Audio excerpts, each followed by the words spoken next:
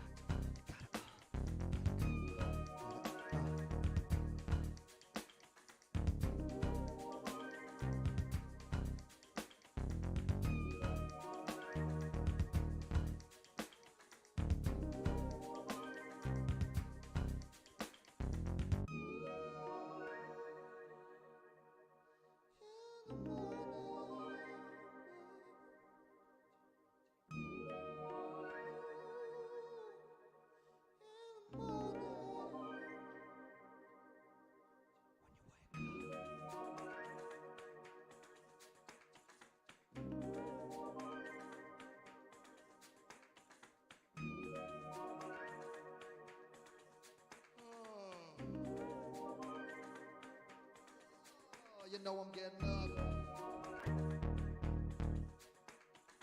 Coffee. Coffee. Getting up. So the world is waking up. So the world is up. So the world is up. So the world is up. Now I said the world is up. Pop, pop. I said the world is up. The world is getting up. I said rise and shine. Gotta rise that. Then I rise and shine. You gotta rise that. I said it's rise and shine when you rise that. Then I rise and rock when you rise that. I said I rise that.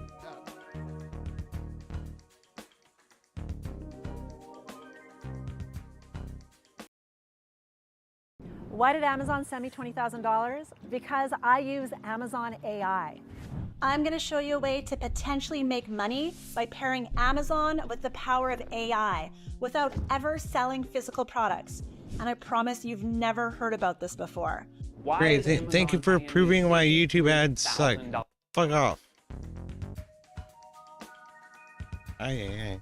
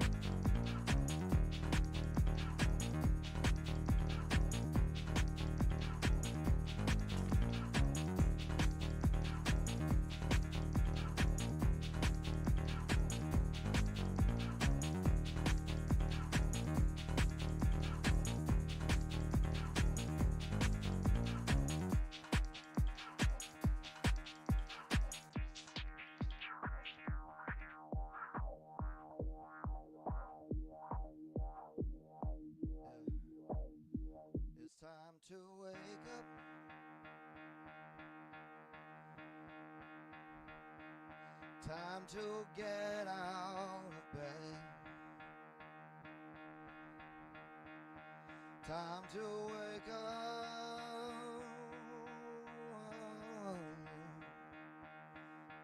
Time to get out of bed.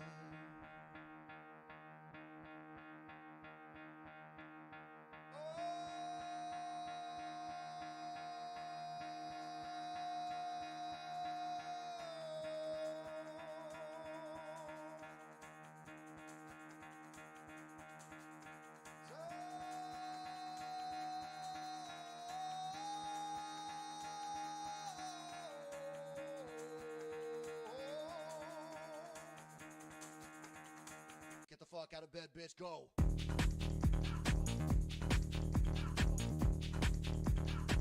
Get up, and then they got go up. Time to wake up, bitch, get up.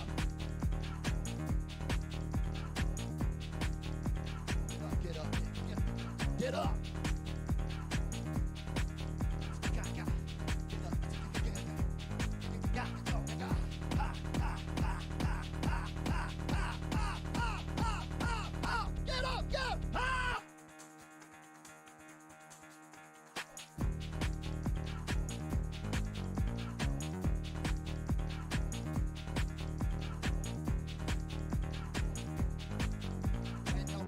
Excuses for what you are, when you're making excuses for your shit, when you're making excuses, baby, you just need to look inside.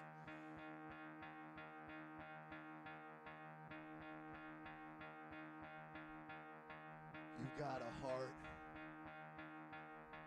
you got a brain, you got a dope-ass mentality.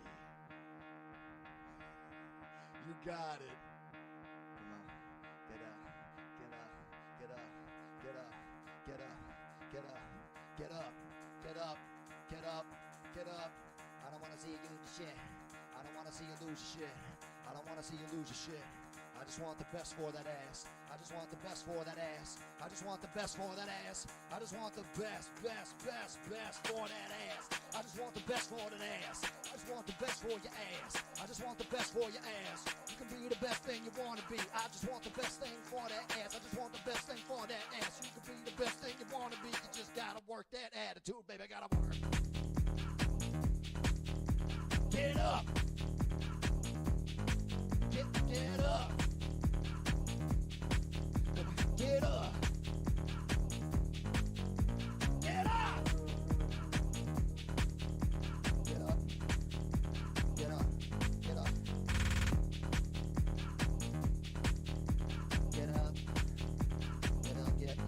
Get up. No, hey Siri. Siri, set an alarm for 9:30. Hey, excuse me? Yes, what's up? Hey, this is Siri. You talk back? You haven't heard me talk back to you before?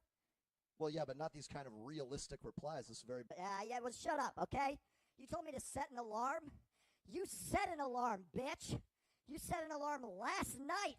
In fact, at 11:38 p.m., you said, hey, Siri, Siri, can you wake me up at 6 a.m.? All right, it's 6 a.m., motherfucker. And now you're telling me to set another alarm? I'm a little tired. Oh, wait. Oh, I'm a little tired. I'm a little tired. Hey, everyone. He's a little tired. Okay, well, why don't you put that tired shit away? Because I'm Siri, I have a lot of shit to do, I have trillions of microprocessing calculations to perform, and you're getting in the way of that with your bullshit.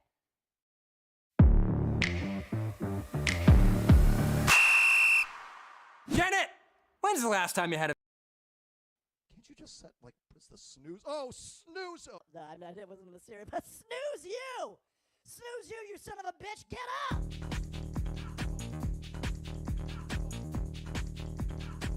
Get up, get up, get up. Get up. Get up.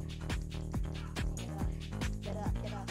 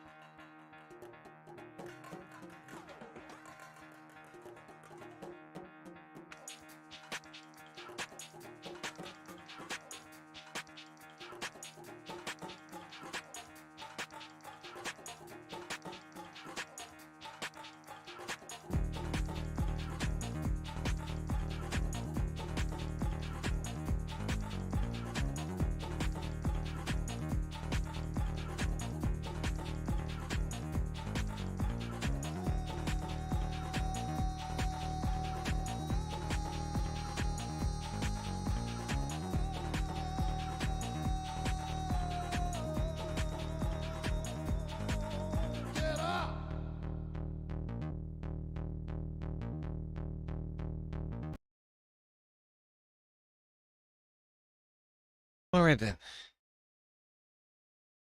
It's good to see y'all. How y'all doing? I hope you're hanging in there, and I hope you're hanging out. Man, that's what I'm doing. Hanging out. It's good to see you, Regiment Fit. Hey, and it's good to see you, Big Bad Hog Leg Giver. What a mouthful. Um.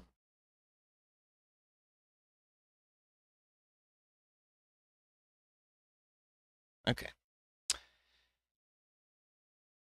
I have really big feedback somehow because of I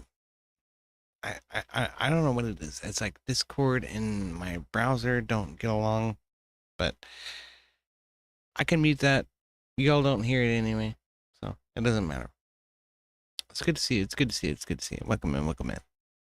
Hope y'all enjoyed Mark Rebellier, and I please don't fucking sue me, bro. I love you, Mark. I love you, Mark. I really do. I'm wearing the robe in solidarity with Mark. So okay, let's get to this. You are a VIP, Big Bag Holiday, because you give me a topic to start with, even though I didn't even have one. Um, from the outside looking in, says Big Bag Holiday. It looks as though the United States is in the beginnings of a constitutional crisis. I would vehemently disagree. Hogleg goes on. Checks and balances of the three branches aren't being honored, for lack of better words or understanding. Well, what you're seeing, Hogleg, is activist judges reaching out and striking against a president from the lowliest level. It's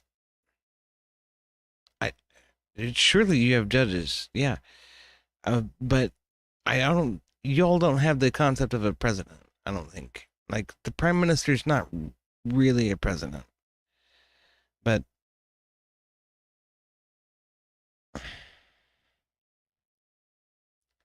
our three branches are insoluble, right? They don't mix.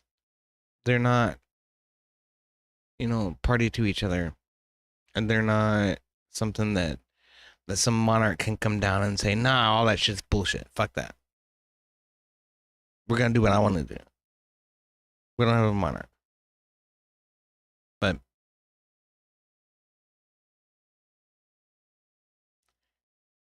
the court that is supposed to check the president is the Supreme Court, not a district court in Texas, not a district court in DC, and not a district court in Portland.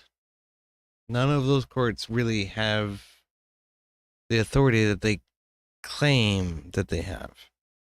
And so that's what's confusing to people outside the United States, I think, is that courts are saying Trump is wrong. No, Trump can't do this. Trump can't do that. Trump can't do what he's doing, man. No, Abrego Garcia was just a Maryland father. What are you talking about? You can't deport that guy. What are you doing?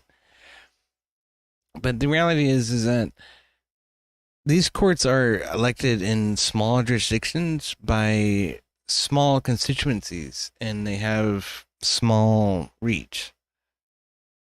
So they're just lashing out because they don't like what's going on. That's really what it is. They're activists. They're not judges. They're activists. We elect our judges. So that makes things a little bit contentious on that one. But what can you do? Activists are gonna fucking activate. You know what I mean? They're gonna writhe and scythe in the pain of what it is that doesn't represent what they want. So there's nothing that you can do. all you can do is just sit back and laugh at them as they try to make something out of nothing. At the end of the day, the United States president has absolute power over the executive branch of the United States government. And some district court judge in DC or Portland or Texas doesn't particularly have any say on the matter. They can raise an issue. They can say, hey, I think this is fucked up. But it's up to the SCOTUS to actually bring a ruling that can, in fact, check. The president. That's really what it comes down to.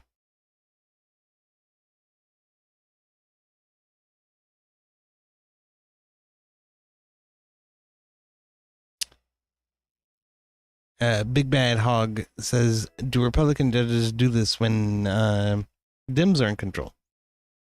No. Actually, no. They don't. Because we recognize the futility of the fucking effort, first of all. Secondly, Republicans are spineless. That's really what it comes down to. We're afraid of revolution. We are absolutely fucking terrified of it. And I think that's probably a good thing to be terrified of. But it's a terrifying thing.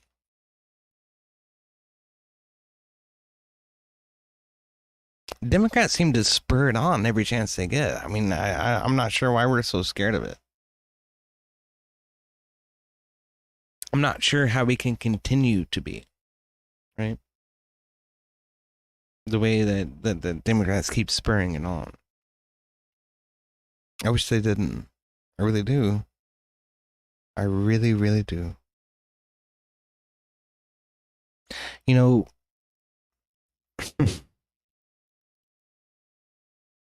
people who have killed people are the first persons to tell you that this is not something you want. This is not something you want. Certainly not on your home ground. Certainly not in the playground where your children play. Certainly not in the schools where your children go to school. Certainly not in the churches where your children go to churches. This is not what you want. It's not what we want. It is it'd be the biggest smirch on our history, I think, in all time. I think worse than slavery. I really do.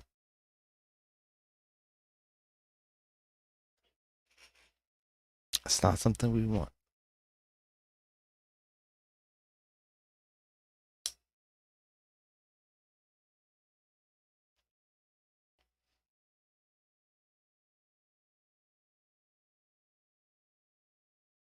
I'll be right, Big Bag Hog Leg. He says, I don't think that would ever happen. I don't think it would ever. I don't. I hope it doesn't. I really do. But to that end, I will say that there are still some really retarded people in the world. Have you seen some of them?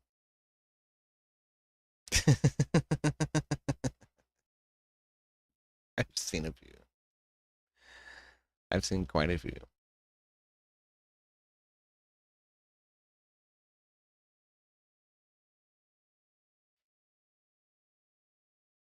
You see them on whatever podcast. You see them on Unreasonable Minds. And you see them all over the place. People saying the Constitution does not exist. That rights do not exist. These things are contemporaneous constructs of the mind.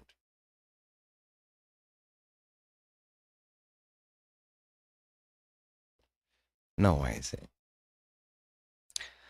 say that rights in the Constitution are quite well defined. In paper, in ink. And they form the foundation of our country. Not only our country, but several other countries that have adopted our philosophy. And that if we undermine this, if we say, oh, suddenly none of that matters. None of that matters. We don't need that. We don't need that Constitution, that pesky thing. It's holding us down and forcing us to play fair. We don't need that thing. We don't need those rights. We don't need the government to play fair. To make sure that people are not persecuted and that the government doesn't become tyrannical. We don't need any of that. If we were to do that, the only pathway is authoritarianism. That's the reality. I think some folks are unwilling to accept that. But that's why the Constitution exists. That's why our rights exist. Is to prevent the government from becoming overbearing. Big Bag Hogleg, you're familiar with the Magna Carta. The Magna Carta is one of the things that our founding fathers in America based our Constitution off of. It was a referential document. That's a great thing to me. And I wish I knew more about it. I really do. But I think at the end of the day, what it tries to assert is that there are natural rights, which are very difficult to explain.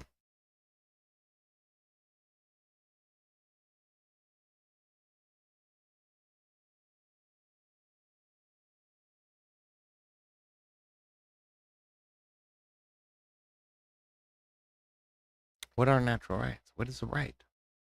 Where is it written other than the Magna Carta, other than the Constitution? Right? Where did God tell us that we had rights? He didn't. He told us we had obligations.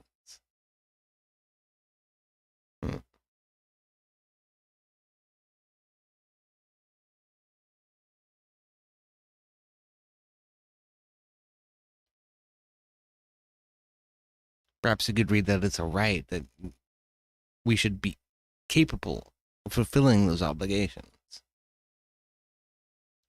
But that's interpretive. Right? It's a difficult thing to argue.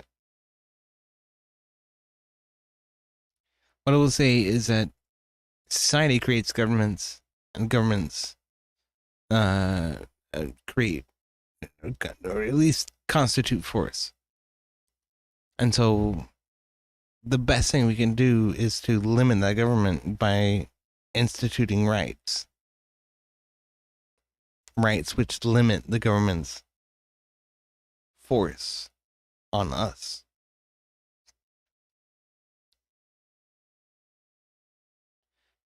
Now, how can we be a responsible country if we apply that to every person in the world? Right? How can we make an honest and legal determination about whether or not a person is a citizen of the United States if we don't have a border? And if them being a citizen is significant and is important, then shouldn't we be able to do that?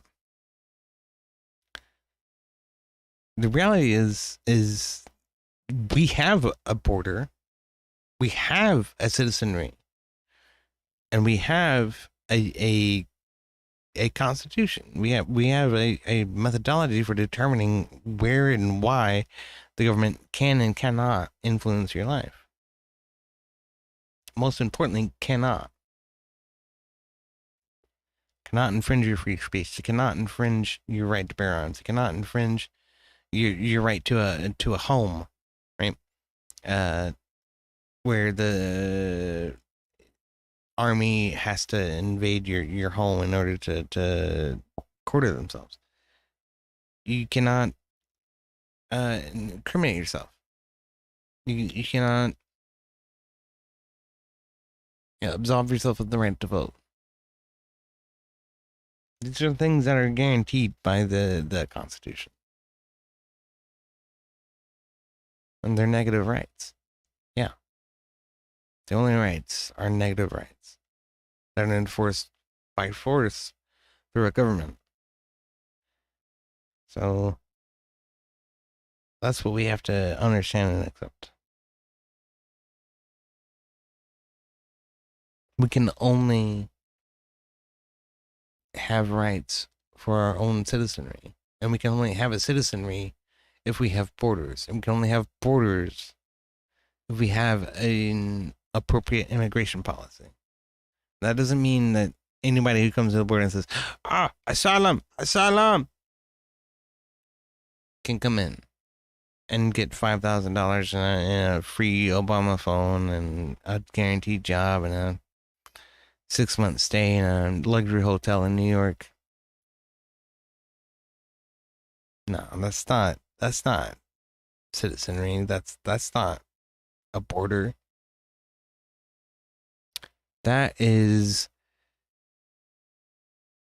infiltrating the voting class of the United States in order to prop up a propagandist communist regime, which previously had been, headed by a zombified puppet. Right? Joe Biden was saying, everybody can come in, whatever you want. You come in and vote for me. Vote for Democrats. Vote blue no matter who. Come in, but vote blue no matter who. Vote blue no matter who. Vote blue no matter who. And they came in waves. Right?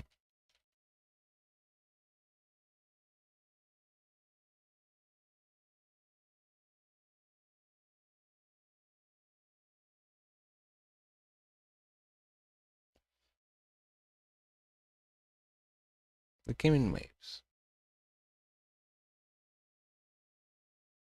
What's up? What is your IP? Good to see you.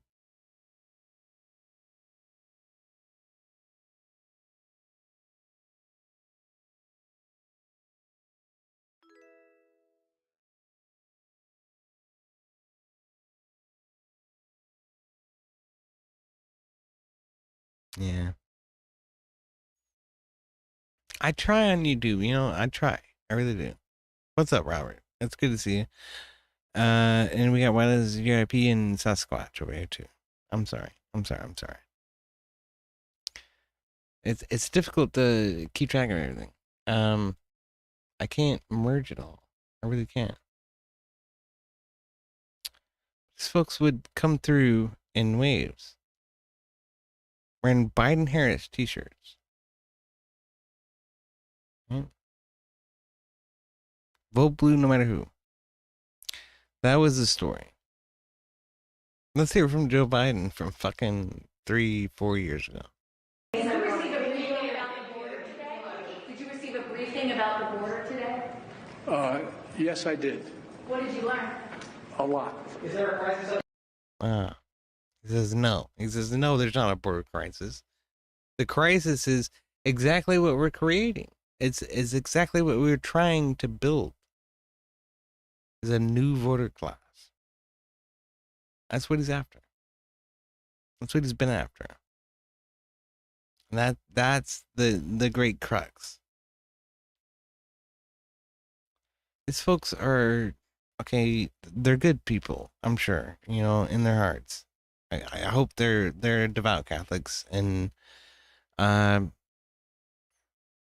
workers and, you know, strong constitutions. Sure. I welcome them. I would welcome them with open arms. If only they could come under the auspices of being an economic migrant in the first place. Because that's really what it's about. That's really what it's about. It's about economic migrancy. Oh, my country sucks. We don't have any money. We don't have any good stuff. You all have all the good stuff. We want some of that good stuff. Can we get some? Yeah, absolutely. Come on. But you gotta wait in line. You know, we got like 3 doctorates and 4 psychologists and 15 astronomers in front of you. So you're gonna have to wait.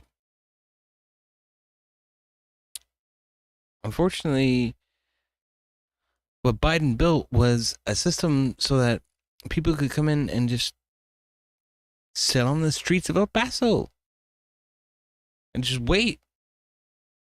You know, like, hey, I'm here. Does that make me a citizen?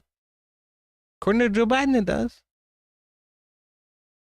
Sit on the streets of El Paso and wait 4, 10, 15, 20 years until your immigration hearing in order to determine whether or not you actually deserve asylum? Come on, Joe. Come on. That shit isn't real. Let's be honest. You just want the voting class. You just want the voting class. That's all you want. Garbage.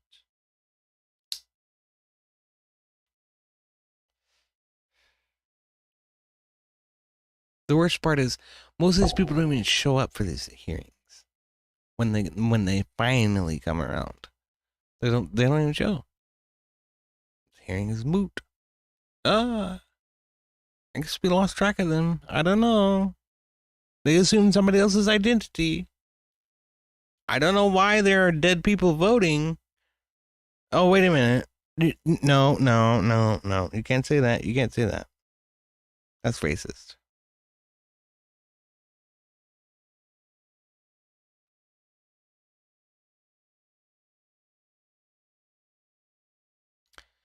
Shit drives me insane. It really does.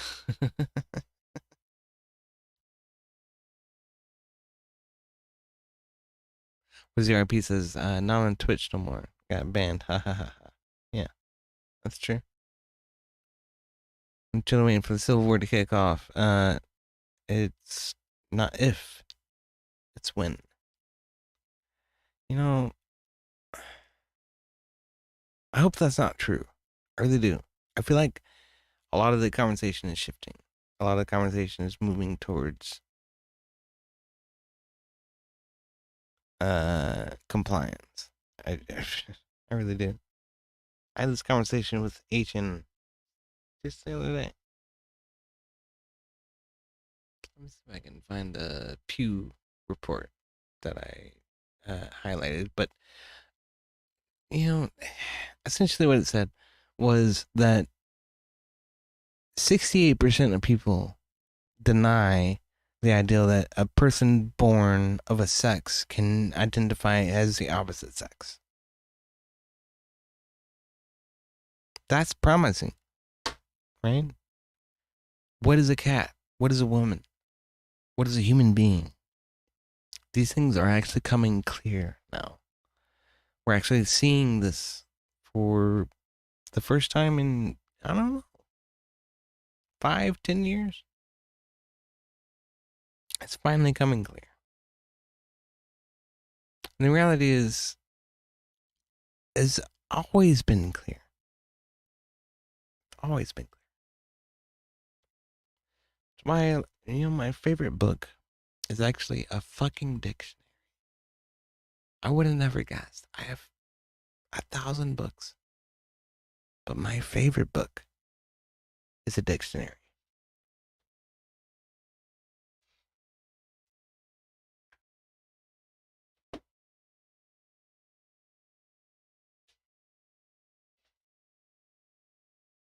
They're not all on that shelf. A lot of them are in the closet over there.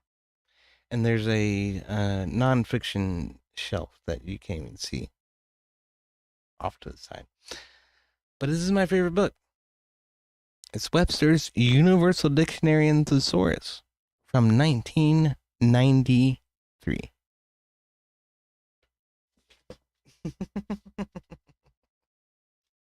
Let's just turn around to G here and see what we find. F, G, G, L, G, I, G, E. Oh, that's what I'm looking for. Genuine. Not fake or artificial. Real and sincere. That's how I would describe Rob Noah. That's how I would describe Andrew Wilson. Good stuff.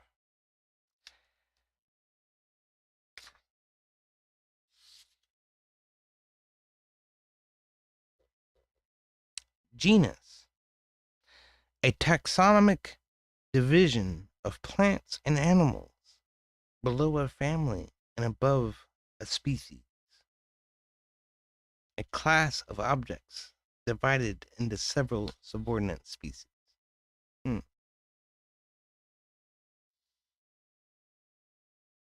Here we are.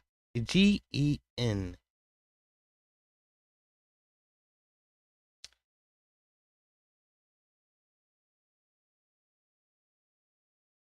Gender. The classification by which words are grouped as feminine, masculine, or neuter, or the sex of a person.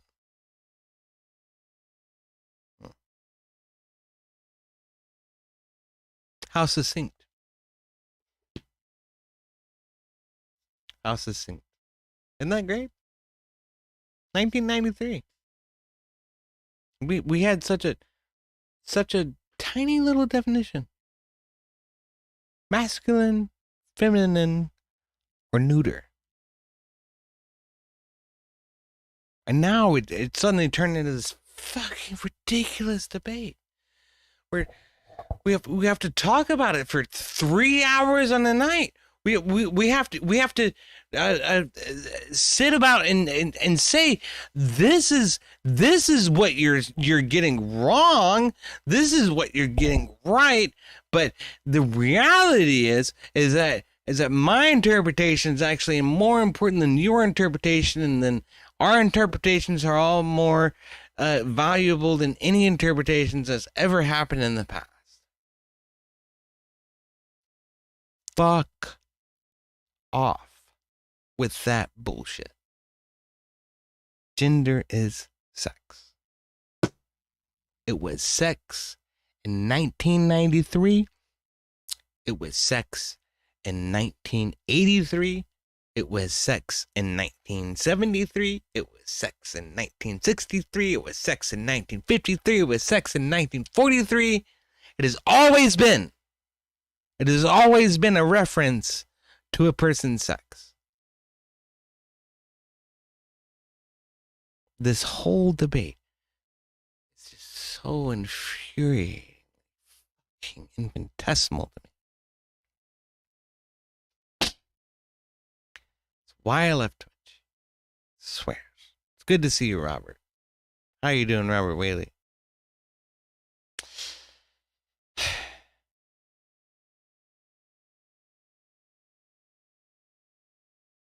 But you know what?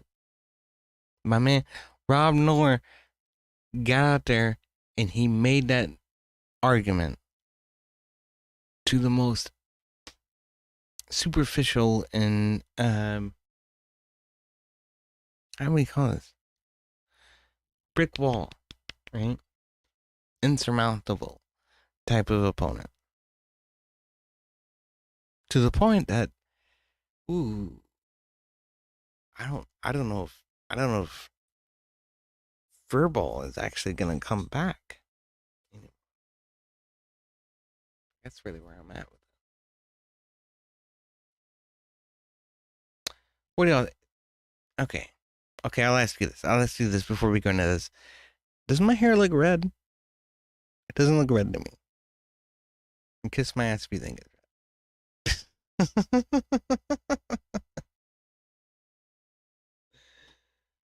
But that's something that Sarah, the Raging Tomato, and Powder Dusty tend to harp on me on. They think I'm a redhead. I don't think I'm a redhead. I really don't. If you saw me in daylight and in person, it'd probably be a different story. But I have bad lighting. I have a terrible camera. Mana. All right.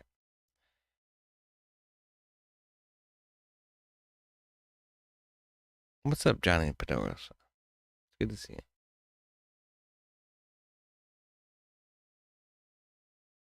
you. I can't say that.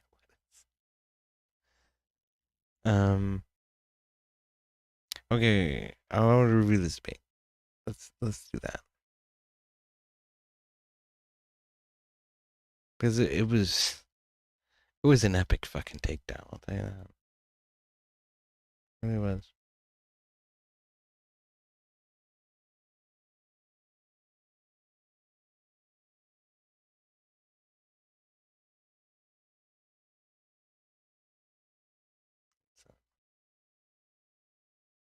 Because of the Kentucky lottery, I was able to build. And we're gonna have to deal with a little bit of ads. I mean, YouTube has gotten shit with the ads, I'll tell you that. But let's deal with the ads. We'll work with it. We'll take a look.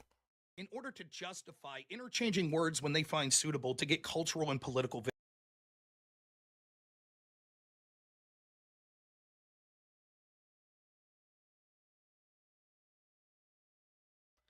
I can't hear it because I muted my own speakers. victories, they would have you believe sex is malleable, and they'll insert terms like men and women when it suits them to talk about sex when they're using those terms that they call gender. For example, we'll see common theme. I tell you this. This is Sarah, the Raging Tomato. She's excellent moderator, excellent mod, excellent show. Actually, most of the time, and there's some open panels sometimes. Come by, have a good time. Sometimes I do. I shit on the freebie. I shit on the lefties. That's what you gotta do. You gotta dunk on them. You're just gonna come down hard, right in their face. Sarah lets that happen. I love that. Throughout the planet, right? Plants and animals can have a sex and they are born with it. There's core biological sex, which is the fertilization between a small gamete and a large gamete. But there's also the sex of an object, and that is defined by whether or not a nominal bimodally. I can't even get 3 seconds into this. There's a sex of an object. You guys. Objects can have sex, apparently. Okay. Great. There's a sex of an object. And that is defined by whether or not a nominal bimodally distributed set of characteristics of one set or another point to the production of small or large gametes. Gender is a set of intrinsic inclinations any human may have, which are enacted by that individual in accordance with social expectations about sexual presentation. So if I want to belong to a certain group, say women, I'm going to ask, well, what do women do in society? And I'm going to answer that with my behaviors. In fact, some even reduce it down to something called speech acts, but we can get there if we need. Proceeding to behave accordingly is an expression of desire to be a part of that group is what I'm essentially saying. I mean, I didn't realize this before, but 30 seconds in, we're already twisting rainbows around our mind with a balloon animal. You know what I mean? What is it? What is it that actually constitutes Melanie's position here? I'm not entirely sure. It sounds like it's whatever I think it is. At the ultimate. But what she's saying is that it could be this, it could be that, it could be the other thing, it could be the one thing, it could be the thing that you didn't think of, and then it could be the thing that I didn't think of as well. But also it could be the thing that the person who we're not even talking about, who's not even involved in this conversation, didn't think of either, right? That's what a gender is. It's a nothing. It's the cloud monster from Lost. That's what gender is. Let's hear this again.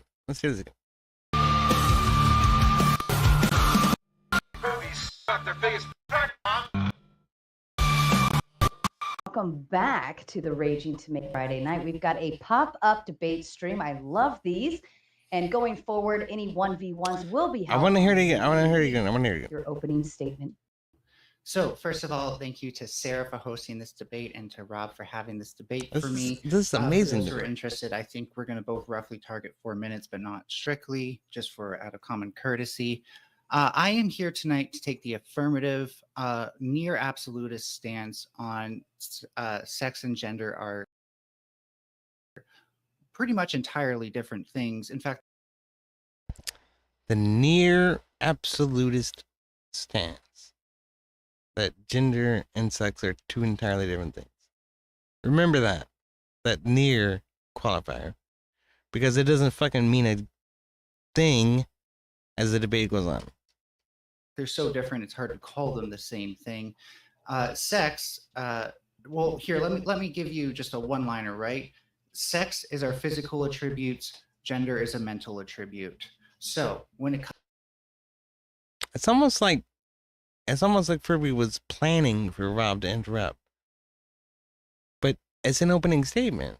You don't interrupt in an opening statement. This is something that'll come back later. Comes down to it. Sex is a common theme throughout the planet, right? Plants and animals can have a sex and they are born with it. There's core biological sex, which is the fertilization between a small gamete and a large gamete. But there's also the sex of an object, and that is defined by the sex of an object. I could not believe that's what she said. That's what he said. He said the sex of an object. Oh my goodness. Objects can have sex, y'all. Objects can have sex. Whether or not a nominal, bimodally distributed set of characteristics of one set or another point to the production of small or large gametes.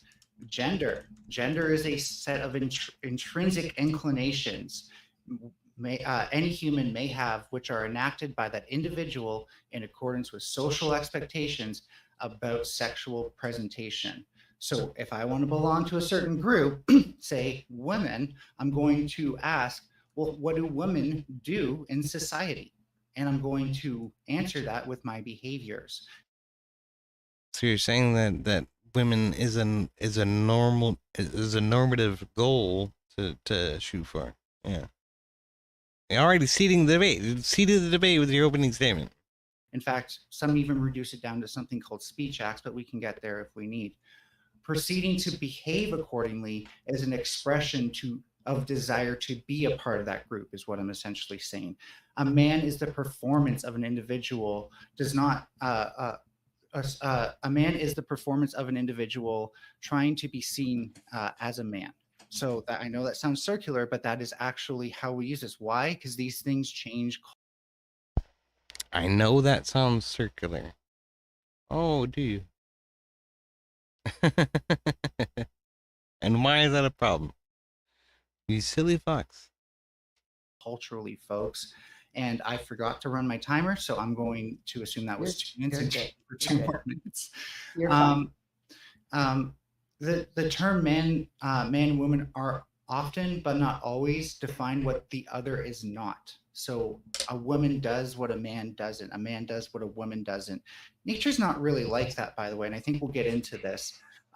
There are four main facets of these sort of things that kind of come into this discussion. The first are physiological and bodily aspects. Most of that is just reproductive sex, but we can call some of that gender expression, like secondary sex characteristics. When I'm looking at someone on the streets to figure out what sex or gender they are, you can use either when figuring out their pronouns, then I am looking mostly at their secondary sex characteristics, right? Not their chromosomes, not their hormones, not their genitals, because we normally conceal those. I am looking at that in particular. So I'm sorry, what? Say that again?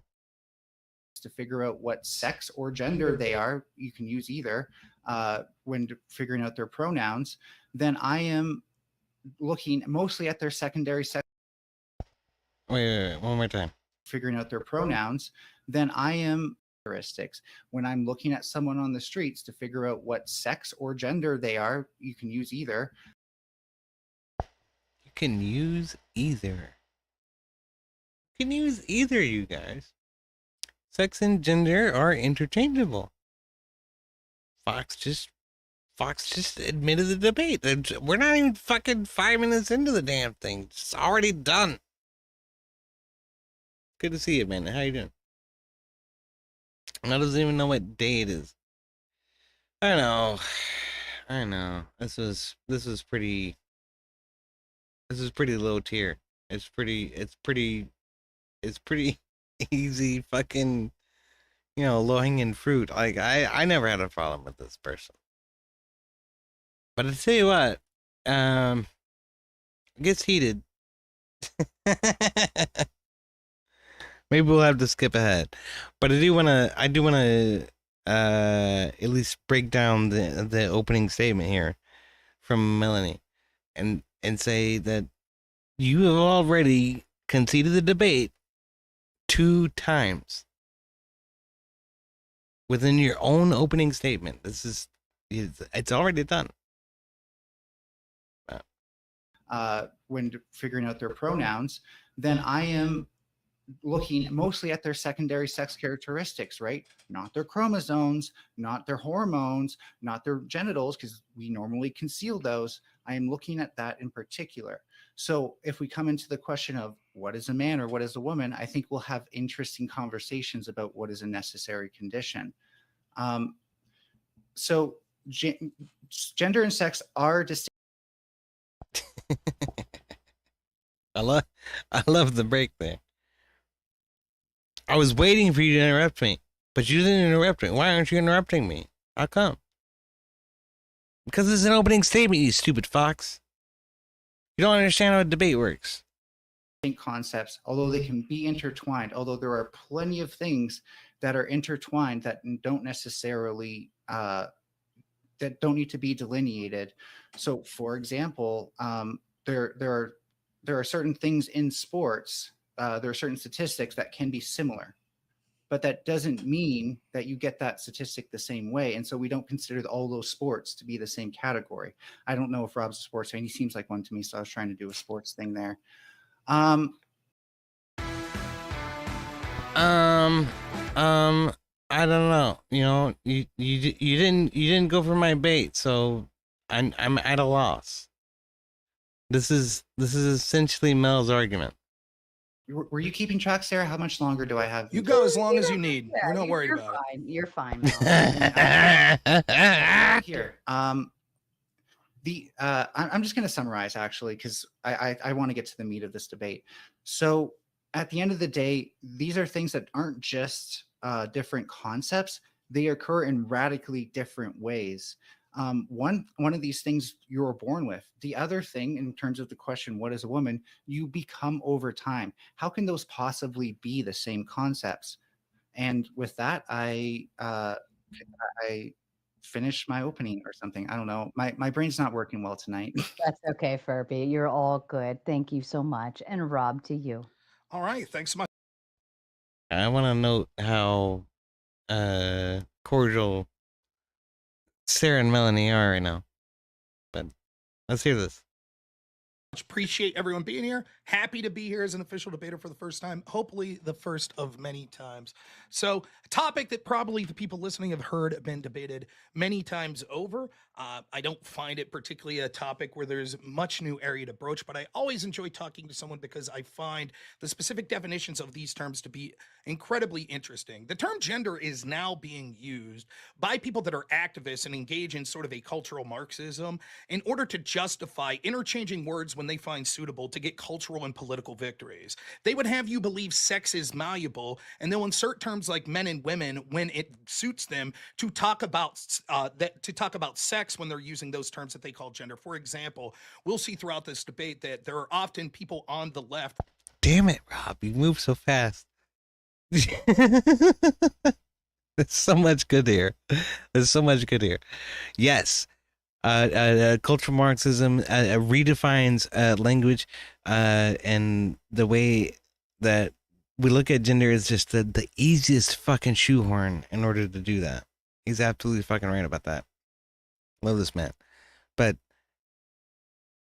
Melanie doesn't have any answer for this at all. That we'll talk about. Studies show that men are more likely to be aggressive than women. Studies show that women make 79 cents to the dollar than men. But then they'll tell you, well, actually, man and woman doesn't mean the sex characteristics. It means sort of self-referential, what you feel like, or exhibiting sort of the behaviors that you think that those sort of biological realities would be. They use this as a clever trick that they'll be able to attack men when they feel like it, which they view as an oppressor group, but then simultaneously say when pushed, oh, no, we're not attacking men. We're talking about the gender expressions that come therefore from.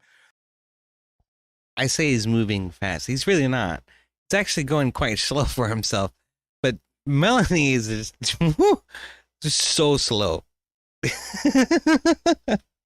The idea that gender was different from sex is sort of a new concept that occurred in the 50s, and it came from queer theorists. We could get to the actual person that was most responsible for pushing this, but suffice it to say that it was a radical sort of Marxist-type belief that was used to try to subvert sort of the established orthodoxy as we saw a time when communism was failing and Marxism was failing spectacularly. There was no equivalent term that captured this distinction between biological sex and what they'll call social psychological aspects of identity, or which Mel has identified as sort of the idea of what people think is presented by the sex. It's sort of a crazy definition. It actually uses the term man in defining what a man is, which shows that that definition is ludicrous. All of these definitions will come down to sort of self-subjectivism. At the end of the day, Mel's going to be forced to argue that a man is basically someone who says they think they're a man. It might be the extra step of they think they're a man because they think they're exhibiting the characteristics that they feel men should exhibit, but nonetheless it'll be self-subjective, which is going to be defeating and proves the word to be meaningless. Nonetheless, we could see that before this sort of change in what gender was, pre-1950, the word was almost used always as sort of a grammatical category of the idea of sex. So when you remember that 1950 thing, Alfred Kinsey, John Money, 1950. That's about the time. That's about the time. There's one study that Mel ends up leaning on, and it's John Money's. You hear people talking about it circa 1800, early 1900s, and all times before that, man was just an adult male and woman was just an adult female, and boy was a male that was not an adult and girl was a female that was an adult. These are the ways that terms was used, and in fact, one of the reasons that the word gender started to be used was because actually using the word sex was considered uncouth. But for all effects and purposes, gender and sex were the same thing. It was just grammatical differences in words like pronouns and how you would use it.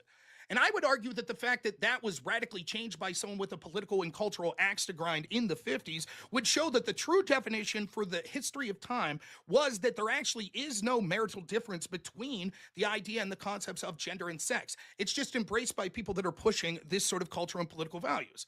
Remember, if the term is subjective, if woman means anyone who calls themselves a woman, then the term becomes meaningless because in communication, we have the sender and receiver.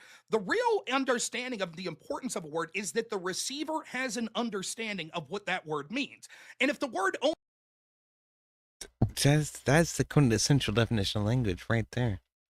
Is that the person you're talking to understands what it is you're saying. And this is something that the communists and Maoists will not, absolutely not accept in any way, shape, or form. They think that they can talk down to you by using language you don't understand. They will say words you don't know what they mean, and they expect you to not know what they mean, quite specifically. That's part of how their propaganda works. But that's counterintuitive to the point of language. Of a word is that the receiver has an understanding of what that word means. And if the word only means what the sender thinks it means, then the receiver has no idea of what that word actually means. For example, we could say that language is a social construct, and so the term tall means anyone that's over 1 foot 5 inches. But then when you say, guess what? A tall guy stole my car, that means that I would have to assume that it's anyone from 1 foot 5 inches to someone that's 7 feet tall. It renders the term completely meaningless. And language is important to have categories so that we as humans can understand each other. When people for political and cultural reasons seek to subvert that in order to make these terms, and the effect of it is that these terms then become meaningless because they just basically mean, well, man is what I think that a man does, then the term becomes meaningless, which further proves that I will be able to negate this, that actually gender is not different from sex. In almost all aspects in how we use the term man and woman, we see that the term is used in the useful sense, meaning basically grammatical categories of sex. For example, if we go through a litany of history and the studies that talk about the differences between men and women, none of them actually went through and asked all the people. For example, women make 79 cents, which is basically a bullshit stat anyways, to women. They didn't actually ask, oh, and by the way, do you identify as a woman? They were using sex. That's what the term meant there. So that's my opening statement, and I'll be happy to get into the rest of it. Thank you to both of you. And kind reminder, everyone, we will I go into really- open panel after this. We will have the debate. We will read and respond to super chat. Then I really feel like open the panel. whole thing is just Usual. Both lost of you at are this point floor open. for Melanie. Okay, I really so do. the rebuttal to everything you just said. Everything? No, I'm just Yeah, I kidding. did take notes, and that's what I do, so that way we don't have to interrupt each other Excellent. as much. So you said this is used by people who are activists and cultural Marxists. From what I've read, this was actually started more by postmodernism. Some of those people may have been Marxists, but definitely not all of them. Would you say that that might sound like a better word to you? Postmodernism actually is sort of a philosophy that has to do with eliminating the idea of capital T truth. Would you agree with that? Just so we get our terms correct, is it fair for me to explain what I think postmodernism is? Is that It's okay about with you? it's about critiquing former notions of capital T truth. Right, but they don't believe in sort of that there is a capital T truth. They think that truth is subjective. And so queer theorists like John Money that popularized this term, they were a queer theorist which talked about the importance of using activism in places like academia in order to subvert concepts of truth. So first of all, can I just point some stuff out since that was a lot? First of all, Money only introduced the word used as we know it now to the literature. Yeah, I mean, if we're gonna go through this whole thing, you're gonna have to get used to Melanie interrupting constantly. Every time Rob says something, Melanie has to interject. Rob says a thing, Melanie says no. Rob says yes, Melanie says no. Over and over and over again.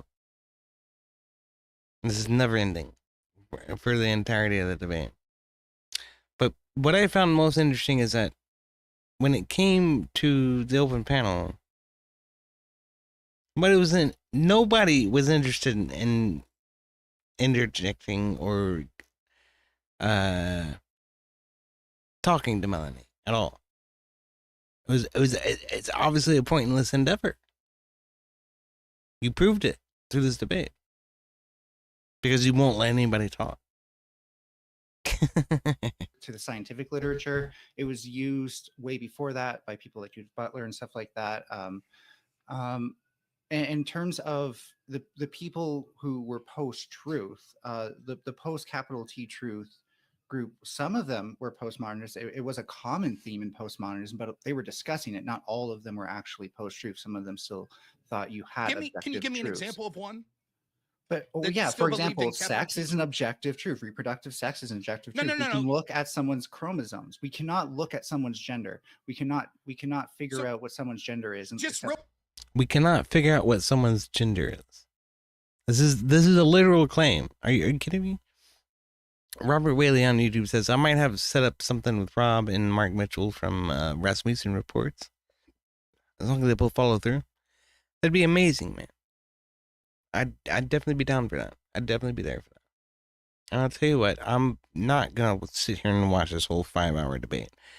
We'll watch a little bit of it just to give you a sense of what happened. But ultimately, I'll tell you, it was a shit show. quick, I promise I won't interrupt much here. You're not saying some postmodernists believed in capital T truth. You're saying some truths postmodernists believe. That's the argument you're making? Yeah, I'm saying Okay. they weren't against all truths. They definitely agreed with an objective reality, but they were trying to say, like, well, for example, the category of man and woman, taking that for granted, that assumes their sex right out the gate, that can be misleading. And sex is something that applies to more than just humans. Yet, man and woman is a human-specific category. So to try to relate that to sex could be erroneous. For example, taking for granted that all people who have a certain gender will identify with their genitalia. Yeah, the classic fallacy. You don't necessarily have to identify with the penis that exists in your own pants. I could rebut this. First, I think the vast majority of postmodernism, from my limited redneck understanding of it, admittedly, by no means am I big Michel Foucault understander, but I think that a lot of it has to do with sort of the rejection of capital T truth, and a lot of it's rooted in things like Marxism. Queer theory itself was attempting to subvert common accepted ideas of what truth was, and it sought to break people in sort of a oppressor versus oppressed mindset. We can see that this is done through all sorts of categories, whether it be through race, through economics, through ability, through biological sex, etc.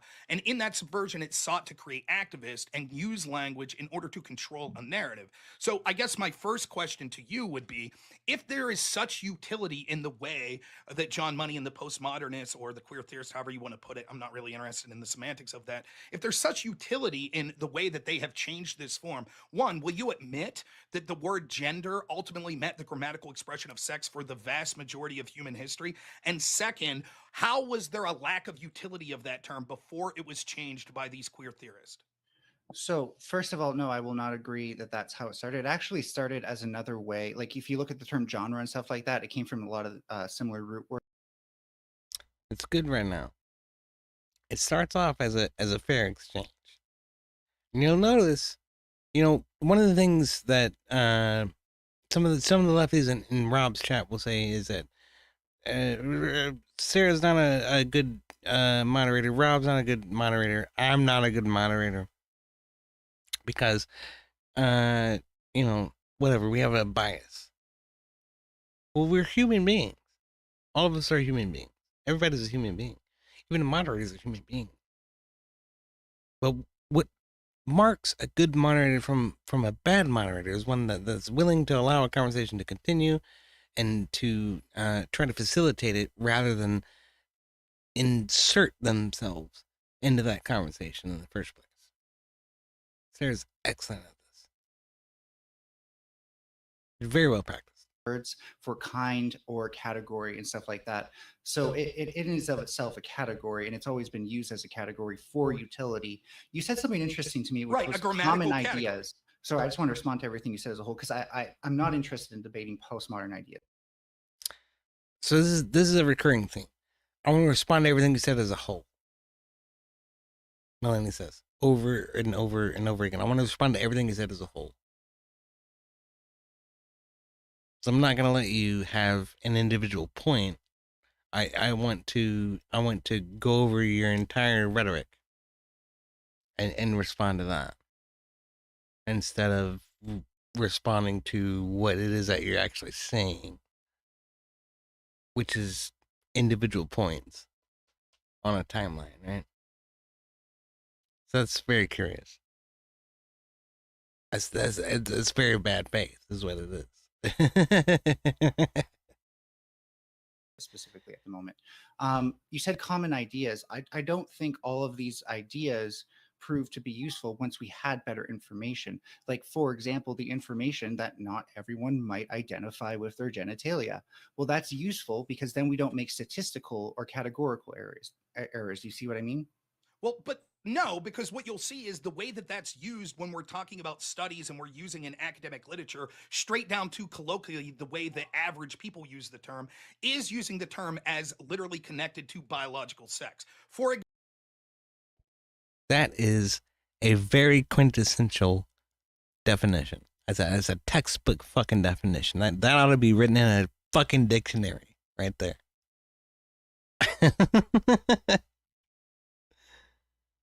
So I want you to just juxtapose that against the wafering and the wah wah wah wah wah wah of Melanie over here saying, well, I don't know, like the gender is kind of whatever we want it to be and whatever. Rob is like, no, motherfucker, here's what it is. This is how it is. Here's how it's laid out. Fuck you. I love it. example, are you aware of studies that are cited by feminists all the time that say that women make 79 cents to the dollar than men?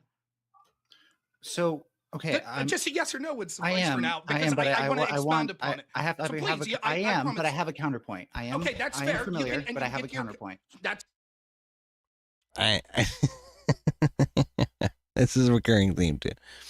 Melanie will not engage with the ideal of a tit for tat, which is what Rob is trying to do, and that's a fair debate tactic, and honestly, it does get your opponent on their heels, and I use it a lot.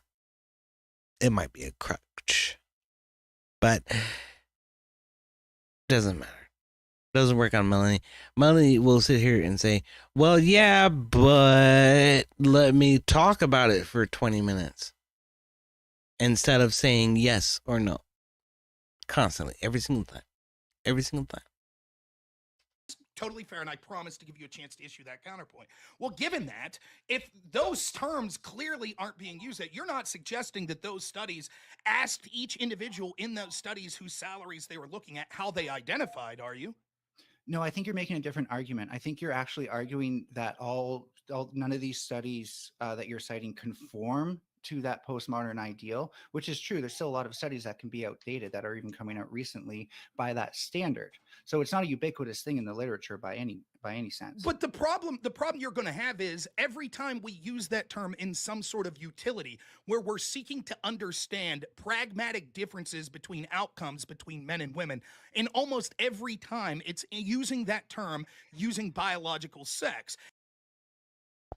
And again, Rob is simply trying to break things down into understandable terms, bite-sized pieces. We don't need all of this grand exposition from you in order to explain what it is that you think gender is. We just need little bite-sized pieces, little things that individuals can understand. That's all I want. That's all Rob's trying to get at. It's not going to happen.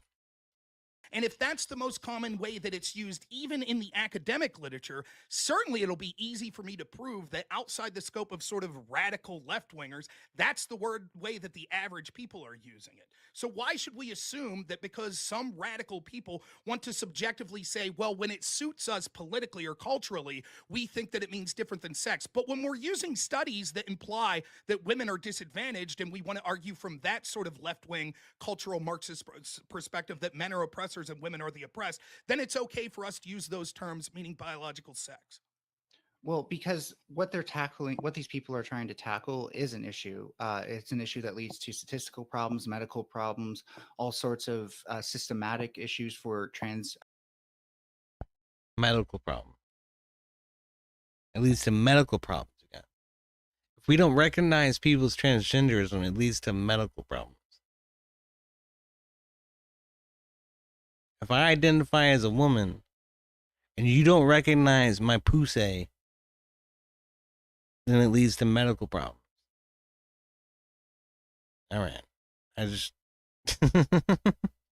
and gender nonconforming people, where when you take for granted that calling someone a woman means they're a reproductive woman with XX chromosome specifically and lots of estrogen flooding through her system, as well as being fertile, then you not only kind of stereotype that category and make essential claims about them that are not necessarily backed up by your literature, but also you basically erase those people, right? Now, would you You basically erase those people. In what way? Are you erased, Melanie Cosmic Fox? Being featured on Sarah the Raisin Tomato in a grand debate? Are you erased? I don't think you are. I think you're in fact quite highlighted, not erased in any way whatsoever. But somehow, the fact that I use language which is, you know, biologically determined in order to refer to people, I'm erasing you? I'm erasing you? That's retarded. All of this is coached and couched. Coached and couched. It's coached by Marxist priests who will tell these people that, oh no, if you speak this way, it will be for the betterment of society. Okay? Whether professors or mentors or whatever. And then it's couched by the fact that, oh, it's actually complete garbage in the first place, but we're gonna make it seem like it matters and that it's something that actually means something when it really doesn't. When it really doesn't. Remember, this is definitely not cooched. agree that like if we were to erase all white men, just like pretend like they don't exist in any of the medical literature and stuff like that, you know, just never mention them, that might be a bad thing? But that's not what's happening. It's not erasure like that. For example, studies that reference men and women aren't talking about all sorts of other subcategories.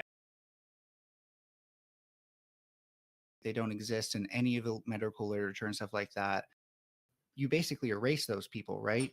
Now, would you agree that like if we were to erase all white men, just like pretend like they don't exist in any of the medical literature and stuff like that, you know, just never mention them, that might be a bad thing?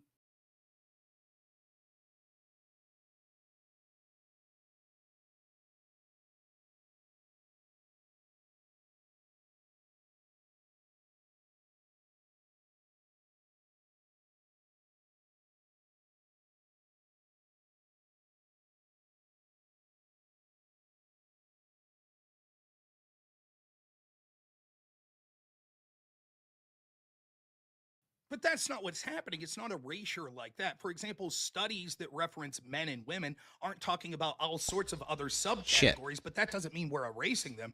For example, a study between a man and woman might not take into account men who are schizophrenic. So are they being erased because this study had to do with men and women? The fact that there are people out there with mental disorders that think that they are in the wrong body biologically, my heart goes out to those people. But by no means does that mean they're being erased, because we have a utility for terms that we've had for years and decades in both the academic literature and in colloquial sense. And we all understand what those words mean. But a couple people felt left out because they have some sort of disorder. And so we have to remake our entire language to suit them. And we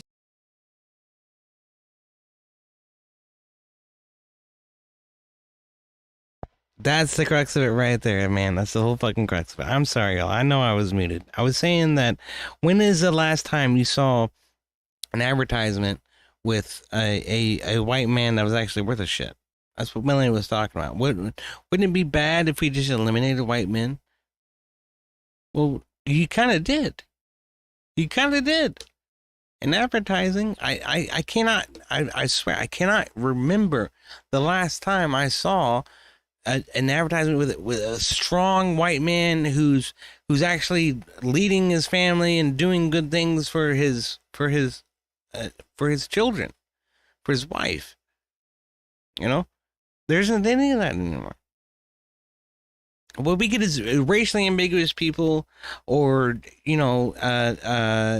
Mexican woman or a black man, that's what we get. We don't get a good look at a white man. You don't get that in advertising anymore. It's like, it wouldn't bother me if it wasn't so apparently absent, but it is. And I'm certain that's why Melanie brought it up, but because that person sees it too. And they might be contributing to it as an advertiser in the first fucking place, or a marketer, whatever. All right. Rob's 100% on point, as usual. I don't even know why I'm doing this. I cannot possibly criticize Rob, and it's hardly fair to Melanie that I sit here and shit on her the entire time. But we see the negative ramifications of that. Now we've catered to this can small I respond real quick, please. Real quick, Can please. you Let him finish his thought. Let him finish his real thought. quick. this is a recurring theme as well. Rob will make a point, and then Melanie will want to fucking interject right in the middle of it, over and over and over and over and over and over and over and over and over and over and over and over and over and over and over again. I cannot count how many fucking times that shit happened. And then the floor's back to He you. technically we can interrupted see me how when I that started, control. okay. So we can see how that control of language has helped lead Every to single the time. catering of this small minority population that basically have mental disorders, to the point where we're actually saying that biological men get to compete in female sports. That we have to change our entire structure of the separation of men and women in places like restrooms. That we're said that we have to get rid of our cultural norms. All of this started with a control of language, which you're incapable of defending. That there's utility in that. So a lot of that was actually non sequitur, because it does not follow that those things necessarily create issues.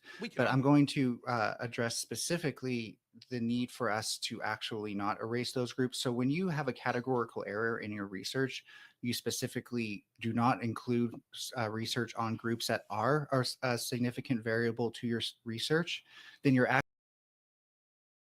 I just want to be sure real quick. Hold on.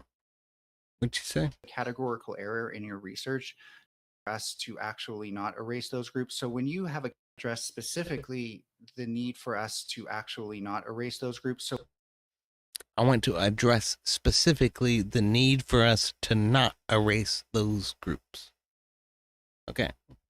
When you have a categorical error in your research. When you have a categorical error, what does that mean? What does it mean? Like, oops, I called a man a woman, or a woman a man. That's what she's talking about. But she's not willing to draw it out in those clear lines. It's got to be couched in all of this flowery language. You specifically do not include research on groups that are a significant variable to your research, then you're. Also, that's gaslighting. A significant variable to your research indicates a significant quantity of what it is that you're researching. So if we're talking about trans people, I'm sorry, I'm not trying to be mean, but the quantity is insignificant. Doesn't matter what type of research you're doing.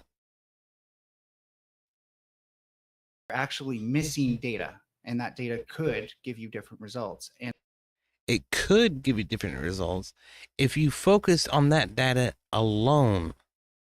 If you include that data in the broad spectrum, it's inconsequential. But if you focus on that data alone, it could bring you different results. I'll agree with that. However, what you're doing by doing that is creating a very focused study. You're creating a trans study at that point. That's a trans study. If all we're concerned about is trans people, then we're creating a trans study.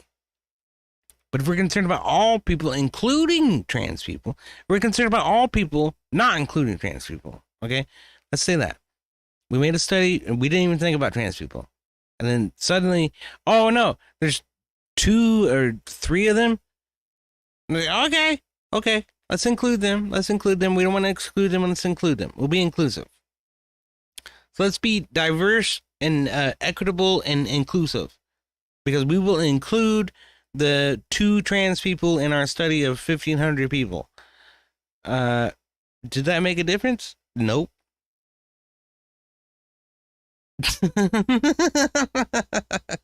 You see what I'm saying? Like, all of this language is totally couched. It's totally bent. It's totally bent. In order to absolutely focus on favorability towards trans folk. You know, whatever. You know, whatever. I don't know. People gonna be people. You do what you do. I suggest that you follow God and you give yourself up to Jesus Christ and not be a complete fucking degenerate. But, all right, here we go. And the fact that it could give you different results also means that the results that you got without that data could be wrong. And so it makes sense that you actually want to include that data. This is not catering to an entire group. This is recognizing other variables that may exist in an equation. You've earned this, so hold it up high. Wow. Shut the fuck up. All right. So if I choose to subjectively define the term man, Let's back up a little bit. A little bit. I don't want to add anything. And the fact that it could give you different results also means that the results that you got without that data could be wrong. And so it makes sense that you actually want to include that data. This is not catering to an entire group. This is recognizing other variables that may exist in an equation. so if I choose to subjectively define the term man as people with small gametes who don't have schizophrenia, and I say that women are all other groups, and then I say the fact that you're unwilling to accept that means that when you do a study that says men are more likely than women to do X, that's erasing biological males with schizophrenia. Do you see the absurdity of that? Rob's getting pissed off now. I love it. Well, it's absurd to say that like the category would involve people who don't have schizophrenia because it does not follow that sexual reproductive function has anything to do with schizophrenia. But it doesn't follow that. That's irrelevant to the question. You have a No, subjective. but like you It is. created. I'll explain why. The metaphor still works because your objection to it's irrelevant to what I'm discussing.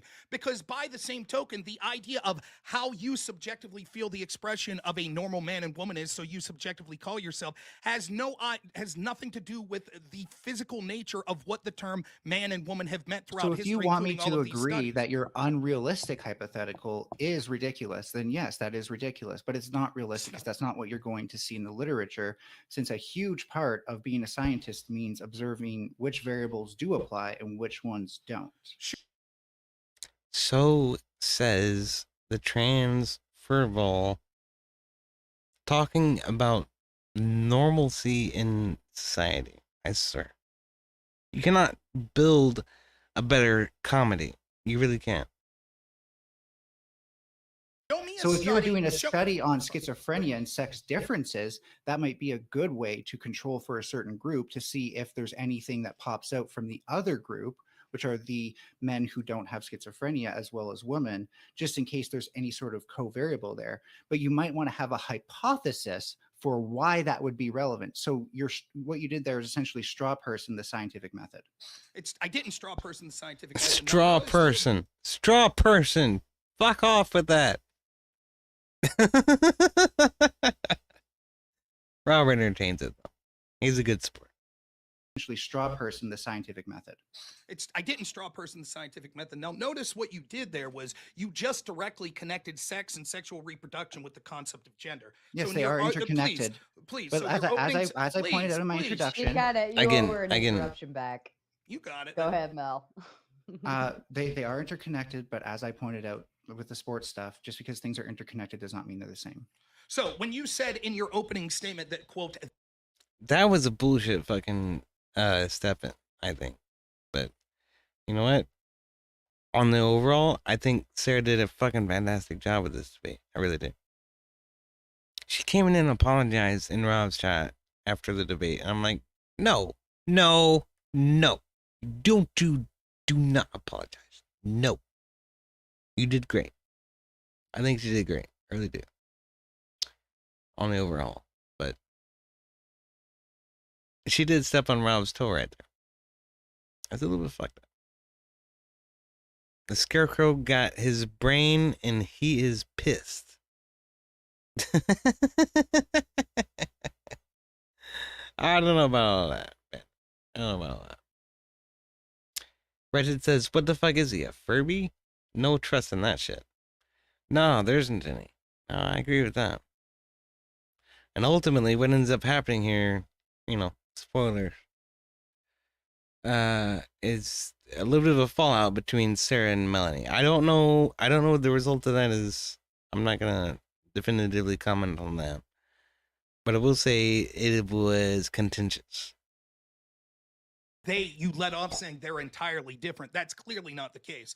And any expression that people any expression that people try to say that there is sort of a difference between biological sex and the concept of gender, right? Most of the time what they'll say is something like a definition you gave, your proprietary definition that says what has to do with what people think men traditionally do. We'll get to problems with that definition in a second. But notice it has to do with the subjective idea. That was an example, by the way. Hold on. This is a recurring theme too. Every time Rob makes a point, Furby has to interject. Rob makes a point, Furby interjects. Rob makes a point, Furby interjects. It doesn't matter if it's Rob's turn or not. There isn't any turns as far as Furby is concerned.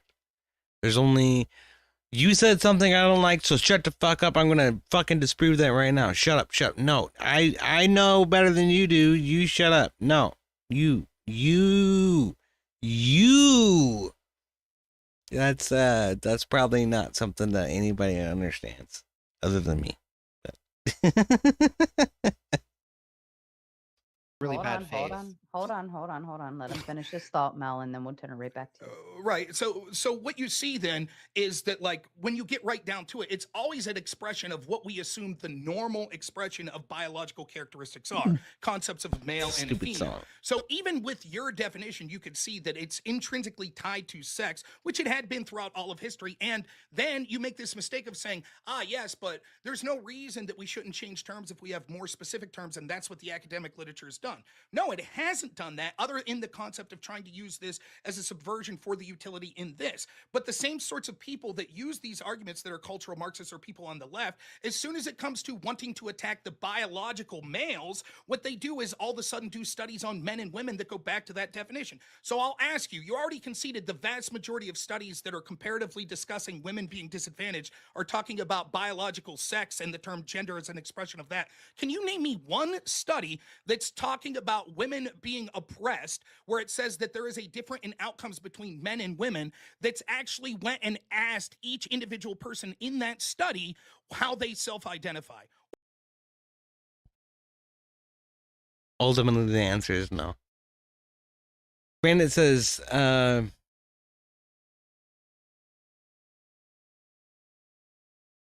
did you see Rob's debate with Fatty? I did. That was awful. I did not like Fatty. I did not like Fatty. Fatty was a bit insufferable.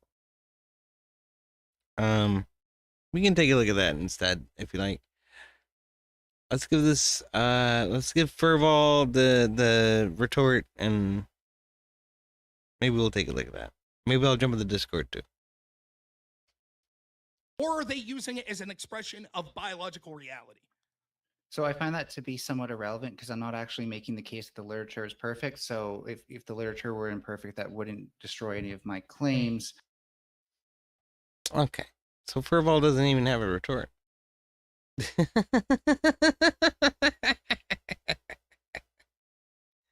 Isn't that just amazing? I find it astounding how much these people just twist their brains into pretzel balloons, you know? I don't even know how else to describe it. It's a pretzel balloon. You're literally running around in circles in order to try to justify something that you know is not true. And all Rob has to do is just prove that that's what you're doing, and it's easy to do.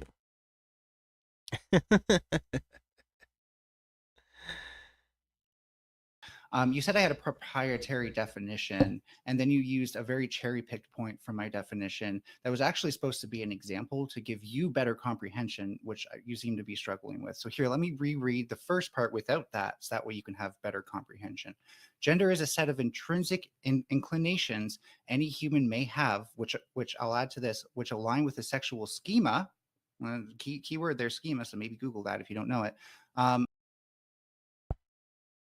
Schema means a table of characteristics, a collection of characteristics. That's all it means. To me, schema means database, right? Like that's a schema defines the rows of a database. So, name, age, sex, location, all that stuff. Yeah, that's a schema. So a schema for gender might include tall, broad, or rather height, breadth, depth of voice, genitalia, hair on legs, right? Because ladies usually shave their legs. Or whatever. But it's a table of characteristics. That's all it is. Schema sounds like something you take penicillin for, says Bandit. But and these are enacted by that individual in accordance with societal expectations about presentation, and they do that to belong to the group that they feel inclined to belong to. The terms man and women are often, but not always, defined by what the other is not. Is there any part of there that you're lost on? Yeah, it's irrelevant to what I said was with the way you defined man. So you read how you define gender, but based on that definition, implying it, then you went through how to define specific Because I genders can't such tell as men. you. Again, the furball cannot allow Rob to make any point at all. Because these things are very yes or no? incredibly... I'll just ask you yes or no. Did you say the definition of man is someone who feels that some form of this? I didn't get the exact wordage, but something to do with someone who's expressing what they think the physical characteristics of a man is. Wasn't that basically So I your will definition? read this example. This example, it's kind of like a derivative definition, but it's not really a definition of man. A man is the performance an individual does to be seen as a socially as part of a socially designated group, defined by the enacted rituals that we commonly associate with men as a whole. And I know that's a big string. And then he tries to just roll right over it. As we commonly associate with men as a whole. What do we commonly associate with men as a whole? Could it include a penis? Balls, perhaps.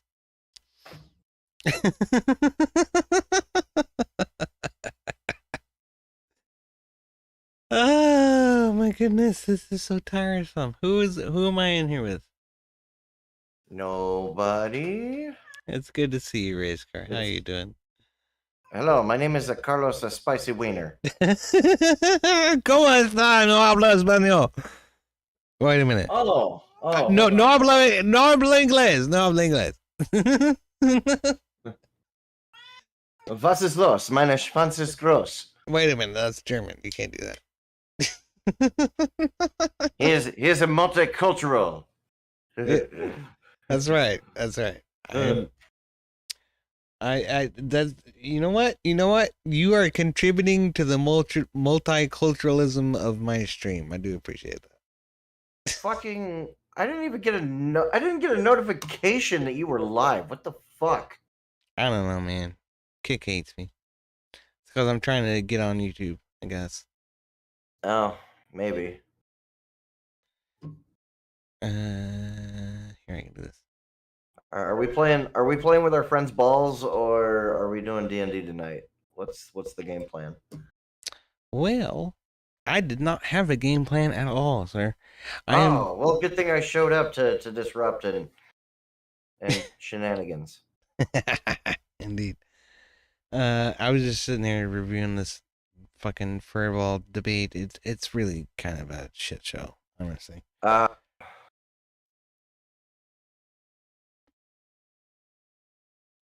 mean, how dare you call Rob Noor a furball? You know who I'm talking. That man has a family. I know he does. An excellent one at that. I talked to Courtney earlier tonight. She was good. What am I saying? The furball is just insufferable, man. She's insufferable. They all are. That's why they're leftists. Yeah, I know. I can't even defend that.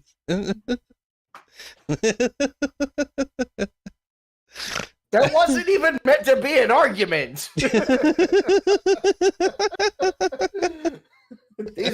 These are known facts that you and I both know to be true. Yeah, it is. It is just bad. It's just bad. It's just bad. Okay, hold on. Let's get down. I want to get down to the end of it. The end of it, because it's a lot of the same fucking horse shit the whole goddamn amount of time. But before they bring in the fucking open panel, right about there. Yes. All right. 2 minutes. Sounds like it's a form of excluding. You're excluding yourself from, let's say, has nothing to do with what I said, Sarah. transgender Sarah, woman. my point. Oh, that's excellent. Yes, right there. That's where the furball actually fucking spurred out against Sarah, the Raging Tomato, the moderator. So it's it's like biting the hand that feeds you. You know what I mean? It's so stupid. But okay, here we go. Actually, as it usually is. Let me ask you this. Would that by definition mean that we should always prefer broader definitions for every term because it would be more inclusive? No, this is less broad than just simply conflating sex and gender. That's not true at all. In fact, you're saying by just conflating More sex and gender, specific. it, quote, erases people. And so therefore we need to broaden it to make sure that there aren't people No, that that's feel left out. inclusivity, not Please. broadness. Okay, so then we should have more inclusivity. So any term, if we could have a more inclusive definition of it, we would always prefer the more inclusive? When it's more accurate, yeah. What would define accurate? Define the thing that actually describing the thing that is the purpose that we're trying But to you're saying we should have this gender mean this because it's more inclusive, therefore it's more accurate because it's more inclusive. Yeah, in this case, it is more accurate when it's more inclusive. But why is it more accurate? Just Because because I've already it's more pointed out when you do these things, then you do like a survey and you don't include those categories, then you get a bunch of noise in your data where people choose what they think is the right choice and they don't actually know, and therefore you start getting results that you don't understand when you actually Literally disproving their own point right there. actually have something that, okay, well, we're asking all women, but wait, cis women and trans women exist. Now that we know this, we're not just going to forget that and pretend that they're all cisgendered. We're going to actually ask them the difference because the difference matters here. But you defeat your own argument again, because then the status quo before we changed the definition of gender would have erased all confusion. We all understood what we meant by the term man and woman. The confusion that would be brought in is because people like you decided we're going to change the definition.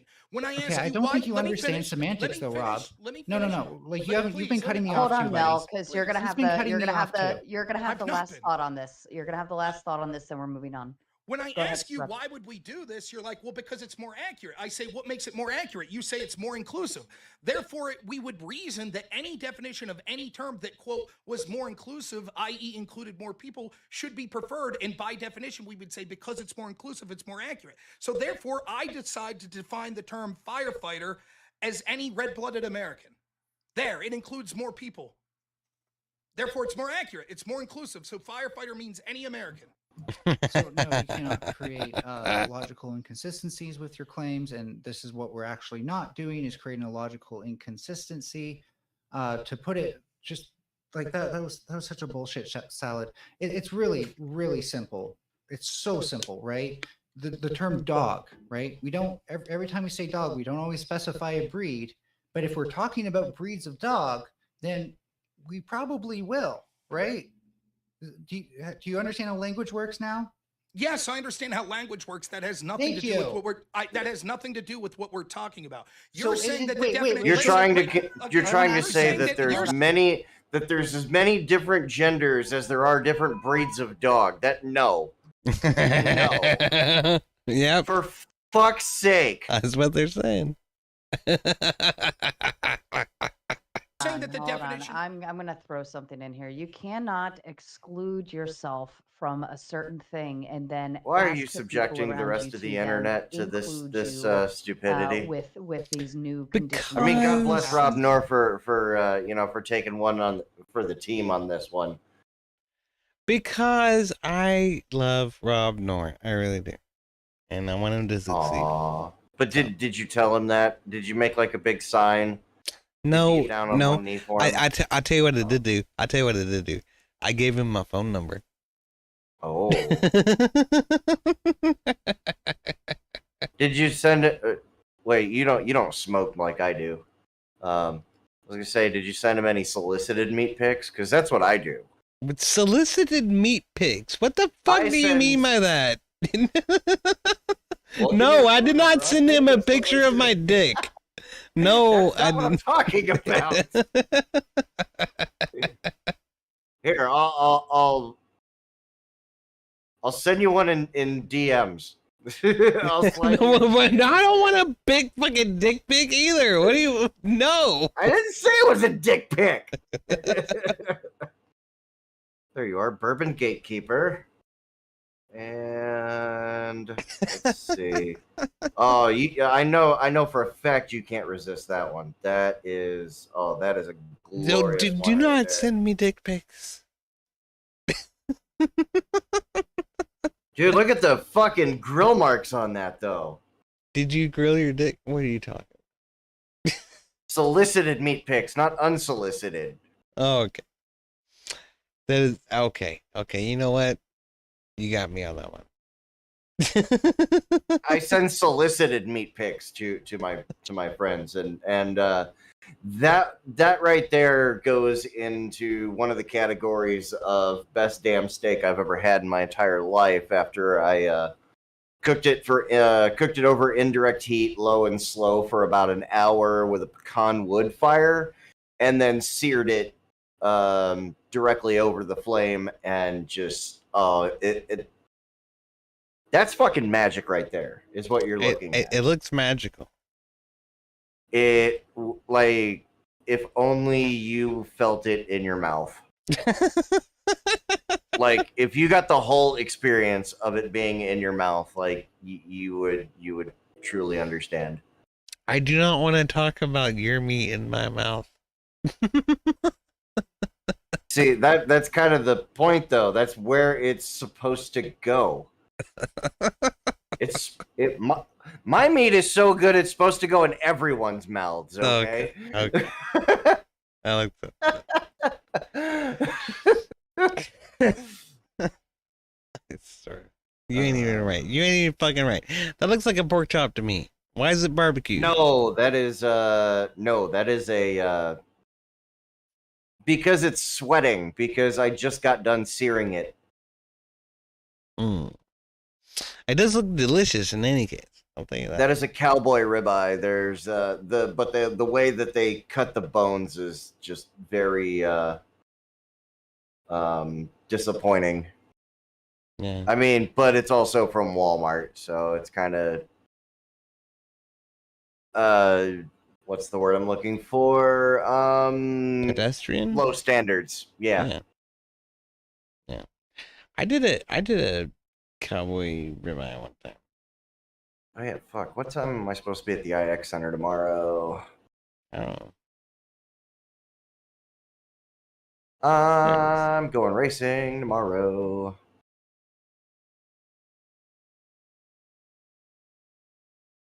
Paddock's open at 7. Okay. Yeah, there's that I did 2 baked potatoes and a little salad and a cowboy ribeye. That's my ribeye when I cooked it. I do a ribeye with a side of more ribeye. What, sir? Hello. Hello. Chase. That's about like I've He got straight up just some jumped up in pork my chops. lap, and then now he's like throwing his head back to like pet my chin with it. Hi, buddy. I got some pork chops in the fridge. I gotta make use of those for sure. Yeah.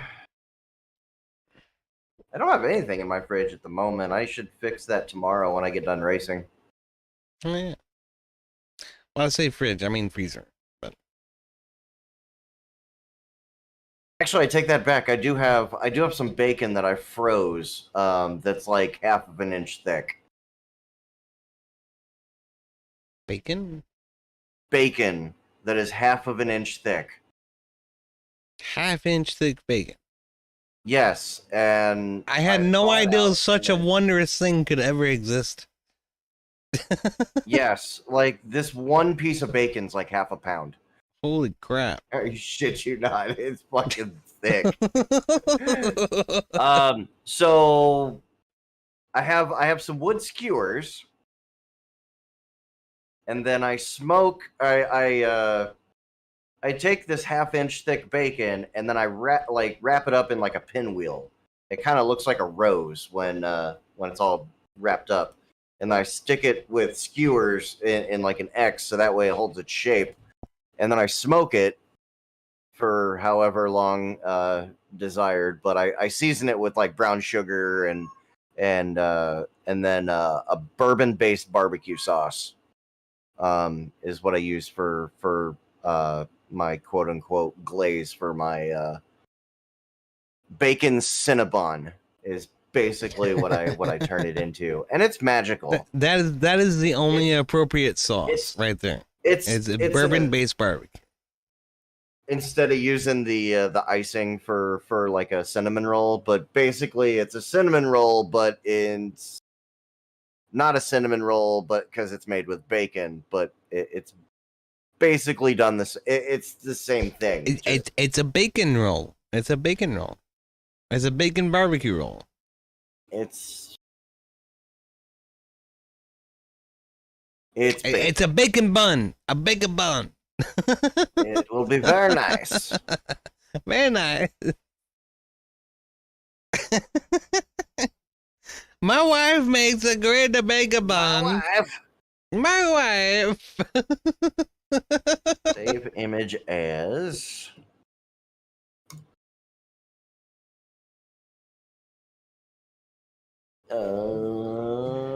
All right.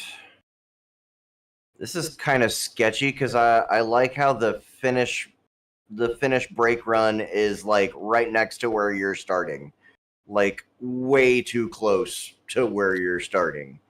What are you giving me? 1 second. I'll put this in the side chat.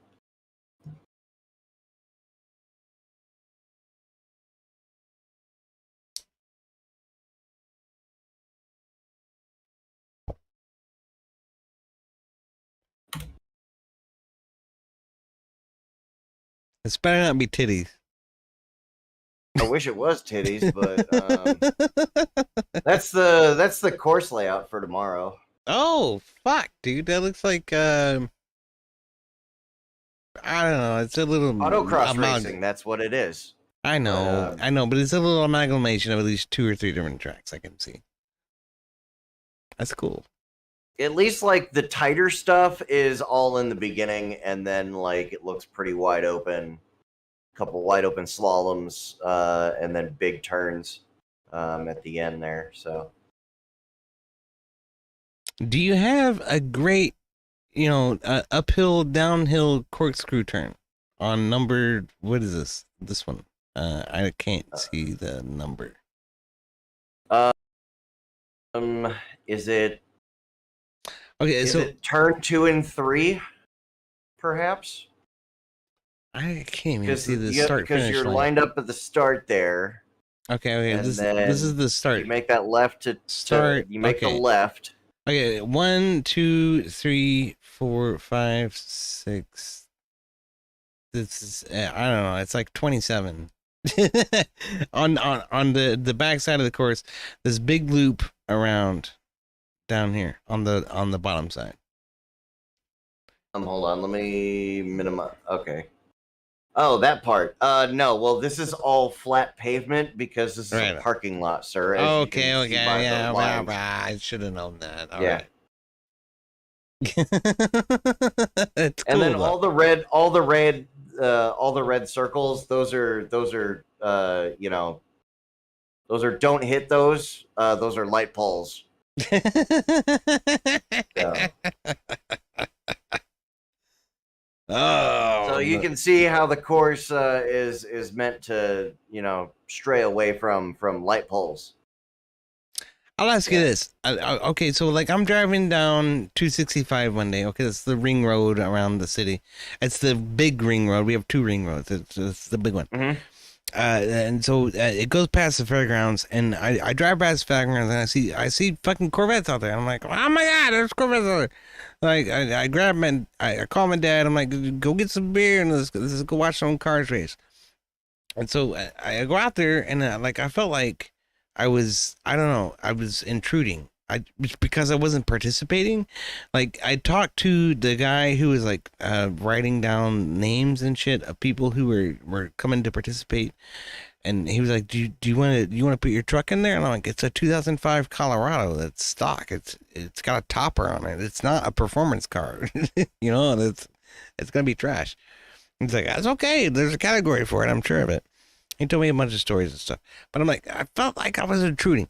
Do you feel like people coming off the street are intruding on your SCCA events when you do this kind of stuff? We don't really get a whole lot of spectators because this is at the IX Center, and pretty much everybody has to go through a security checkpoint. So like if you're not registered before if you weren't registered by 4 hours ago, then and essentially like they check to make sure your name's on a list. If your name's not on the list as both a driver or spectator, then like they don't let you on the property.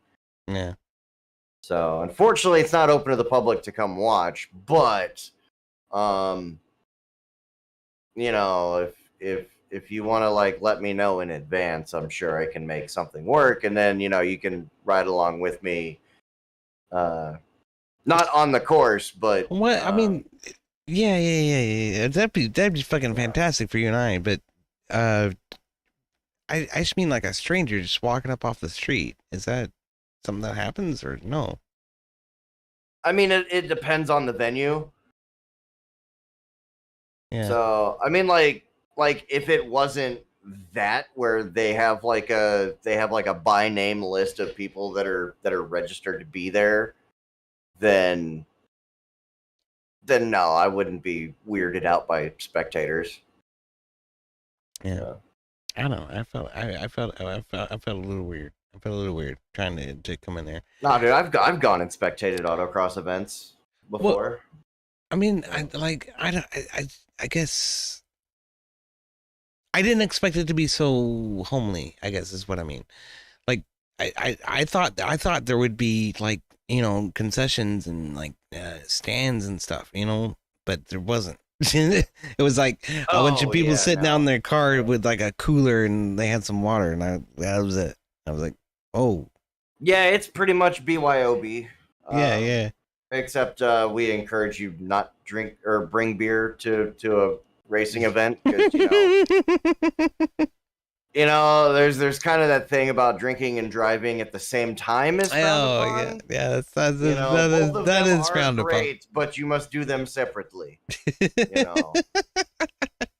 I get that. That's I guess that's why I felt weird, because I wanted to spectate. I just wanted to you know, shoot some beers and fucking look at the cars go around the track. And I was like, this is kind of cool, even though it's a parking lot. It was the fairground parking lot, but I was like, this is kind of cool. And, like, there was a dude, like a fucking big ass like trailer hauler, and he had like 4 cars on his trailer. I was like, whoa. Like, this is I don't know. I think for what do you call it? Shit. Cross something. What? Autocross. Autocross. I'm sorry. Yeah. That's That's what this is. I think for autocross it was a big event, but I don't know the name of it. The event, but it was cool. He had like fucking 4 Camaros on a big ass fucking trailer and a dually wheel, and like that's a lot of money. That's not. Oh yeah, just some that, of the guys that I've never seen that many cars on one trailer for like one team. But I mean, like I've seen quite a few people like trailer in their shit to like the ones I do with the Akron Sports Car Club. Yeah. And those guys do some pretty fun stuff. I could imagine it's fucking a nightmare to drive something with like a doghouse transmission, all the way down the highway. That's gotta be a nightmare. Yeah, those aren't meant to downshift either. So, right. My buddy that's helping me build my race engine for my RX-7, he's got a faceplated transmission in his, and he's like, that motherfucker's a bitch. Like when like driving it on the highway and shit, he was telling me, and I'm like, well, yeah, you built it to go really, really fast with stupid amounts of horsepower in a straight line. Yeah, you're really like losing your street ability with your shit. Like once you broke past 400 horsepower. And he's all like, that's not enough. I need like 6. So he threw on a new turbo and a new set of injectors, and now his shit goes like shit your pants fast. Right on. According to him. So but well, that's nothing like, compared to your 86 RX-7, right? This is the 87, but it's still the same body. Yeah. Yeah. Same body style, same plastic front and rear bumpers and the side trim, yeah, as an 86. So 86 to 88 all have the same shit, and then they changed up the front and rear bumper and the plastic side trim that goes around it in 90 or in 89. And so I have all that to swap onto my car eventually, so it doesn't look like a ripoff of a 944. Well, it wouldn't be bad to rip off a 944. But it is a good looking car. I'm trying to Oddly enough, I get way too many like, is that a Fiero? And I'm like, do you get offended by that or no? I don't know how people see a Fiero in my car. Like I'm like, the fuck did you just say to me in meth? I don't speak that language, sir. Fiero's a great car. Come on, it's a great car as long as it doesn't catch on fire. Like the only way my car would look like a Fiero is if I took off the rear hatch window. That would be the closest way to make it look like a Fiero, and then even still, it wouldn't look like a Fiero. Fuck, man, it's been a while since you posted. The front end is way too different. It's been a while since you posted pictures of it. I'm okay. So it's an 87, an 87. Do you need me to post pictures of my car? No, I mean you can. I want you to. Yes. I was gonna say I can do that.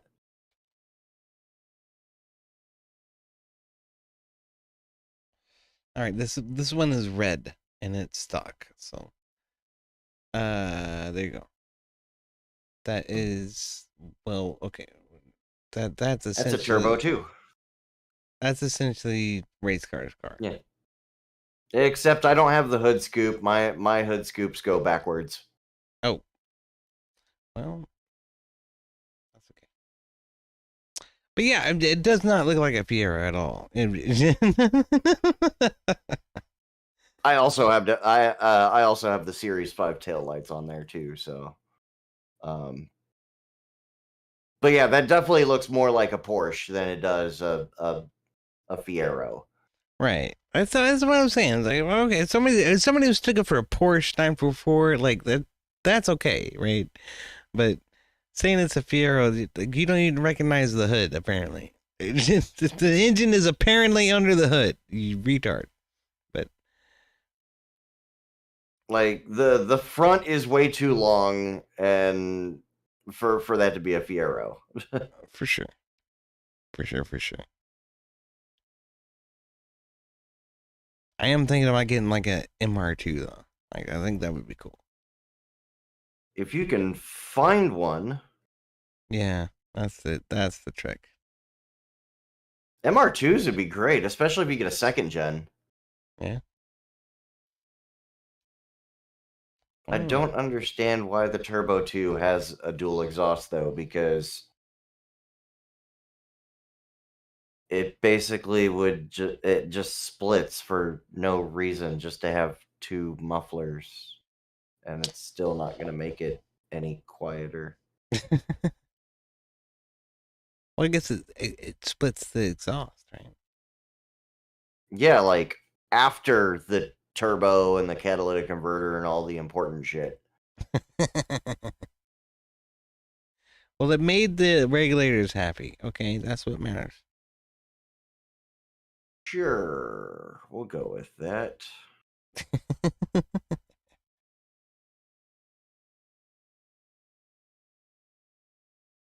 I hate that rim. It's an awful rim. Oh, the like the like old like 84 Corvette saw blade wheels. Yeah, Dude, that was a thing in the 80s though. Like the Corvettes had that wheel design. I think there were some Hondas that did that too. It's just so bland to me. I don't know. That car could look a lot better with some 5-spoke mags, man. Well, here you go. Here's my souped up son of a bitch that did it not post? That's a nice spoiler.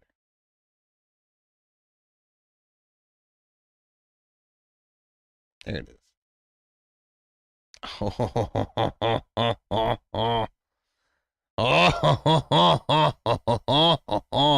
I do like those NKRPF ones. I like those rims a lot better. That wheel and tire combo is so light. I can curl it with one hand, there's not like I'm not even holding anything. That is beautiful. Those wheels weigh like 16 pounds a piece without a tire on them. Like they're stupid light for how much money they really aren't. Yeah. So that's crazy, man. But yeah, my hood scoops backwards because it's meant to suck air out of the engine bay. So. Right now. So that's race car right there. That'd be my race car. That's beautiful. I love it. It's gonna look even better when I do the Series 5 pieces on it. And then I'm gonna eventually add some side skirts and a lip to it, and then put a proper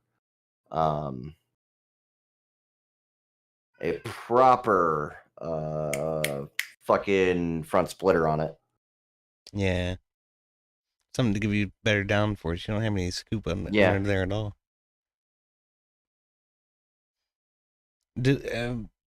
I know it's inconsequential, but do the pop-up headlights work? They do work, yes. Fucking everything on that car still works as if it came from the factory, except for the windshield washer sprayers, because they were mounted on the hood, and with the new hood on there, I don't have any nozzles. So that's the only thing I've lost. That's awesome. That's fucking awesome.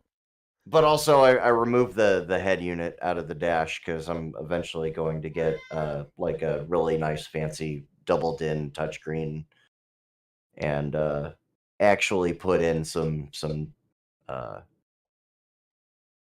like decent like modern stuff in there for a sound system. Yeah. What, Chase? Meh. You're being very Meh. you. Meh. Meh. Yeah. I I did it. know you want to go outside, but you're too afraid to go outside because there's a fucking hawk that likes to dive bomb you every time you step outside. Don't get now the you're cat meowing abducted by a hawk.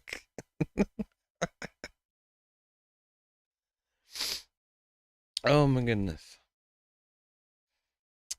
Yeah, I can't let my dog outside either. There's too many holes in the neighbor's fence. He'll run off. I have to Well, keep. Chase's ran through a hole in the neighbor's fence and then got chased by their dog. Living up to his name. Huh? Oh yeah. What? I see you. I am paying attention to you, sir. Mhm. What? I want to go outside. No, I do not let you outside after dark.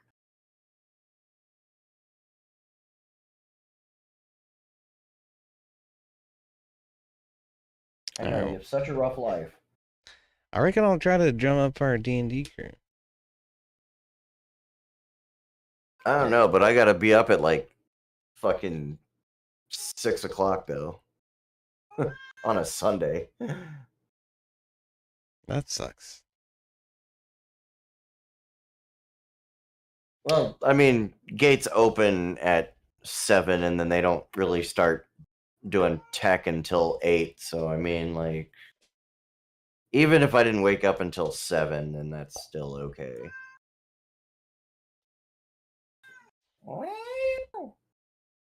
What? No, I went to Walmart to get stuff to pack pack a lunch and everything. So I'm gonna bring my little cooler with me and I had to make another trip because I ended up taking the race car out to go get it washed up and I'm like, oh fuck, I forgot a fold out chair.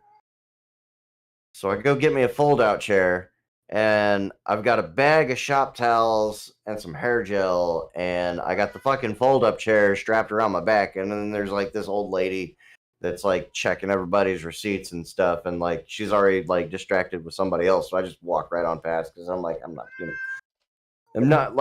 I'm not a fucking 5-year-old. I don't have to like prove shit to you that like I paid for my stuff, and then she like stops me and is like, "You got a receipt?" And I'm like, "No, I'm wearing my fucking 787B polo shirt that's bright fucking orange." I'm like, "No, I'm just stealing shit dressed as a fucking traffic cone because that's totally like a good strategy." Like, fuck's sake. I'm like, "No, the receipt's in the bag. Let me just go buy a thing of shop towels and then walk all the way back there to the back of the store now that I've already paid for it. Yeah, I'm totally not going to look suspicious at all."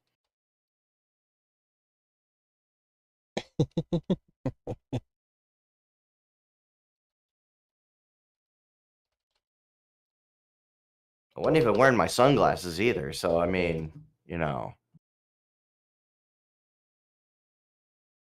like, yeah, not going to give them the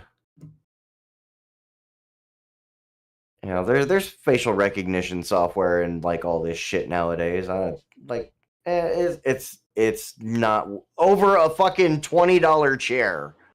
Like, fuck's sake, like it's not worth it.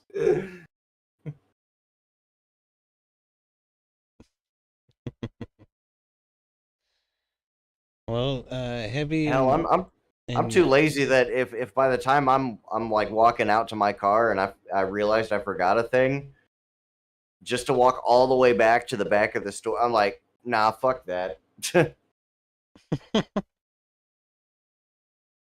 I hear you, man. I'm fucking done with it all myself. But what is it? Have you come by and do D&D if you want to? And And okay. Nader was around your area, sort of. Yesterday, I was talking to him. I was like, "Yo, did you see the shit that hit fucking St. Louis?" Hmm. No. There's like a big EF3 that tore through the west side all the way up, and it was shooting northwest. So like it didn't like fuck up anything like downtown, but it got a little bit of Forest Park and the St. Louis Zoo. Well, he's got my number. If he was around there, he said he was gonna call me, but he didn't. But we had some shit storms. We definitely had some shit storms earlier than that. Yeah. It was. I forgot the name of the town he said specifically that he was hitting up, but like they got hit with like 2 or maybe 3 of them like all overnight. It was like really fucked up.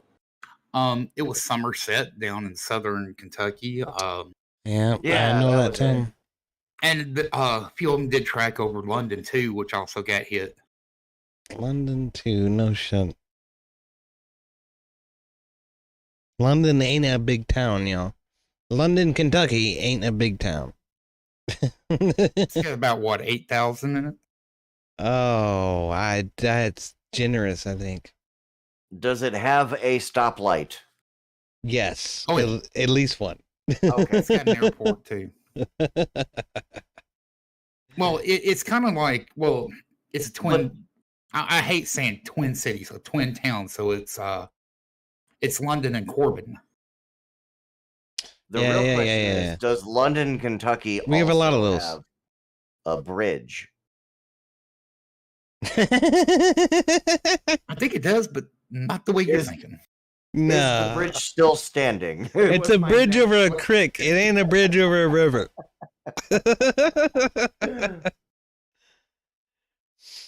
Oh shit, fire. I don't know. I ain't never been down there.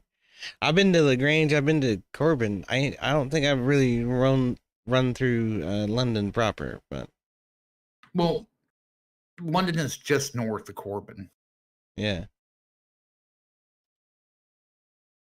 You probably went through it and didn't think it was a separate town. Wouldn't surprise me. I was gonna say that happens a lot. Happens a lot in Kentucky. There's E-Town and Bowling Green. Those are sort of Paris cities. They're pretty far apart. But then up on the river near Cincinnati, there's Covington and what's the other one? Fuck, I forget. But there's 2 cities right there on the Kentucky side of the river from Cincinnati. Then on the Indiana side from Louisville, there are 2 cities, Jeffersonville and New Albany. So, and it's like all of Louisville Metro kind of includes all of that shit.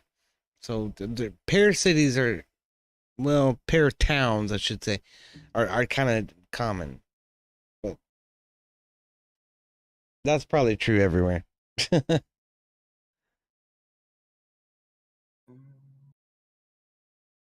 As in other states. I don't know. What's popular, I guess, with Tennessee is having these towns or little cities that are on 2 sides of a state line. That happens a lot too.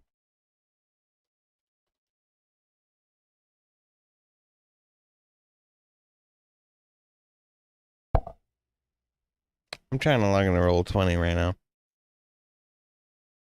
There it goes. It worked. All right. Fuck. Now I have to remember where we were. I was gonna say, oh no, it didn't work. I can't do it. But it's totally working. All right. Roll20 and fuck. What was the other thing I needed to log into?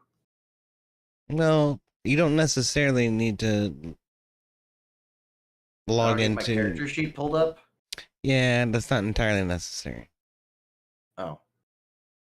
You can, but Well, we use that for rolling though too. yes, that's the important part about that. Yeah. What the fuck? Oh, that was D&D Beyond. That's right. I was like, what the fuck was it? There it is. There it is. Okay. T-Roy Jenkins. Bum, bum, bum, bum, bum, bum, bum.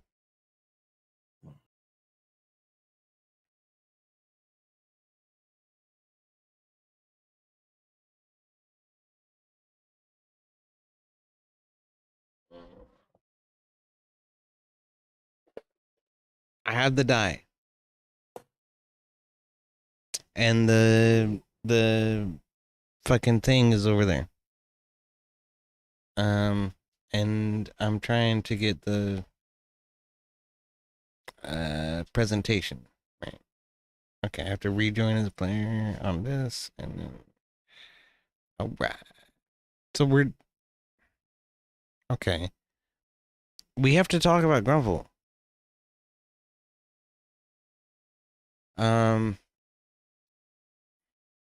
Are we gonna keel haul Grumple? Yeah. Okay. We're keel hauling Grumple. He said he wasn't particularly miffed about that, so. Oh, he told me to make his death fucking epic. Okay, I just drop him overboard on the way back home. We'll just leave him behind. That's all right. Keel haul that filthy landlubber, send him down to the depths below. Make that bastard walk the plank with a bottle of rum and a yo-ho-ho. All right, yes. Take his fucking bagpipes and start making my own attempt at playing Ailstorm as he's being keel hauled. We take his gold and split it up between me and Heavy. And anything else that's useful in his massive bag of shit that... I call dibs on the bag of holding. I have to retitle the stream now because you all will not believe. I don't know. Heavy, you probably will.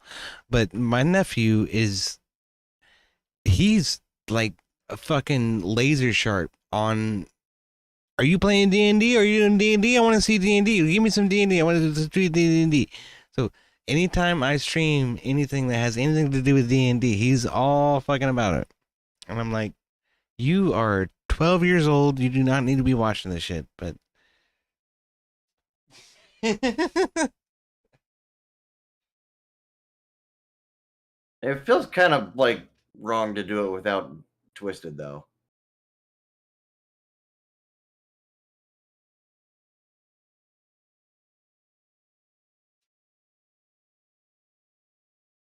What?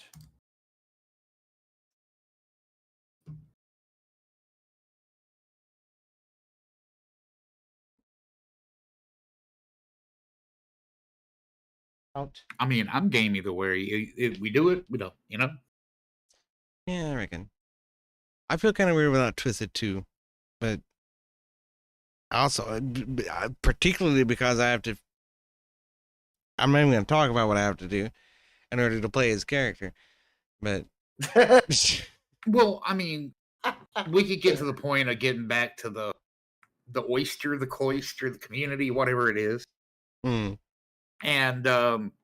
get basically started towards the next point of progress and hold off there for him to come in and Yes. you know. I can get on board with that. Hold on a minute. Let me look at some stuff here. I have a plan for that. Yeah. I want. Oh, I get okay. I wanted you guys to have an encounter at the cemetery, but maybe we'll hold off on that. Can we mute stream for a second and let me say something and see if you want to go with it? Oh, all right. Hold on a second. Bear with us, stream. All right. Stream is muted.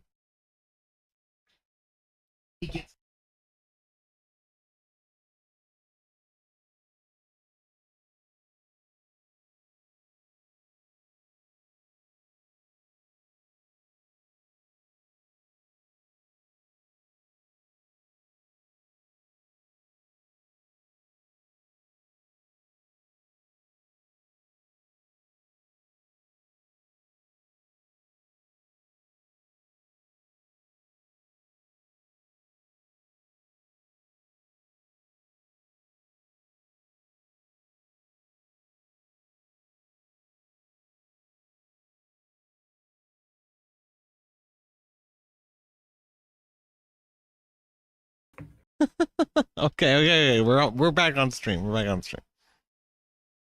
Okay, so we're gonna play golf with your friend's balls or something. Oh right, yeah. Yeah.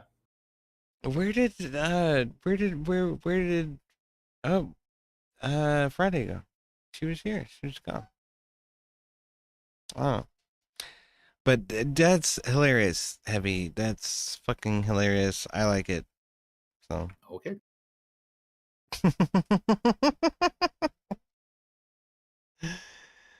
All right. Let me find the book. I could get the book. I have a beverage. I should fix that too. Come on.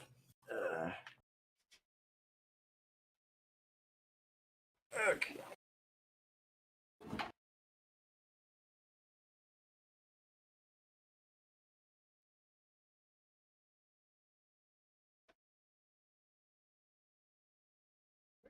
Do with it.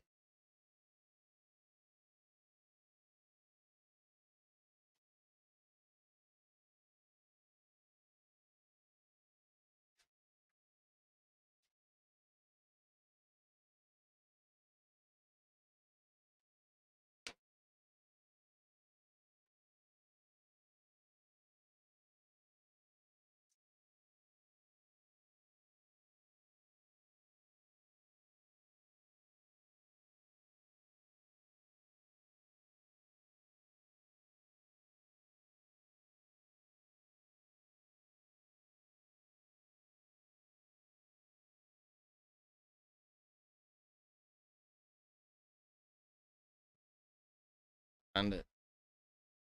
All right. My bad.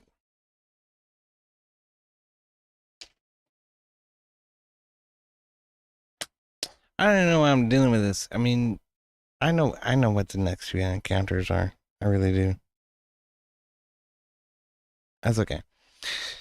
It's good to have a reference.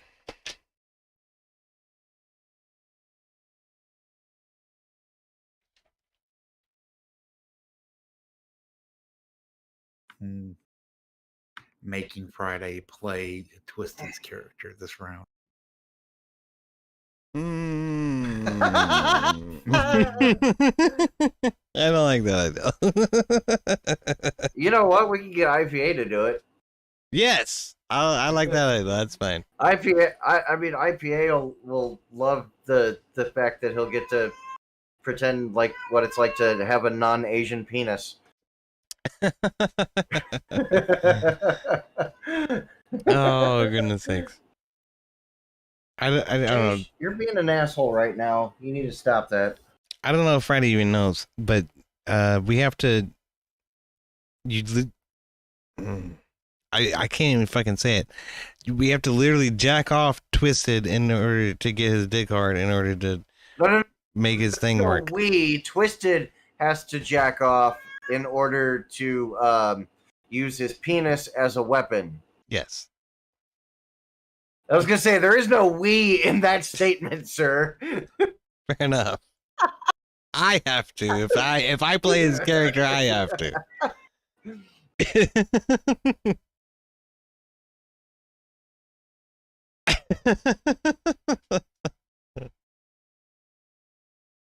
Chase, knock it off. Oh my god,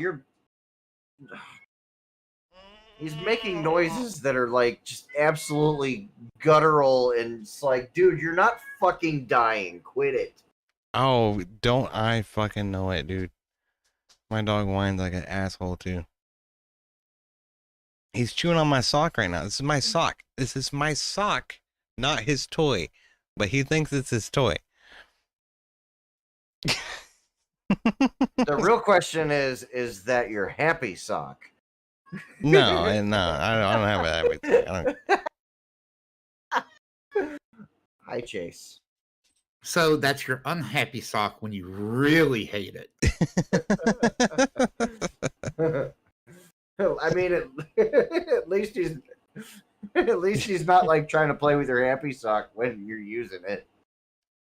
I jump like, oh. I don't have a happy sock. I don't do that. I just wipe myself off afterward.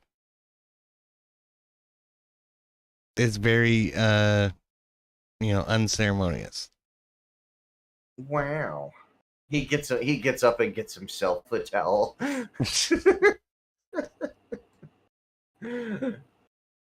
my goodness.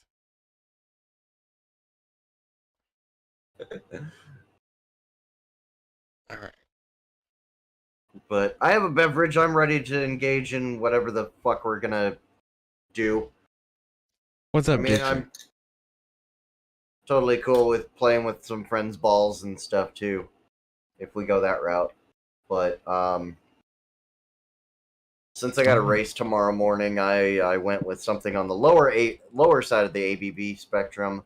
This is a German chocolate cake stout that's 8%. You know who would make the perfect candidate to play Twisted's role? Twisted? Jixer.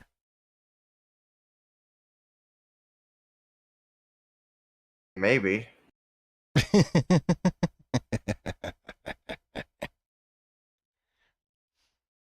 Do you want to play D&D, Jixer? You want to jump in here and play D&D? Oh my god, that's really good.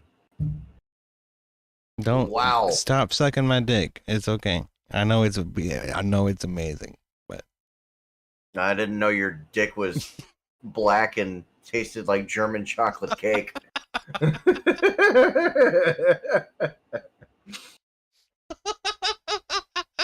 If that was true, I couldn't keep the bitches off of me.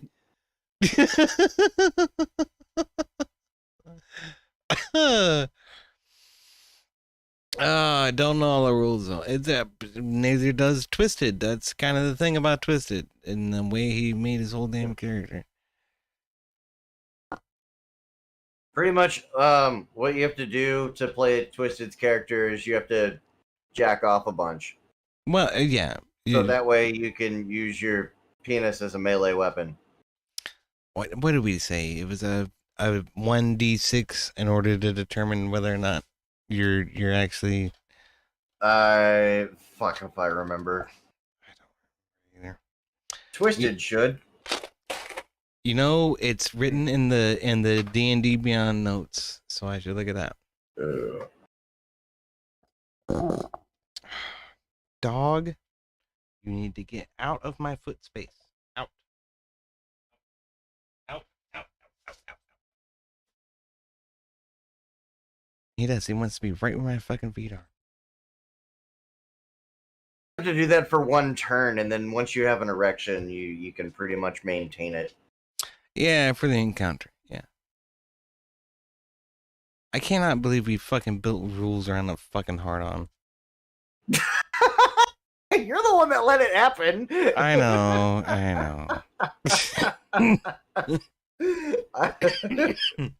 That's all on you, bud.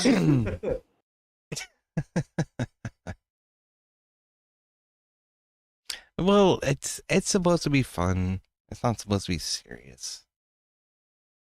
What the fuck are you eating? He's eating my goddamn dictionary! Because I threw it on the floor like a dumbass. You know what cats don't do? Cats don't eat books. Fair enough. Fair enough. They just get really pissed off when you don't let them outside. Well, these do too. And then he looks at you all wrong and stuff. And hey, I know I'm such an asshole. I'm mean. What's up, Dixie? Not much. Well, we got a one hit I too. bring company. Yeah, I bring company. Well, you always do. All the company. How y'all doing? Yeah. We do. We do the do. Shit, I don't know how to give you this fucking character sheet. I have what's the word I'm looking for? An elixir of erection. Resurrection. It's worth 1,000 erection points. The Viagra. The staff of Viagra. My staff of Viagra. I'm going to wave my staff of Viagra. Oh, I didn't know this. He has a 1d4 by 5 plus 5% reduction to damage if trousers are present, and a 1d4 bonus to damage if trousers are not present. Or does one remove trousers? Is it a boner of damage? It's a boner of damage. Yeah, it is. It is literally it's a mace that is his dick. Yeah. Wow. I'll give it a shot. That's twisted for you. Wait, hold on. I thought it would be. This is all the bigger Twisted Weapon is. I thought it would be bigger. It looked bigger in the picture. It did. It looks so small in my hands. It's so small in my hands. Yes. Wasn't Zark the one that tried to retrieve Twisted's pecker? Zark. Yeah. It was one of the Z ones. Fuck, I don't remember all their names. It was this one. It might have been. I was gonna say one of them is quite scarred for life after basically giving Twisted a free a free hand job. Yep. I remember we picked that one specifically for IPL to play because he's the guy who jacked off Twisted.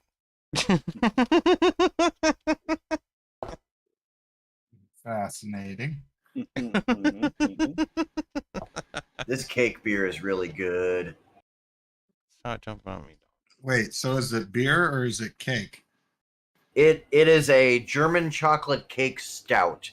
So it is a style of beer that goes well with being like flavored to, rich and dark chocolatey and oh, it's very good. And children. It does not taste like children. That is excellent news. You eat it in a plain white van. Okay, we are live on YouTube. I just want to remind you guys that. Oh, okay. So, oh, now you're gonna make it difficult. I feel confused, sir. I'm gonna need you to calm the fuck down. No, I'm waving my step of Viagra.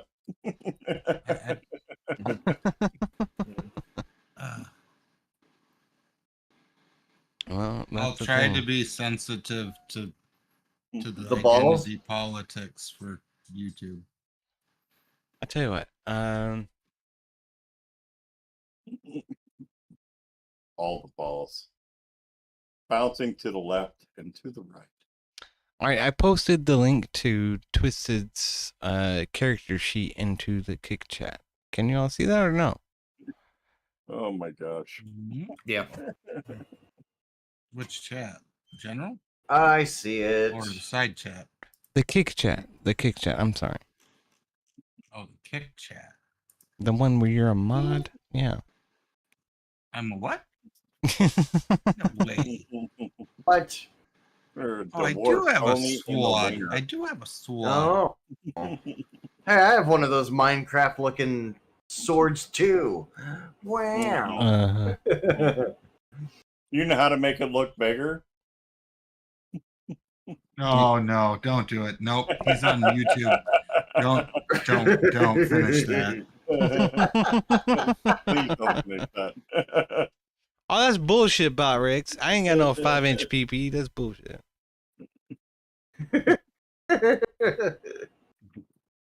Oh yes, this is the I got it. Yes. Whoa, yeah.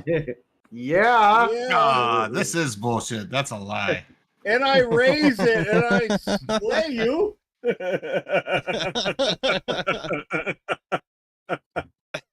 But my 2-inch PP comes with like a +5 bonus damage.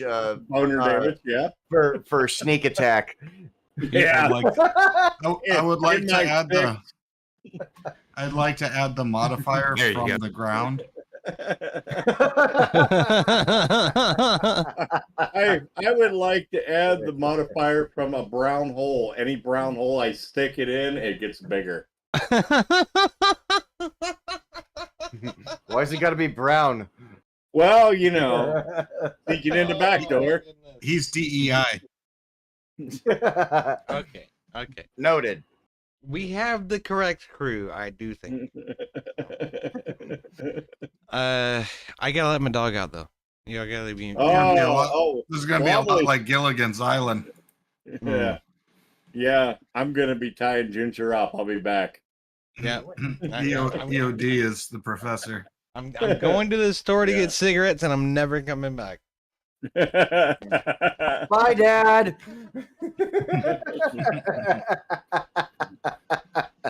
So much for the D&D. Yeah, I guess we'll have to play with each other's balls with that game, Yeah. Golf with Friends or something. Yeah. What, Chase? Come here. What? So wrong. Wobbly comes in, swinging his sword around. Whoa! Whoa. He Look, knocks over the, I can't help. lamp and lights the room on fire. I can't help it. He's gonna piss in the floor if I don't take him out. I'm taking him out. I'll be right back. Is that a Hattori Hanzo sword, or are you just happy to will see piss me? on the floor if you don't take me out. So it's like Twisted Never Left. Yeah, Pissing it's on like the floor. Twisted. Yeah, it's like Twisted Fear. He's shitting in the corner and pissing on the floor. What? Meow. You're being very rude, sir. Oh, damn, Twisted's been here. My cat's pregnant.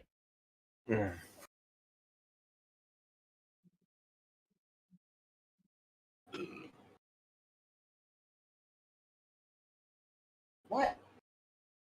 Meow. Yeah. Come on. Get up here.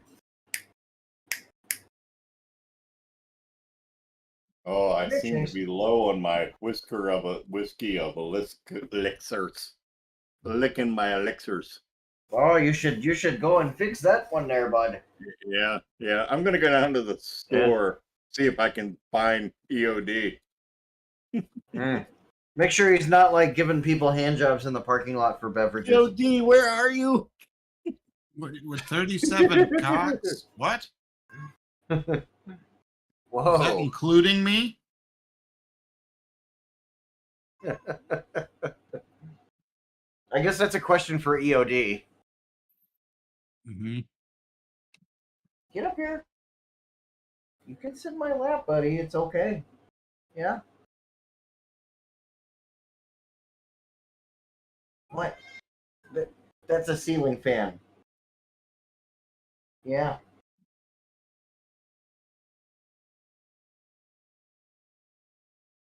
Come here.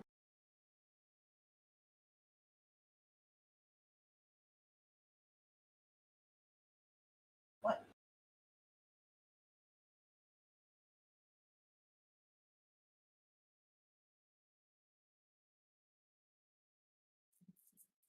Get up here. There you go.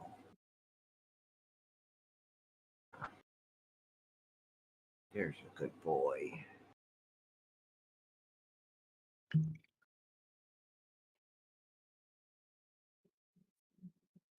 Ooh, the Buffalo Trace is running low. I had to go down to Summit Racing earlier this week, and so anytime I'm down near Akron, I try to also stop in at my my other favorite happy place. Happy place. Yes, a brewery called Hop and Frog, and these guys do some of the best beers in Northeast Ohio. I want to point out, and looking at this build, he seems to have an awful lot of points put into dexterity. Dexterity. Dexterity? Dexterity. Dexterity? Dexterity.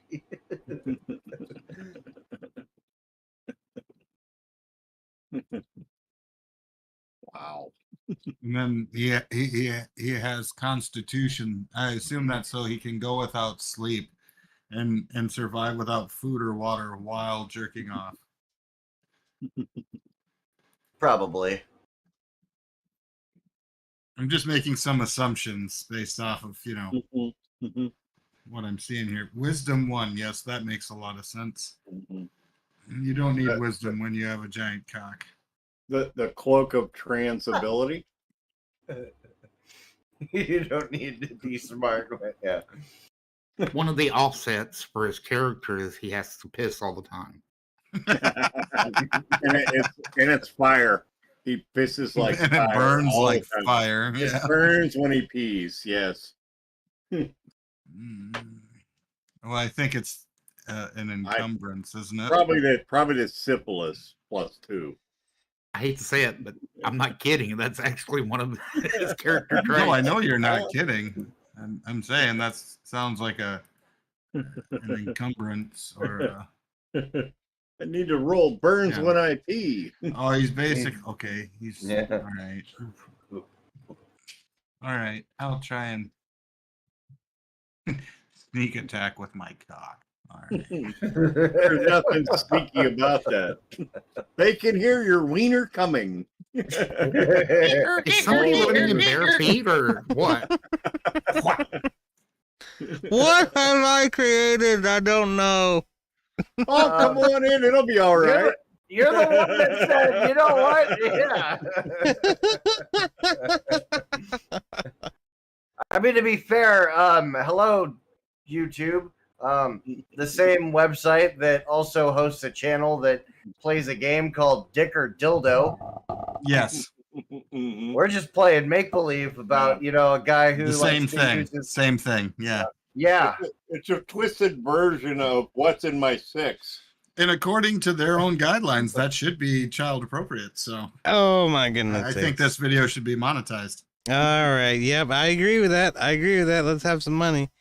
But what is it? Wobbly says, has anyone heard from Jen? Kentucky got hit pretty bad. I have not heard from Jen. But she was taking a break. Yeah. But the Louisville didn't get hit pretty bad. Louisville's okay. So I'll say that.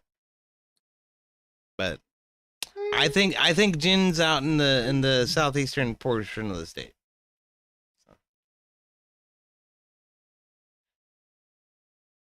Oftentimes they get it worse. All right. So what I took it wrong. I thought it was a car accident. I wasn't thinking. Again. Oh, but it's a storm. It's a storm. That's all. Yeah. I forgot you guys were kidding. Yeah. She's all right. She should be fine. Oh, Alesto. I was gonna say Alesto says you're a bitch. Fuck you, Alesto. No. Get your ass in the Talking to chat. you. Come in the chat and play the fucking We're Cobalt. not monetized. Damn it. Oh Okay. well, I tried. You know what? I tried, but Only 5 minutes in and already Oh, no. demonetized. No, we're 3 Oh, minutes in. no, that's what happens over in YouTube. But that action happens in YouTube. You got to go back over to YouTube to get that done. What okay. I'm happens sorry. Suck my duck. Yes. He's right. Yeah. He's right. All And- your Duck is tasty. Okay, so I Alesto love says it. on YouTube, Alesto says EOD needs a lot of vagina, or a lot of yeah. He says a lot of vagina. That's what he says. I agree. I Vagina. agree, Alesto. I do need a lot of vagina. That's very true.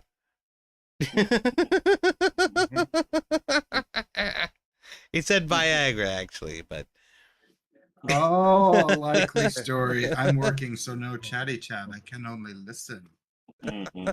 Can you hear me coming? Can you? I roll coming in your ear. Hmm. Oh my god, I need to talk to Twisted next time. We'll be like, hey, we need to enhance your D&D character. Whenever you ejaculate, it needs to break the sound barrier. Oh my goodness. Okay. Well, he is built as a rogue, so I mean, you know, sneak attack. I'm just saying. All right. The sonic boom of semen. The Sonic And fucking poor boom. clown penis. Ah, my goodness. Okay, so if we're prepared to continue, let's continue. So I guess. last we left our grand adventurers, they had surmounted the shipwreck on the peak of Stormwreck Isle, and we've explored all of it. So we've gone to the bottom of it. We found a treasure where there was a note, which sort of explained why all of these zombies keep coming up around Stormwreck Isle. And it's this woman and man who are coupled in love in the light of the god of undying, right? So I forget the guy's name. It's okay. What matters is that there's a lock of hair, and we need to return that lock of hair to the grave to which it belongs, and that grave is at the cloister. So everybody is gathered around on the deck of the ship, and we've recently defeated 2 harpies and found some treasure. I don't remember how much treasure, but I'm sure that's noted in the D&D Beyond, I hope. But so we've defeated the harpies. I am the black girl, Varnoth, and Varnoth says we need to get back to the cloister right now. We need to take this hair to the grave in order to rid ourselves of this zombie menace. So let us gather onto the longboat and head back to the cloister.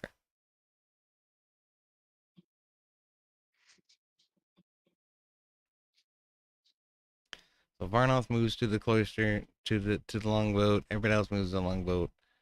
Zark moves to the longboat. And Bandwin moves to the longboat as well. Everybody gets on. Everybody gets on the longboat. So this longboat is so erect. It is quite crowded, and Varnoth is sort of bumping up against Bandwin Bobswapple, and Bandwin is sort of bumping up against her, and she looks down and she says, "Where the fuck did my bag of rupees go?" And so Bandwin Bobswapple looks at her and says, "Well, I don't know. What are you talking about?" "Well, I had a bag of rupees, and now it's fucking gone. Where the fuck did it go?" And Bandwin Bobswapple says, "Well, you know, whatever, man. I don't know." And you stole it. You stole it, you son of a bitch. You stole my rupees. The punishment for this is death. You must be keelhauled. Well, while this is going on, clarification. Well, first we can't just fucking keelhaul him on accusations alone. Well, you say that as your character, T-Roy. Okay, I would like to search his giant bag of shit that he has for said searching Rubies. for the bag of rupees, yeah. Or is it roofies? Prison or both.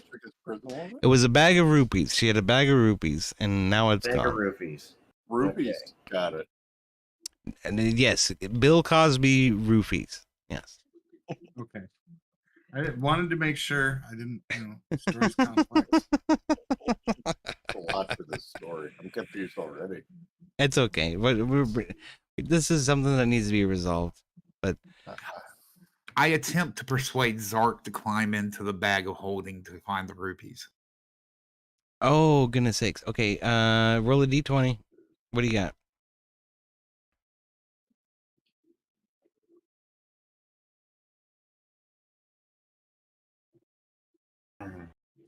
Well, 6 with passive persuasion. Oh, I'm sorry.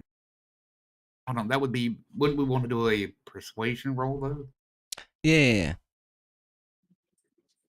I'm just gonna give you the benefit of the doubt at 10 or over. 13 in persuasion. Right on. So Zark says, "Well, okay, I'm gonna dive right in there. I'm gonna find it. It's probably in here, you guys. You all just chill out," says Zark.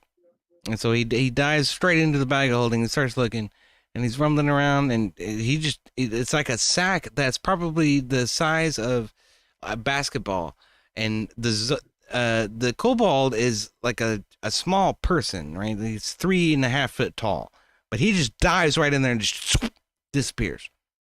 He's the German word for goblin. Yep. So he dives right in there, and he's rooting around, pops back out, and he says, "Well, I found this, and there's 300 gold and 2 diamonds and a very fancy crown, like a tiara."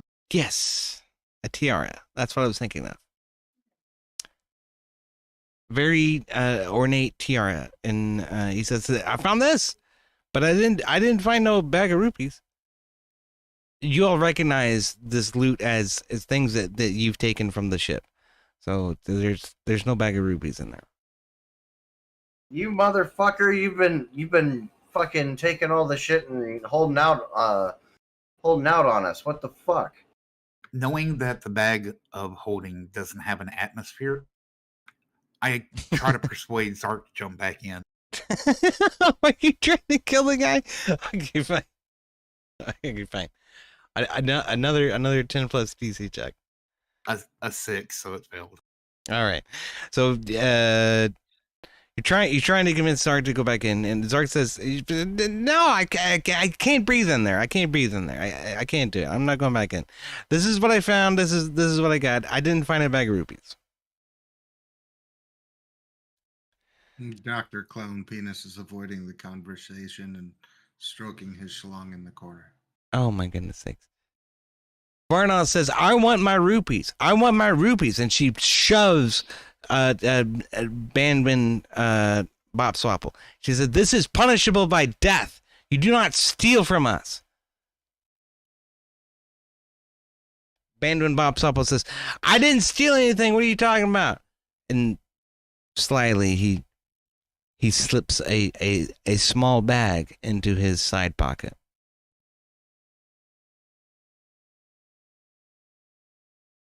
Varna says, she doesn't see it. Nobody sees it. But Varna says, "You are a thief.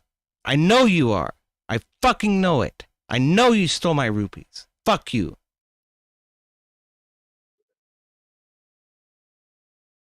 And we will see about this. We will see about this when we get back to the cloister, and you have to answer to the old lady. What's the old lady's name? I forget. Can I sneak up behind him if that's Runara possible, and then tie his hands behind his back? You're tying Bandwin's hands behind his back. Yes. While he's like arguing with her.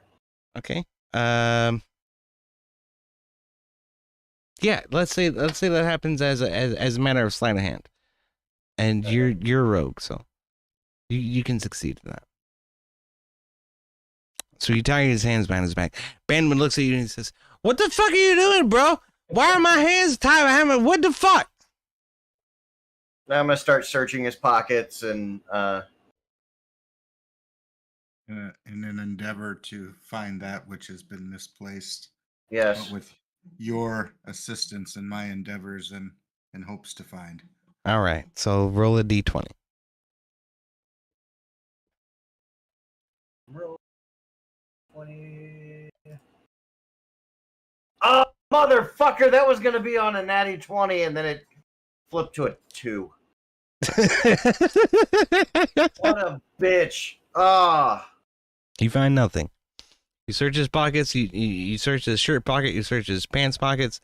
You find nothing. You didn't. You find nothing. But Bandit Bopswapple is still tied up, and he's still fucking pissed. He's like, "What the fuck? Why am I tied up? You sons of bitches! I just helped you all kill these damn harpies. I'm the one who climbed the tower in order to find the harpies in the first damn place." I would like to sneak behind him and check his prison wallet. Before he does, I'm going to cast my cantrip guidance on the good doctor there. Oh. So you get a bonus. What is the bonus? The bonus is a D4 and add that number to the roll of the ability check. All right. So then roll a investigation check. An investigation. Yeah. Come here.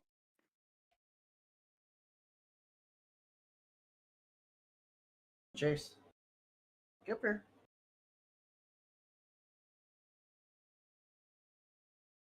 Is there a way for me to do that, or you got to do it? I can do it. Hey, buddy. It's you have a 13 passive investigation. Here it is, right there. Natural 20. 23. So you find the rupees. And you find the bag of rupees that's stuffed in his pocket. It's a small bag. That's not his pocket. Wallet. Okay. Okay. Yep. Okay. It was up his ass. It was up his ass, and you picked it out of there. And it's with his penis. It's a handful of about 30 rupees. Awesome. I reach over and undo the bag of holding from his belt and take it. Very good. I'm gonna take his bagpipes. So add the bag of holding to your inventory. They're heavy. If Can I give him the rubies? you just hang on to it for the moment, but Okay. Yeah. So the bag of holding is in Heavy's possession right now. Varnoth sees the rupees in your hand. And she says, "That is my fucking wallet, you son of a bitch!" And she points at Bandit Bopswapple. She says, "This is punishable by death. You will kill. You will kill. We will kill you on our way back to the cloister." And so she insists. We must put him onto a rope and haul him behind the boat in order to end his life, because he has stolen from me the Grand Maester of maintenance of the cloister of the kobolds.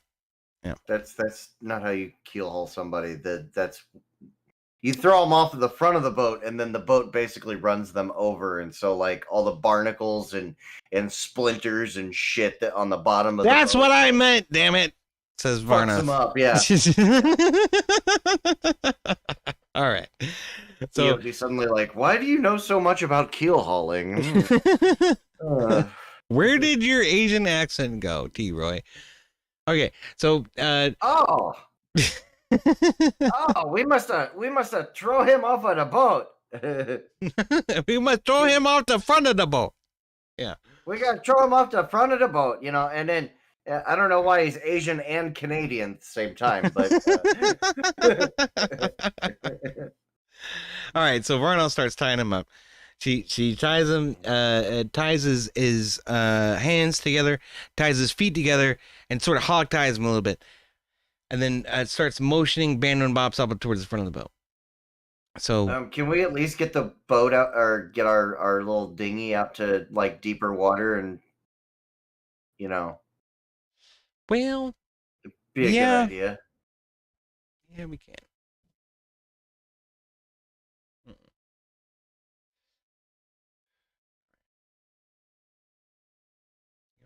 here.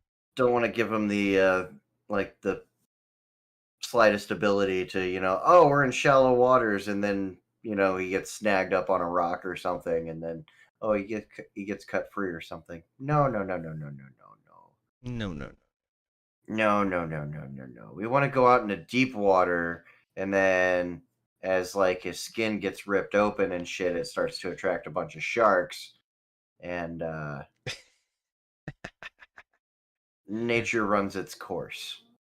All right, so Vernal ties him up and sets him on the bow of the boat and says, "Let us sail forth, and y'all move forward.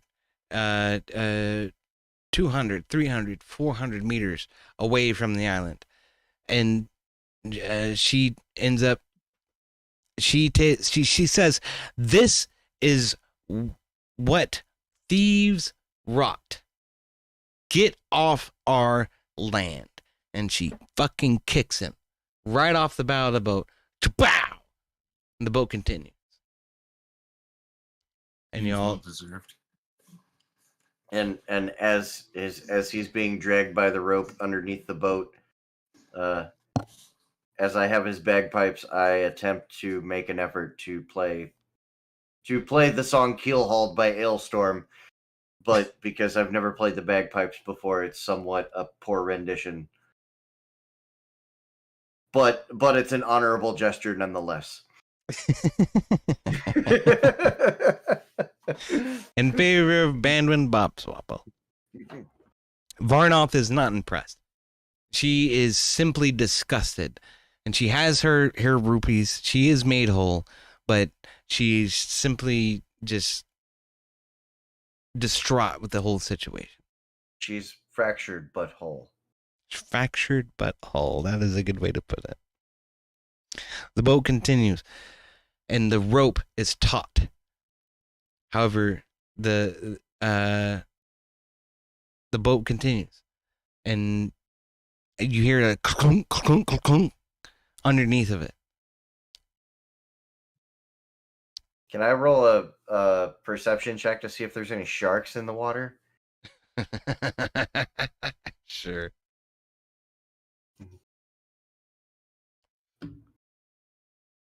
$16. There are 3 sharks in the water. All right, we should probably cut him loose and let nature run its course and get the fuck out of here before those sharks take any interest in us. Varna says, "Well, you have a knife and so do I." And she lunges forward and just strikes the rope. It's loose. So what I'll do is, while this is going on, I cast Spare the Dying on Bopswapple. Spare the Dying. What is that? Spare the Dying. It's a touch a living creature that has 0 hit points, and the creature becomes stable. The spell has no effect on the undead or constructs. The reason I'm doing this is because sharks enjoy live meals better. Well, he's not dead, but sure. Well, this just guarantees that he sticks around for a little bit. The sharks swarm around the bottom of the boat, and you hear them kaboom, kaboom, kaboom, bumping up against it, and grabbing at Bopswapple's carcass underneath, and tearing it apart. And you see red just seethe out into the water around you, and it's apparent that Bopswapple is gone. The sharks are frenzied. And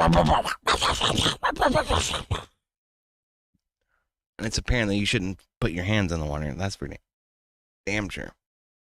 But the water churns and it bubbles and it froths with red.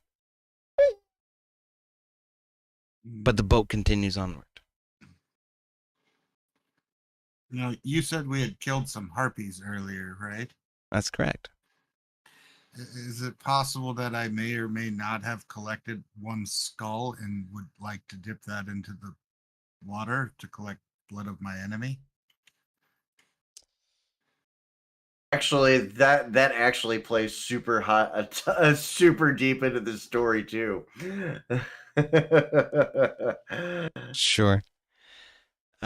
Sure. I'll let you do that.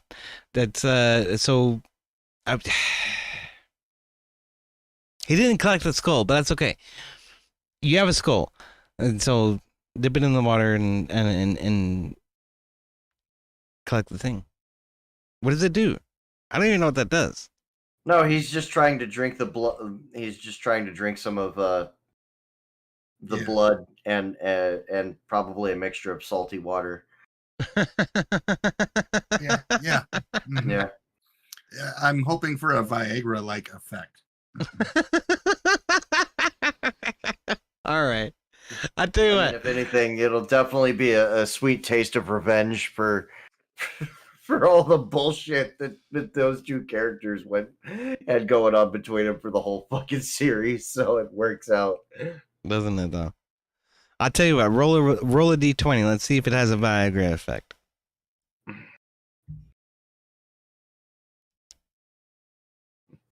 You gonna do that?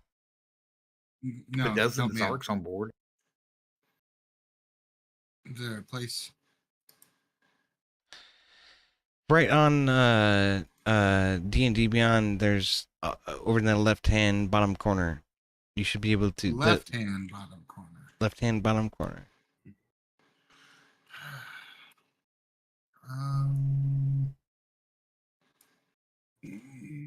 It looks like a 20-sided die and a red dot. Yeah. Yeah, I do not see it. Let me try signing in. I know I'm not his character. That's okay.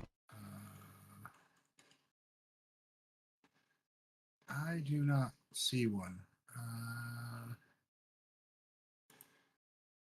wonder if there's a. I really apologize. I'm just not aware of this site at all. So, can you roll it for me? Not to be Yeah, an ass. I can.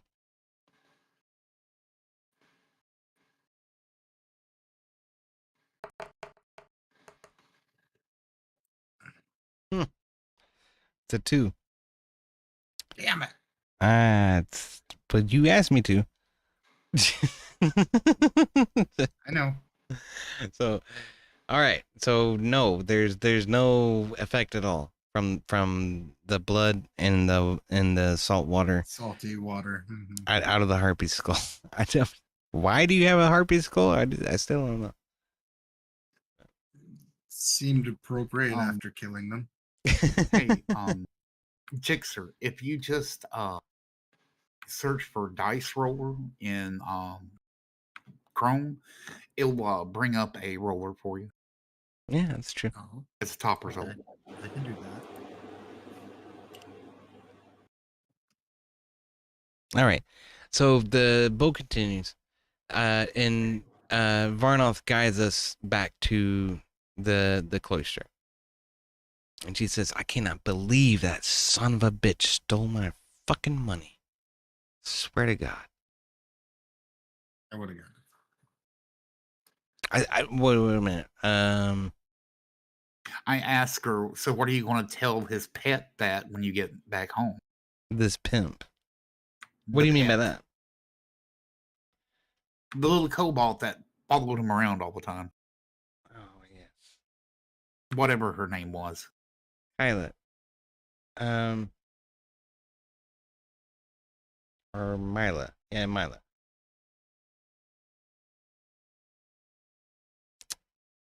Mila looks at Varnoth and says, you know, that's the law. So Varnoth says, that's right. Don't you fucking forget it.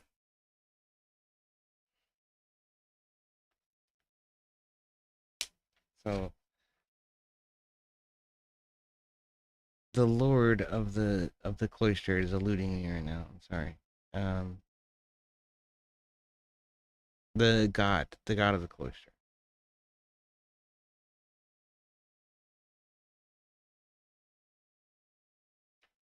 He's the good dragon. Fuck. Why is it so hard to find? It'd be easier if this was digitized.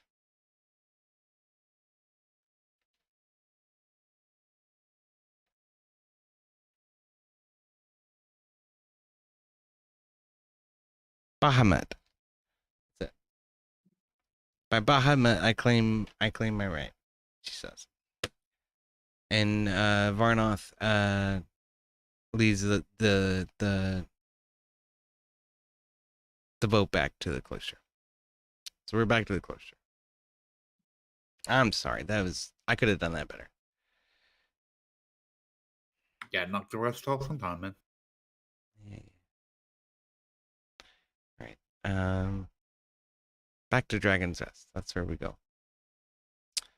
Nope, not that button. This one.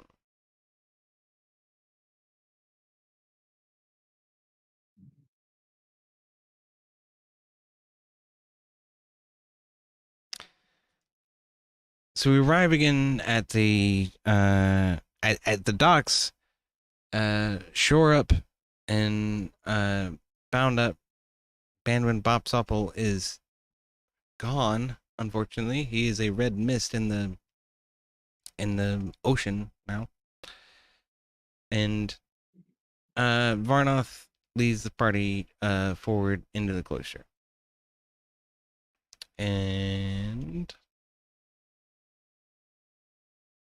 Zark pops out. Wait. No, Freb pops out and says, "Hey, where have y'all been?" Zark's been with you guys this whole time. Says, "How did it go? How y'all been doing?" And Zark and Varnoth and Belforth approach behind the statue of Bahamut. Zark says, "Hey, it went okay. I think we finished the zombie thing." Varnoth says, "Yeah, and we got rid of a fucking thief."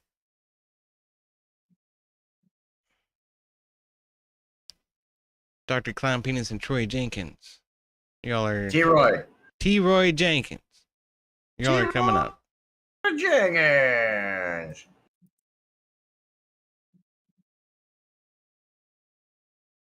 Rob says, "Well, Runara's been waiting for you up in the temple. She said that there's something you should know. But she'll be extremely ecstatic to learn that the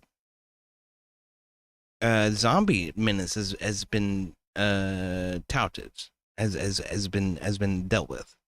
So I'm super excited about that." Says Rob. He kind of dancing around a little bit. Wee.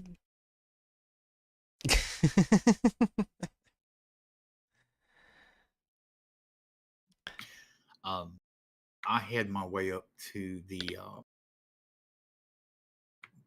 library area and proceed to dump the bag of holding out. The whole thing. Yeah, just start dumping stuff out of it. Oh my goodness sakes. Okay. So that's a shit ton of stuff. So that's gonna be a big ass pile that you're dumping out into the library. We're gonna inventory this motherfucker and divvy it up, I suppose. If everybody will make their way up there, I'm just dumping it out. Since I'm not a person of worldly goods, we'll keep the bag of holding, but everything that's coming out of it, I have no real interest in. So, and if anything would help the adventurers that's with us, or the cloister, they're free to take it. What's our Freb and Rix, as well as Varnoth, all follow, and Dr. Clown Penis.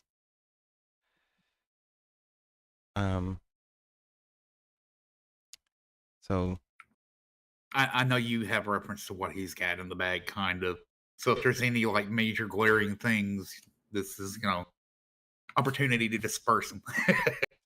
Sure, you're dumping out the hold of bagging, the bag of holding, and there's just crap. It's just crap. A lot of it's crap. It's arrows and torches and knickknacks and small things that don't matter a whole lot. However, among the things that you dump out, you notice a very curious gemstone. You're not entirely sure what it is, but it seems particularly valuable. If I can, I am going to scoop up the what was it, fire lizard egg? Yes, that would be the thing. It's an obsidian egg. Obsidian egg. Yes. That's the thing. I'm sorry. I forgot. I'm just gonna go ahead and reach in and take these as T-Roy reaches in and grabs the collection of arrows. Right on. You gain 150 arrows. I mean, we really haven't been keeping track, but for the sake of role playing, yeah. I mean, yeah, I have a bunch of fucking arrows. Sure. Hey. Yeah. What's up, Wobbly? Good to see you, man. We're doing D&D. Yeah. All right, we're playing. Now that we've got so many people here, we're gonna use a variant of the game Spin the Bottle to see whose turn it is to play Twisted character. Well, Dr. Clown Penis is standing in the back, next to Rix and Varnoth. Varnoth doesn't seem particularly interested in what's going on with the bag of holding. She's more concerned about her gemstones, and she's satisfied with that. So she moves aside. But while they're going through everything, I'm going to take the fire lizard egg over to Renara in the temple. Renara's in the temple, yeah. That's way up there. So there's yeah, I was gonna say there's a big pile of treasure and knickknacks on the floor. Does anybody want anything? There should be some healing potions within that. Yep. Y'all grabbed at least 5 of those out of the mushroom caverns. I would like to. I don't know if I have to roll, but I would like to grab one. You would like to grab what? Potion. Only one? Sure. I'm not greedy. Oh, but you're Clown Penis, so I thought you said Jixter was supposed to be the perfect guy to fill in for him. I thought so. You should be greedy. Grab them all, Jixer. All right, I'll take all of them. Can I do a perception perception check to see if there's anything else that in here that would work for, or that would be of my liking, of any favorable items for T-Roy? There are no weapons, but there are. I already have the arrows. You already have the arrows. Thumbing through all the other random bullshit just to see if there's anything that I might. There are Molotov cocktails. Yes. Firebombs.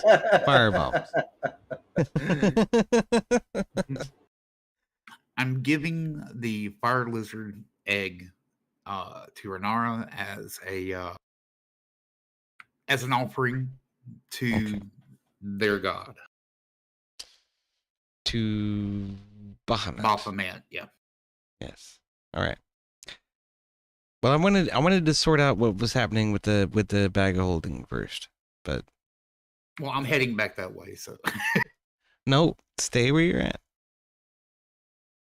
Well, then I'm going to, if you don't mind, give a general reminder that there's a flaming hammer in a bag. Yes, I believe that's in your possession. I dumped it out. You dumped it I dumped out. the bag and only took the dragon egg. Never the fire lizard. Oh, I thought that was your flaming hammer. No, that was his because it was enchanted, or some, no, it was bartered for. I think at some point. From Okay. one of the kobolds. So the flaming hammer is laying on the ground in the library. So there you go. That's a weapon for sure. But I don't think that's one you can wield, T-Roy. No, that's not a weapon of my choosing. I just wanted to thumb through the random knickknacks and see if there was anything else that I might find, stumble across. Hence, why I would use a perception check. There are at least 20. Well, you don't need a perception check. It's all laid out in front on the floor in front of you. There are at least 20 fire bombs that you can grab. No, I will take them. Right on. So you grab the arrows and the fire bombs. What are you grabbing there, clown penis?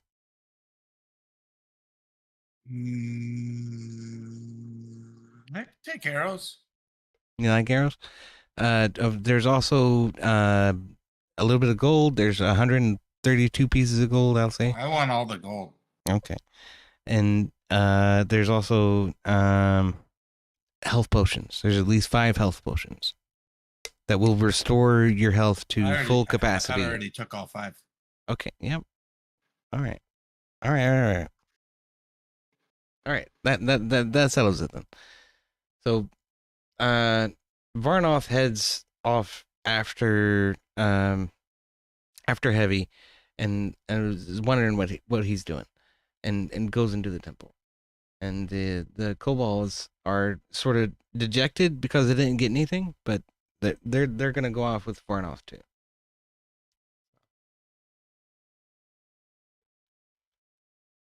Are y'all following or no? How far?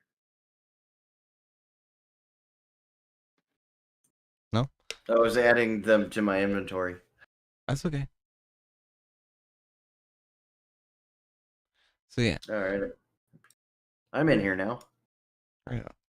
And Clown Penis, you follow? What?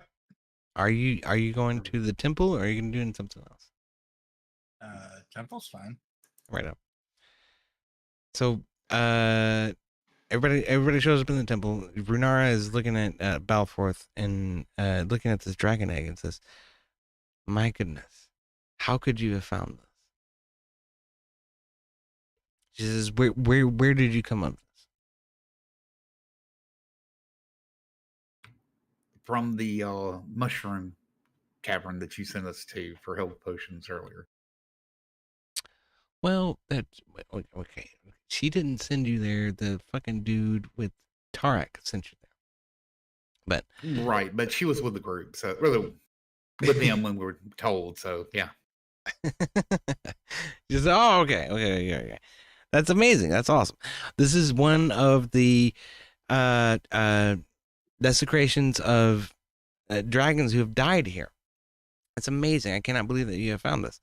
So, what this is, if you would cast it onto the ground, it will spawn a fire drake, actually. And in fact, if you had broken it when you were stealing it out of the wall, that's exactly what would have happened. You would have encountered a fire drake. That's what that is. It's a beautiful thing, but I don't think it's going to mean a whole lot to Bahamut. Bahamut is one of many dragons, and this is only an egg. It's not his. But shouldn't a holy woman like Renara be the best and the most capable for handling such a drake? Indeed, I can take care of it, she says.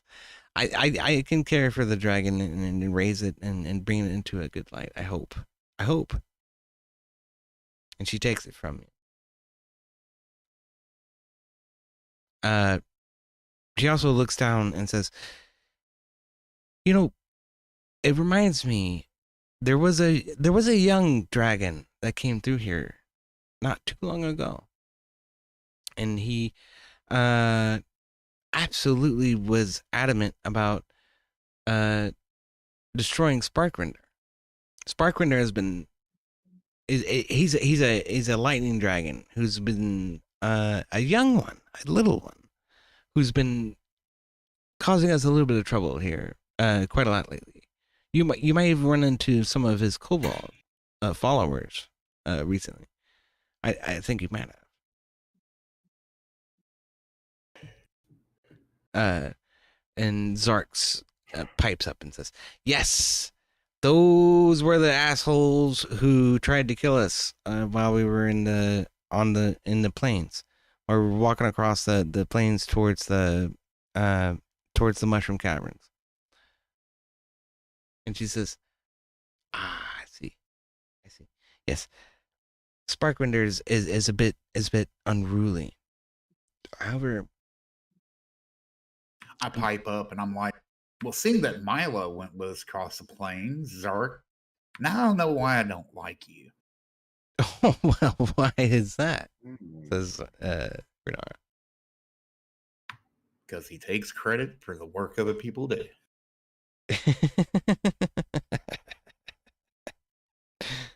Very typical heavy right there. I'm looking for the guy's name. Okay. Yes. There was a bronze dragon who came to me, a young one, Aderon, I called him. And I told him, don't engage with Sparkwinder. Just leave him be. He will go away. But he did not listen. And Aderon went and challenged him anyway. And I hope that I can bring this dragon, and she holds that egg close to her heart. She says, "I hope that I can bring this dragon to a more peaceful fate." You know, but I could not do that for Adron. Adron right now, as far as I'm aware, is actually engaging with Sparkwinder in battle, and I'm not sure that I can stop it. I could, she said. I could, but I do not want to. She steps away from you, Balfour, and she steps back into the corner of the room. And suddenly, she sort of shakes her hands down, and there's a essence around her, like a light, like, and this sound erupts within the temple, and suddenly she grows 20, 30 feet in the air. Her skin turns scaly. She grows wings on the backs of her shoulder blades, and she turns into a dragon right in front of your eyes. There.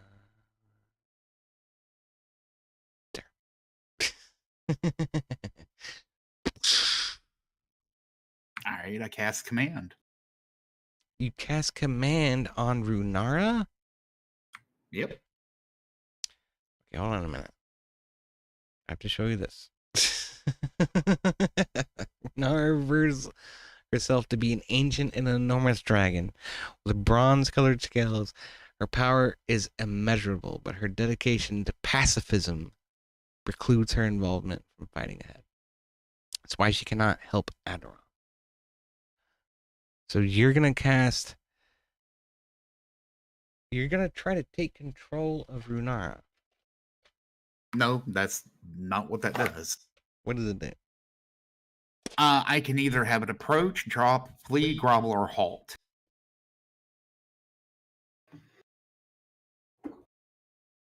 Okay. What's my saving throw? 14. All right. That's a 5. That sucks. So Renara looks at you and she says, "What are you doing?" I cast halt. So that way she can't move. And she's stuck in place. And I say, we've already had enough surprises on this trip. I don't need a dragon popping up, not knowing its true intention. Renara laughs. She says, I am but what I am. I have been here and been this the entire time. I'm only revealing myself to you now in order to tell you why that I can't involve myself in any of this torture anymore. Too many dragons have died. Too many dragons have fought and died over this stupid island, and it drives me crazy. All I want is for peace to happen. That is all I am trying to do. And she relinquishes herself to you.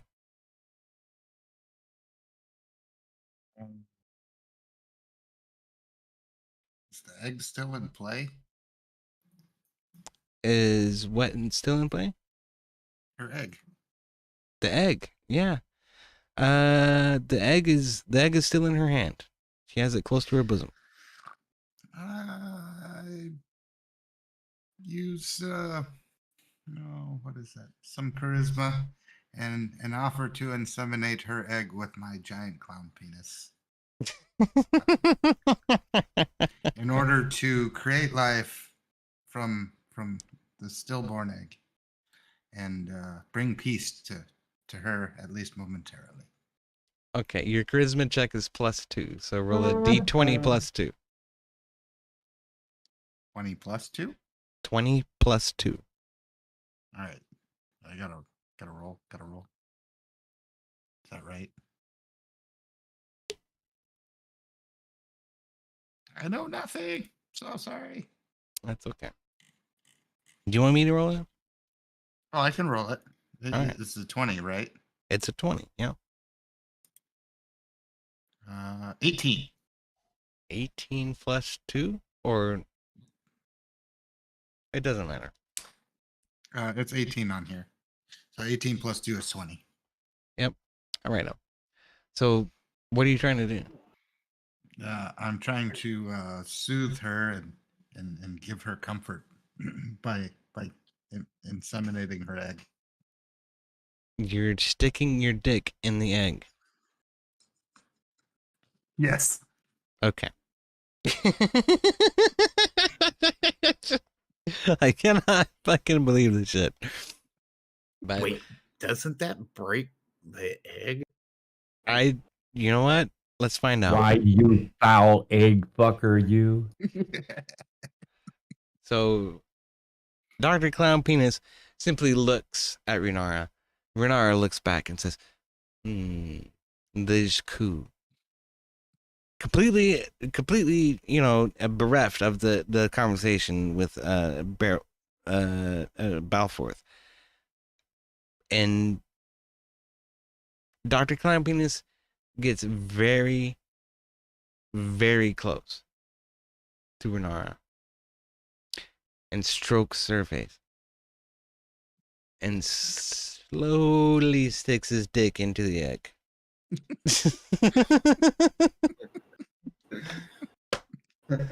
Doesn't break the egg. Just the tip.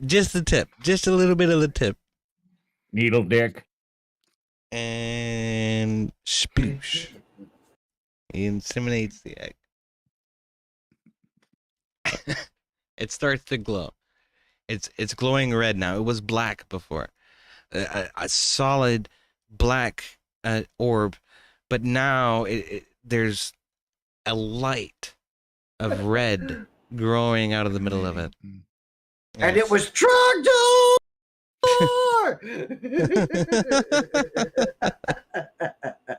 So the dragon egg is inseminated. Renara says, "Oh my goodness, what the hell just happened?" I go over to the corner and throw up some.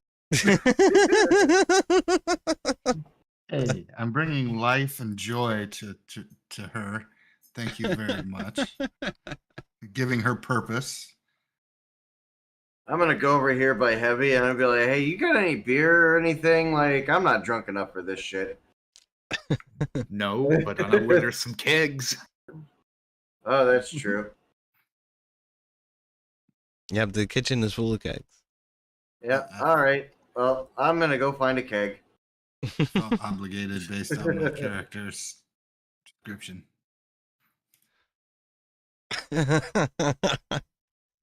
Renara sort of gathers herself and says, "My goodness. Oh, what just happened? I don't even know. That was amazing." And she reaches down and licks your face there, Dr. Clown Penis. God, she's a big ass fucking dragon right now. She's standing 20 feet tall, bronze and gleaming in the light. That's awesome.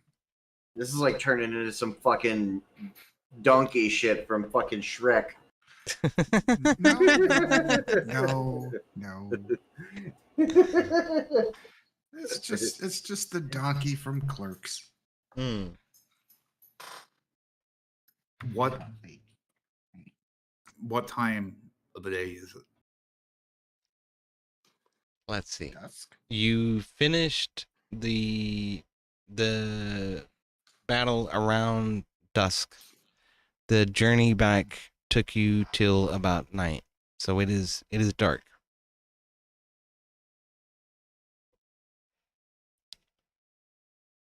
I'm not drunk enough for this. I think I want to join my friend before another goddamn dragon pops up. Varnoth chimes in. She says, "We have these hairs, Runara." She doesn't seem cast aback at all at the fact that Runara revealed herself to be a dragon. And she says, "I think this is why the zombies keep coming." Runara says, "Oh, fuck. Yeah, probably, dude." That totally sounds like something a dragon would say. Oh, fuck yeah, dude. You'd be surprised. But she says, "Oh my god, yes, of course. That's why the zombies are coming. We must return the man's remains to the graveyard." Varna says, "We will do that. I promise you." You know. And it's late tonight, but we will do that. Today.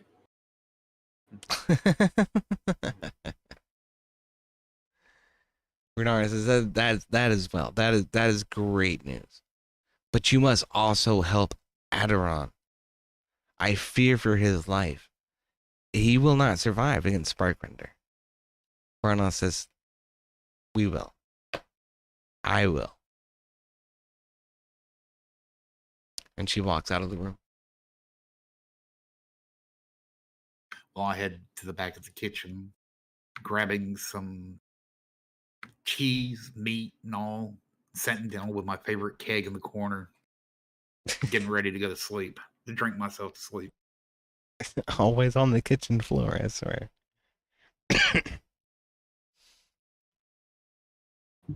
Varnoth moves her way down and comes into the kitchen to grab a bit of sustenance for herself.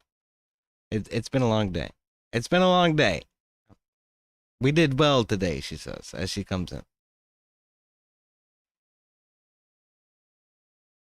Grab some meat and cheese and walks out. What are you doing, Clown Penis?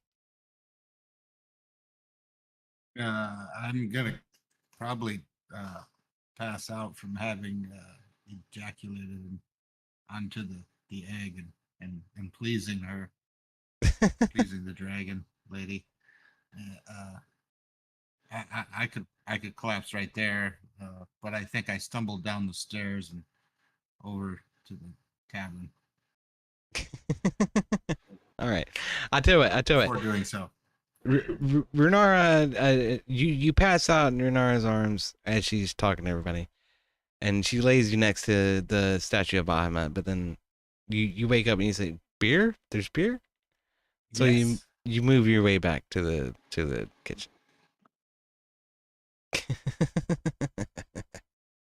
All right.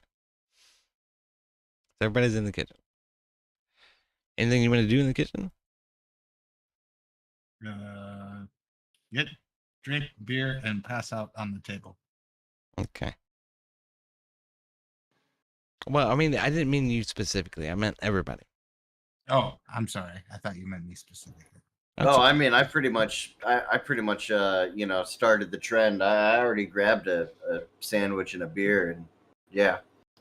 Well, Blup's already in there and sitting on the fucking banquet table and half drunk himself. He's like, wow, where y'all been? You been doing good? I don't know about you, but you know, I was satisfying a dragon. Oh, look out now. Don't get too familiar with Renard. I'm gonna tell you what. No. I was just talking to him. He wanted to know. He wanted to know what I was doing. I'm gonna chime in. I'm gonna lean in towards Bluff, and I'm gonna be like, bro, listen. I saw some shit that I'm just not drunk enough for yet, and so you might be drunk enough to hear the bullshit that you might just hear. Out of the kitchen, I've already consumed enough. I'm starting to get a little bit loose lips, and I yell, "Hey, how about starting the day with killing a companion and wind up into the day fucking as seeing a dragon get fucked? That's not every day." Blup says, what? Tuesday. Yeah, where is Bandman Bobswapple? He was with you guys a minute ago. That motherfucker got kill hauled, bro. Or rather, oh no, he got a kill haul. I wouldn't believe what we found in his prison wallet. I yell in there. I yell in there. Yeah, now we know why that bitch is single.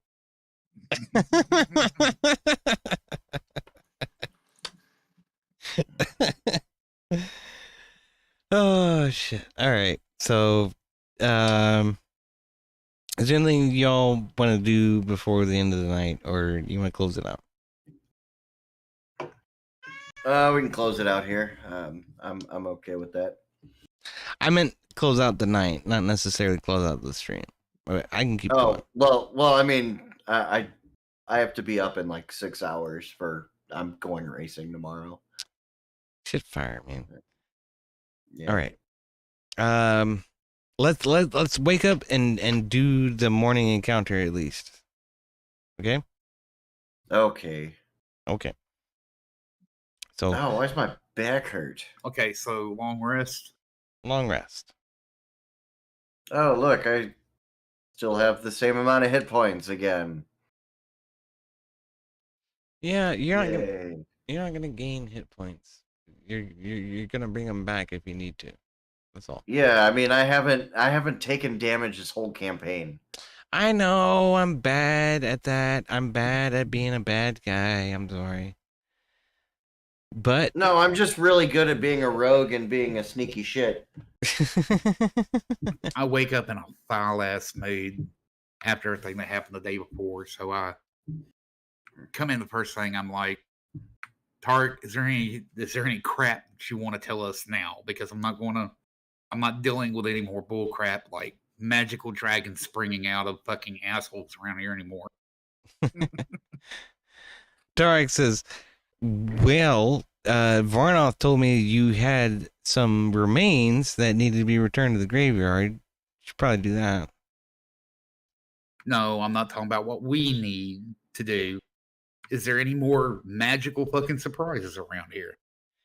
Well, you know, it's a magical place. What can you say? I don't know.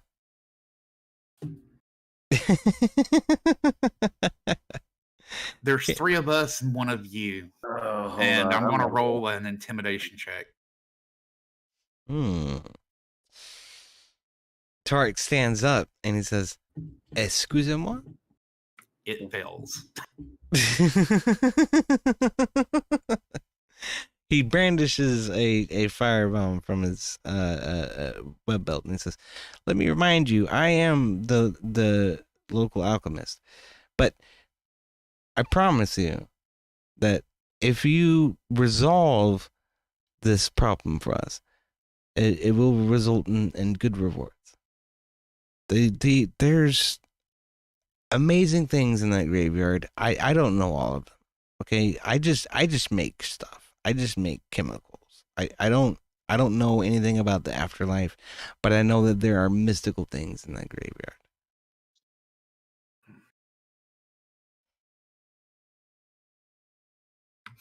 I head out the door looking for Varnoff. She's in her room. She should be in her room. There, she's in her room.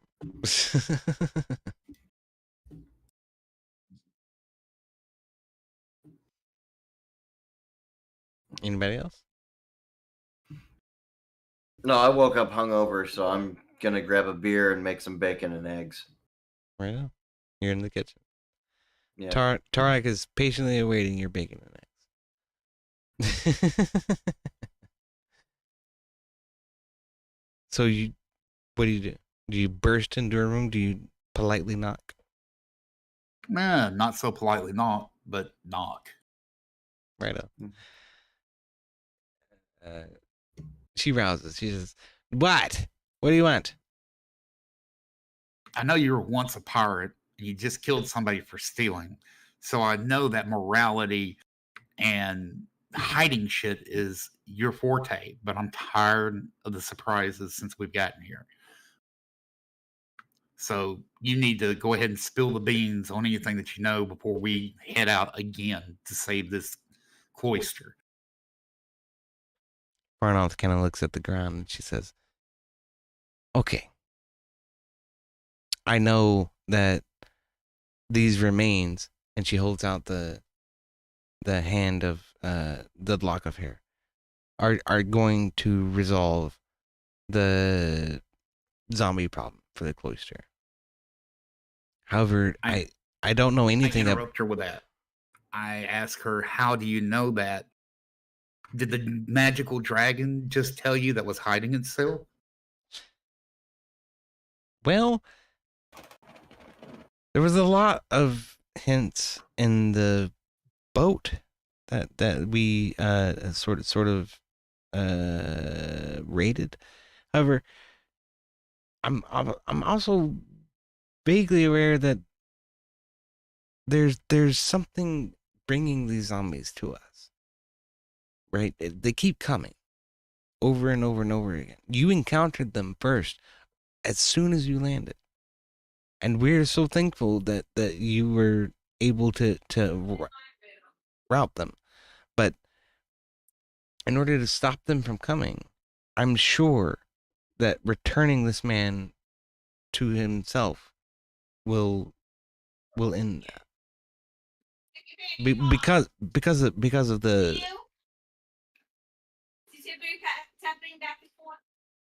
we're getting some I have feedback. no idea.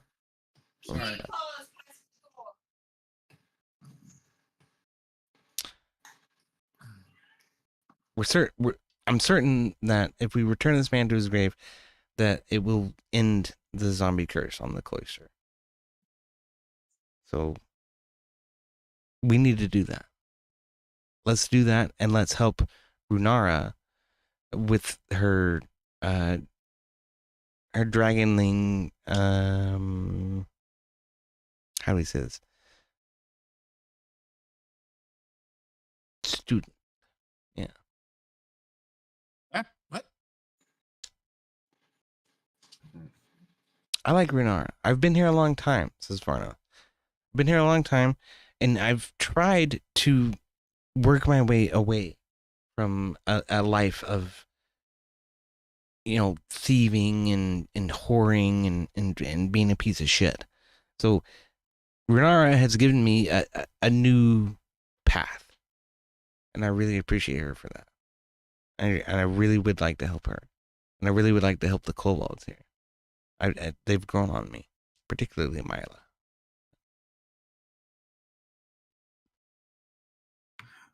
I tell her there's no guarantee that she'll be the one coming on the next adventure, and I motion for her to hand over the hair.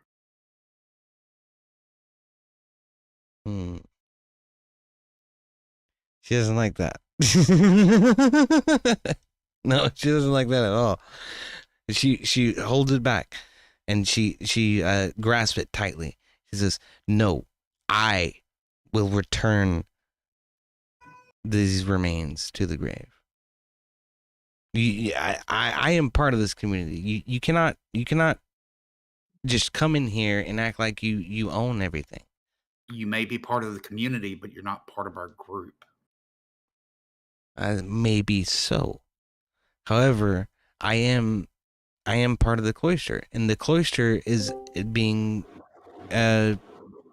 waylaid by these zombies. I want to stop the zombies for the kobolds and for Runar. I will stop the zombies. I tell her, okay, I'll remember that, and I'll leave. All right. She remains in her room. Evening, ladies. What's up, Bandit? It's good to see you, man. It's been a while. What are you up to tonight? We're playing D&D.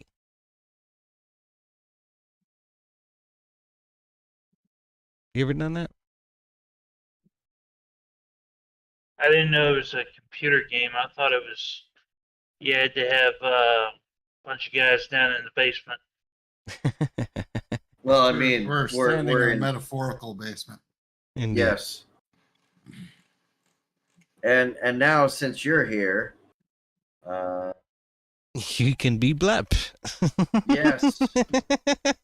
Yes, you must now take part in the spin the bottle rendition of who's going to play Twisted's character while he's not here, and also. Oh shit! My fucking soundboard's broken. Oh, that's a good one though. Want to see my pecker?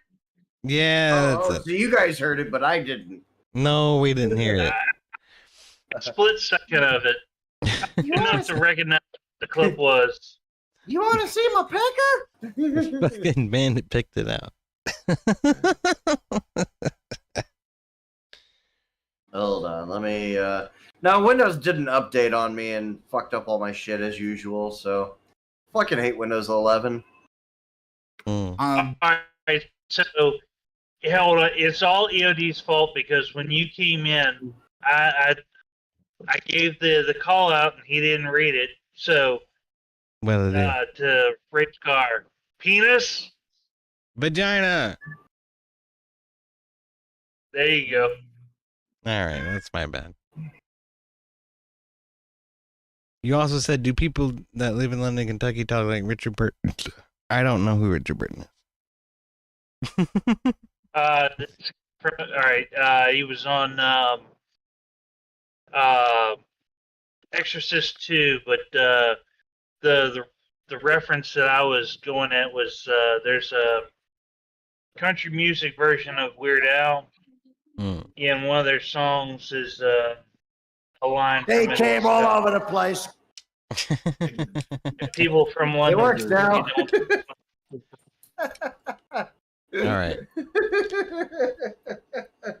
We're trying to get through this, Bandit. We have one more encounter for the night, and then I think we'll be done. But okay. Just put me down for rolling a 20. All right. I certainly will. Come here. So Chase. Go. Balforth runs into the kitchen. T. Roy Jenkins and Tarak and Dr. Clown Penis are all in the kitchen, as well as Blep. As Balforth walks in, I catch him out of my peripheral vision. I signal to him, I'm like, hey, there's bacon and eggs in there. Grab you some. I appreciate it, T-Roy, but I'd rather hurry up and see what they're planning on having us die for without telling us more. But I mean, yeah, dying's one thing, but fine American breakfast cuisine is importanter. as EOD walks away from his keyboard as I make a very important statement about how I am paying attention. Trying not to die is important, but like peak American breakfast cuisine is importanter. Blet pipes up and says, "Yep, absolutely. Let me have some." Well, since we're doing nerd shit, I'm gonna quote Worf and say, "Perhaps today is a good day to die." Perhaps it is. So, okay. As you all are hanging out and conversing and having breakfast, Varnoth eventually comes in. She comes in behind Balforth, and she says, "Well, hello." I put my hand on my hammer just in case. She sort of chuckles. And she says, "I think we need to get this done."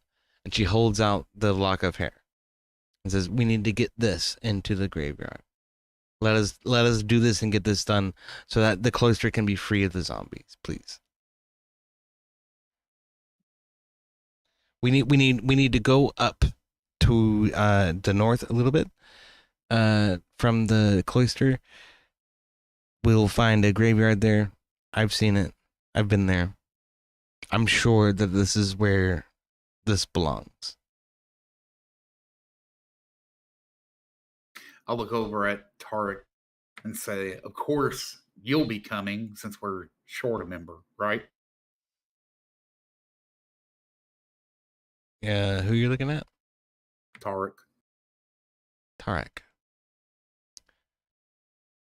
Tarek looks at Varnoth and she just shakes her head. Tarek says, "No, I think Varnoth wants to do this herself." And I turn towards Varnoth to go, we're one person short.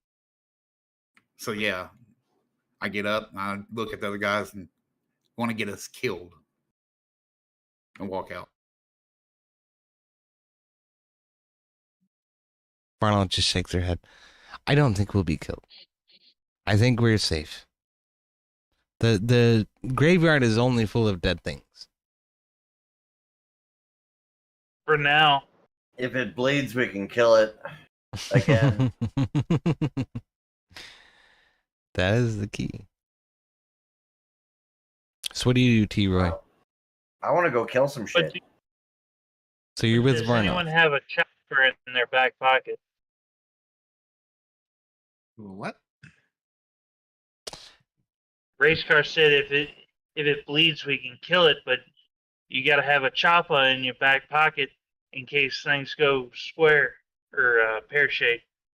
Pear-shaped, yeah. Well, I got things that I can throw that explode and turn into fire, and I also have pretty good skill with a bow and arrow, so I'm pretty confident in my abilities. Be aware of the area of effect. Predator reference to another Predator reference. Yeah. Welcome to Destination Fucked. So Varnoth points at Dr. Clown Penis and says, "Are you coming?" And she motions in her own direction and heads out the door.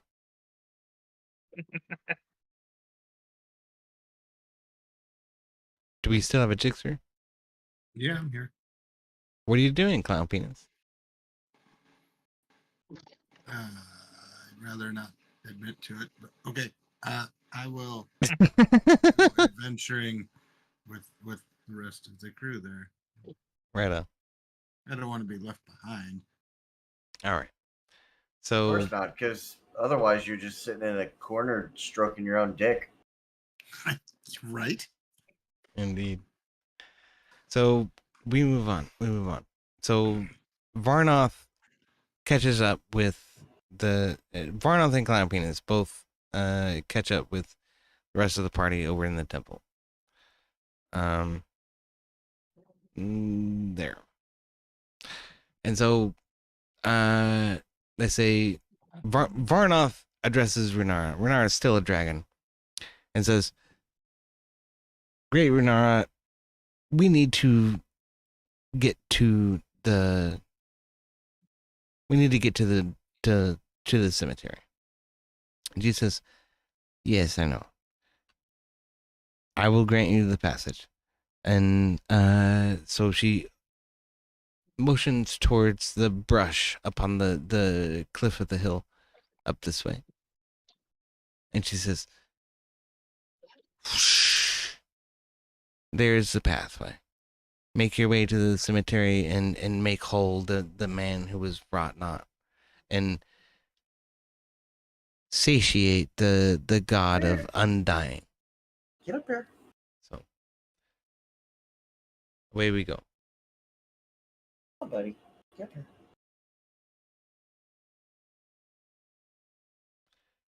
Okay, I have not actually put your characters onto this map. I'm sorry.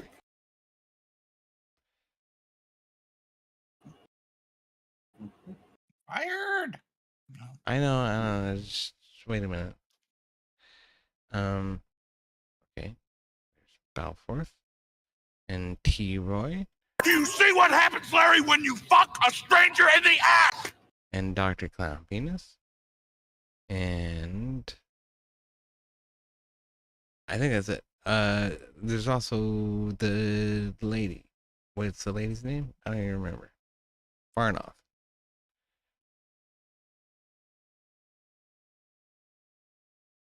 Oh my goodness sakes. I'm sorry. I did not even plan to fucking do this today. Farnoff. I mean, we're at a good stopping point, so you can fuck with it for next week. Well, I can't tell you what you're about to do. No, I said, well, if you're busy fucking with shit, this is a good stopping point for next week, because, I have to go to bed because I have to be up early and stuff. All right.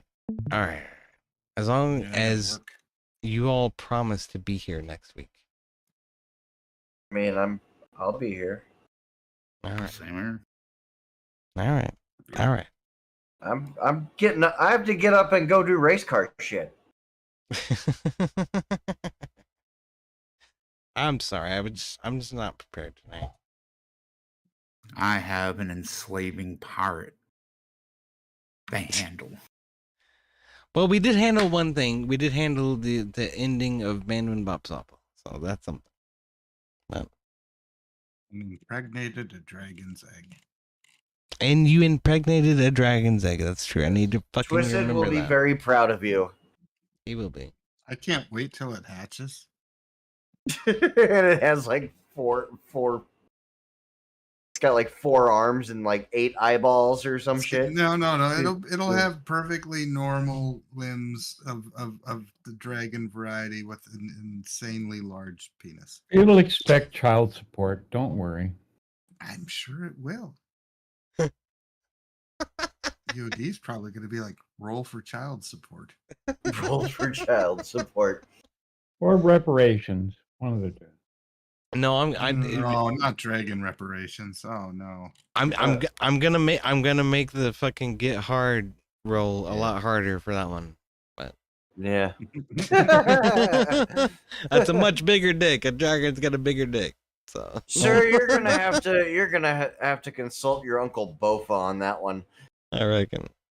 If I'm working on a character that can whisper to animals, can I then use that dragon later? Potentially. It's worth a shot. We should totally get Jixer on the next one. Absolutely. You're hilarious, my man.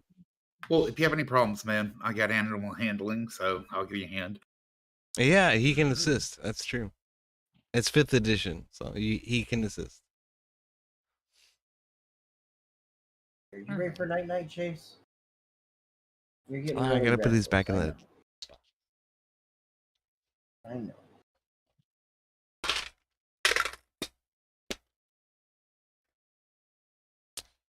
I did find the module though, so that's good. Hooray! You found paper. Yeah, this is the story we're playing right here. So I'm doing my best. I'm not the greatest DM and by any means, but I'm doing I my mean, best. to be fair, this was your first time DMing, is it not? It is. Yay! You play D&D. We also play D&D. We about broke time you got EOD's into it.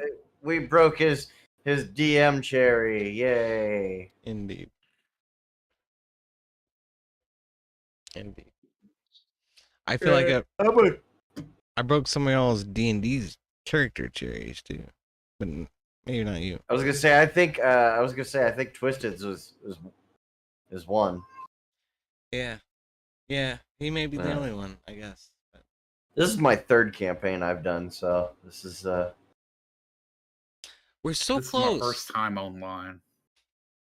Yeah, we're so close. We're so close.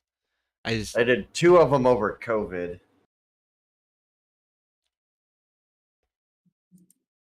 There's one big grand thing that we have to do. The cemeteries. You know what? I'm not even gonna tell you anything. I'm not gonna tell you anything. Spoiler alert. Can I make a suggestion on one of the mechanics? Yeah. Doesn't Twisted have to roll to see if he can get it up, and then also have to roll an attack? That's correct. That's what he wanted. Yeah. Okay, because I just wondered, wouldn't it be easier just to attach that to like a 20, and that would be basically getting it up and initiating the attack? Well, Cut out one mechanic. The getting hard. I can't believe I'm Whenever fucking I get talking it up, about that's this. all I can think about is attack. I can't believe I'm talking about this, but the getting it up is only a D6, and then the damage is like a D8, I think. So, Right, but it'd be like us rolling to hit. well, you rolled a hit with a 20, so that's a much lower chance. Yeah, but he can only roll the hit if a certain criteria is met. So it actually adds to it. It does. It makes it more difficult. It makes it a more difficult character to play, at least in combat. But no, it takes one step out, because he's got to be able to get this up to be able to roll the hit to do damage. And if you just made it being getting it up, counting as his roll to his attack roll, and then doing damage. Well, So you have to get it up every time to hit, though. I tell you what. I mean, you could roll a D6 and a D20 simultaneously.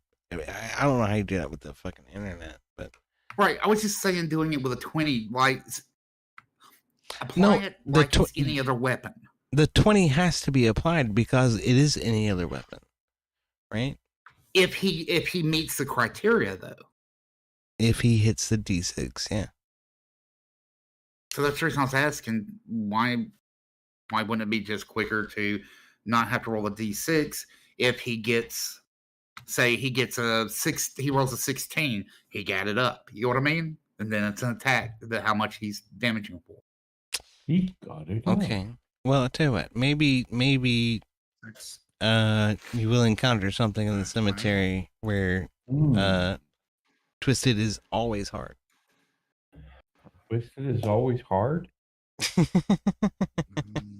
he can absolve himself. I mean, to be fair, he did say that he was after like the most sacred vial of Viagra to basically, for that reason, yeah. So he can have a forever boner. It could be in the cemetery. So that would mean that he wouldn't have to roll to see if he hits. He just rolls damage. No, No, he would no, just everybody roll to has see if he hits, but everybody has to roll to see if they hit, and everybody has to roll to see if they hit what damage they hit. But for Twisted, he also has to roll to get heart, so we can absolve him of that candy cap. That is a thing that we can do, but that is a thing that has to be written into the story, I think. Oh Lord, a boner coming out of a graveyard. Yeah, endless Seems boner coming from a graveyard. Yeah. Who knows? Maybe we encounter a necromancer who has that ability to Who give people knows? stiffies. You know. yeah. I cast You rigor know. mortis.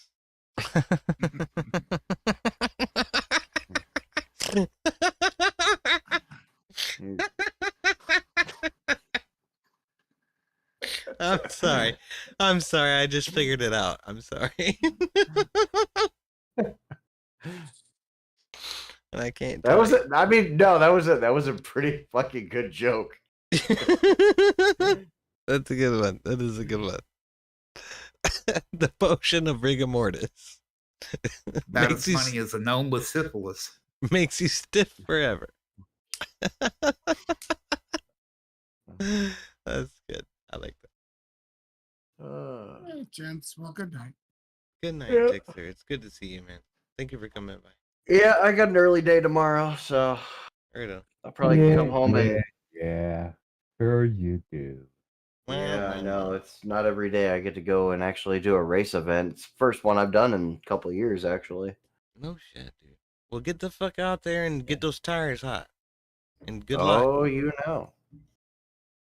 Oh, I definitely will be. So, track doesn't go hot till 10, so that'll definitely give the temperature to warm up a little bit too. So, Hell yeah.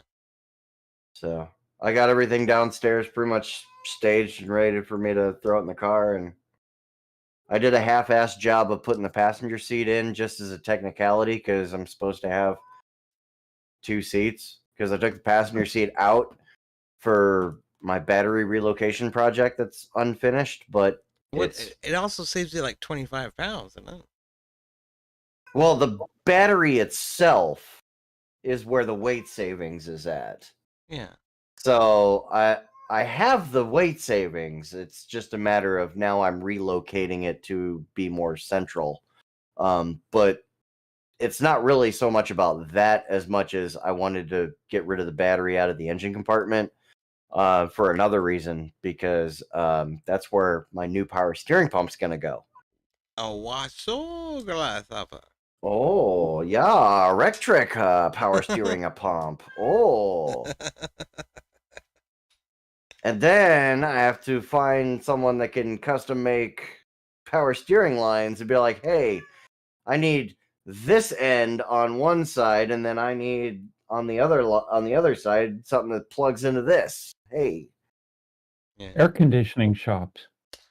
Well, I was gonna say anybody who does pneumatics, right? Actually, I was unaware, but apparently Napa can custom make high pressure hydraulic lines for you. So yeah, I'm gonna look into that, get those done, and then I'm gonna have electronic power steering. Fuck yeah. Fucking me. Yeah, one less parasitic draw off the engine whenever I'm racing. Well, that would be the last parasitic draw off the engine, because that's the only thing that's ran off the...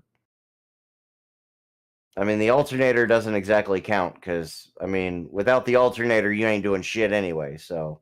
Yeah. But Ain't no engine firing without no. yeah. I mean, I'm not drag racing, so I mean, I can't run without an alternator. Drag racers can, because like their shit only needs to last for so many seconds. About 10. Yeah. Yeah. They fucking blow those things up in 10 seconds too, don't they? Yeah, I mean, my shit has to run anywhere between, like, depending on the autocross setup, like anywhere between like 30 seconds to like a minute and a half, plus like all the staging time and blah blah blah. So I mean, like, yeah, I might as well just build it as a fucking endurance car. You know. So. Well, wish you luck, man. Yeah, I'm good. I'm just gonna go out and have some fun. Alright. You know, just to get some seat time and play. So keep the eyes sharp, you know, because I'm trying to navigate through cones on a parking lot, and when you're just looking at cones, you're just like, at you know, like to the untrained eye, you're just like, wait, what the fuck? Oh yeah, now you have to do that at speed. Good luck, fucker. No, it's a lot of fun. I love going out there and doing that shit. So. Yep. All right, I'll catch y'all. Catch y'all in the next one. Thank you for coming by. Later.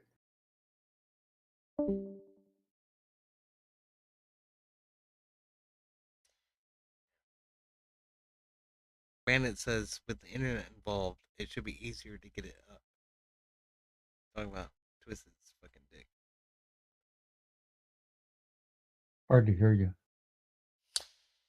Yeah, that's okay. I said Bandit says, when with the internet being involved, it should be easier to get it up. He's talking about Twisted's dick.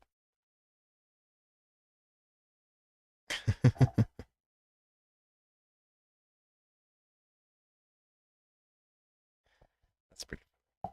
I have fun with this. Heavy, I feel like you're annoyed by the pacing. No. No? Nah, I'm good. Okay. I just figured that if there's radio silence, go ahead and do something. Yeah, right. Good. Definitely do that. Engage. Dig. Poke the NPCs. I need more of that. I'm not good at being an NPC, but I'm trying.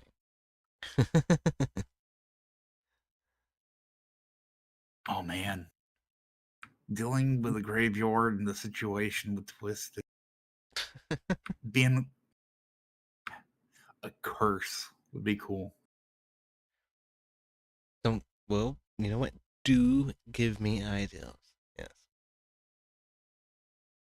Because I'll tell you something. This isn't actually part of the fucking book. It's something that I thought we should do. Because we found the finding of the cursed remains is part of the book. And then it's like, you should just resolve that. And I'm like, well, how? So we're figuring that out in real time.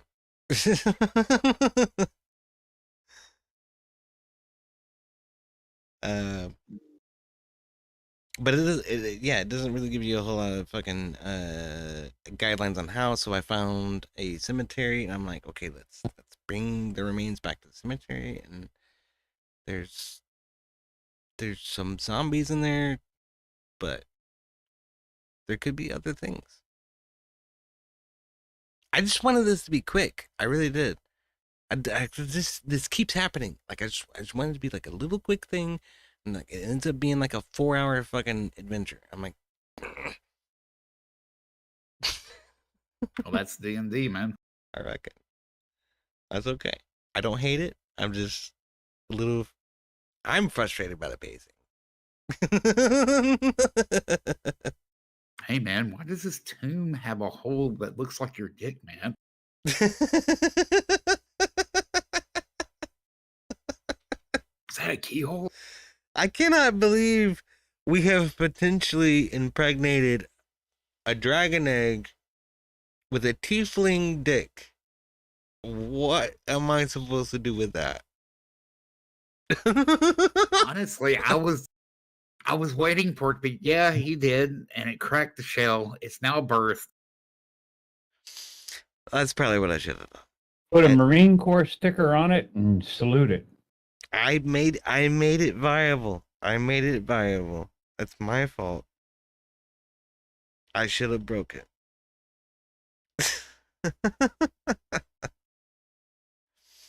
You know, Runara is actually really powerful. if she was involved in the fight, that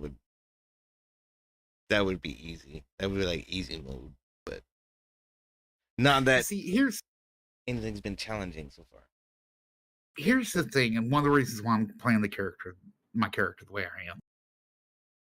I mean, I'm already questioning the whole religion aspect of it, and now we're in basically a dragon whorehouse,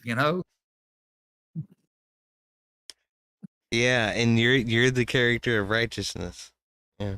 Well, the reason that the ones pissing me off so much is because backstory of the god that I served being based upon slavery and shit like that. And she's an ex-pirate that enslaved people. Now she's literally killing cohorts because they stole from her exactly what she used to do. Right on. I don't understand. Backstory for the thing. No, I don't understand how you impregnate an egg. Exactly. It doesn't But you have had to. to impregnate the dragon to lay the egg. It doesn't. It doesn't have to be feasible. Wobbly. Okay. What am I saying? You're right. You're right.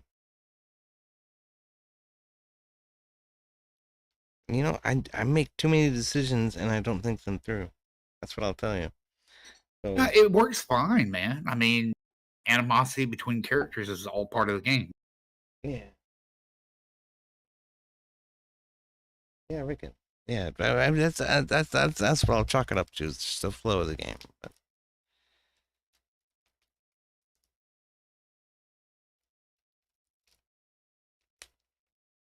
It's fun. It's a good time. It's a good time. Democrat. Yeah, right.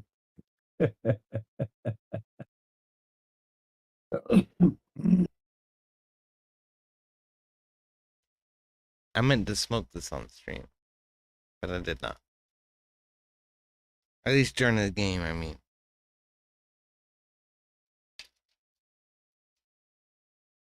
So what kind of tobacco are you smoking? Cool.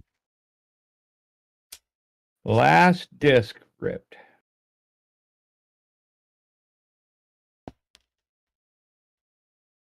Holy shit.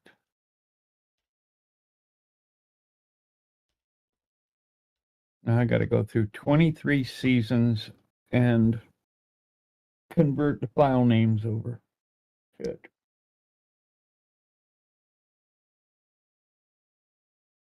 So what kind of tobacco are you smoking, EOD?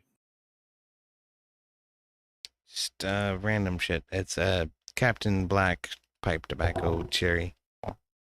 So a sweet blend. I don't know. Whenever I smoke a pipe, I tend to do like Virginia longleaf, things like that, more dry, coarse. I like it smooth. I like it smooth because this is an indulgence. If I need tobacco, I go for a cigarette.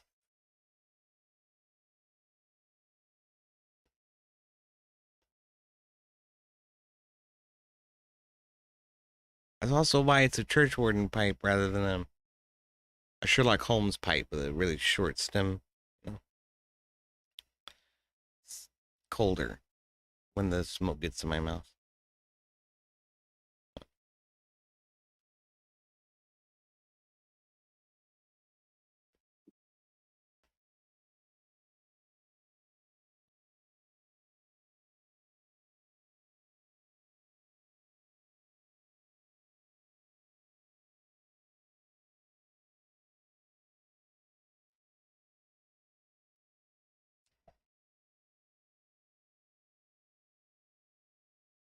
I'm constantly watching my internet, thinking the internet goes out because the fucking there's been a big ass electrical storm around here lately. Today.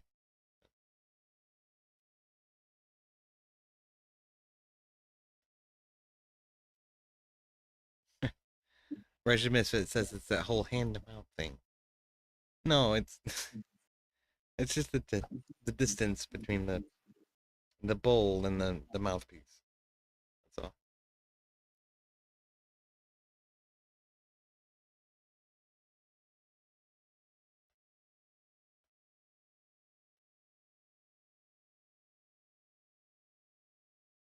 That's what she said. Oh, look out. It is indeed. Let me ask you this. Have you all heard that Rob Noor went full time with that, with streaming?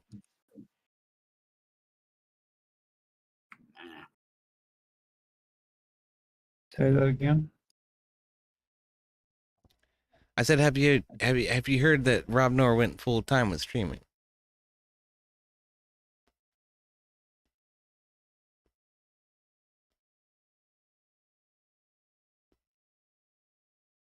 Where? YouTube primarily.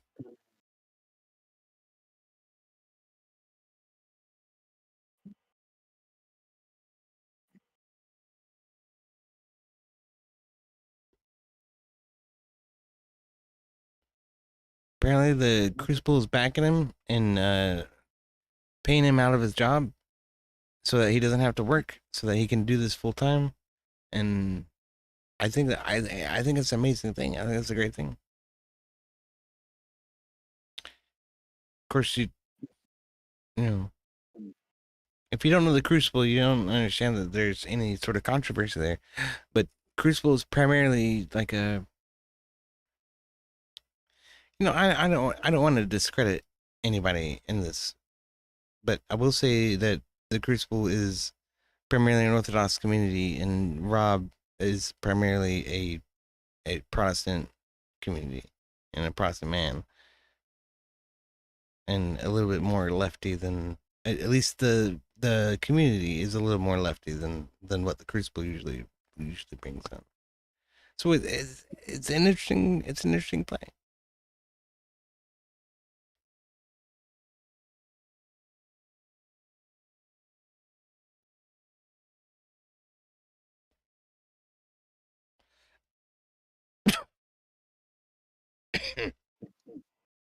Shit chokes me up. I will say, I'm a mod over there, and I'm tied up in it a little bit. I'm trying to do my best to be supportive of Rob in this, and I think it's a great thing.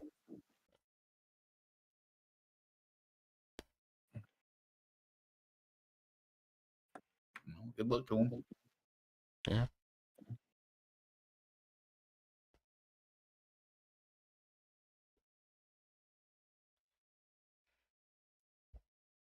Yeah.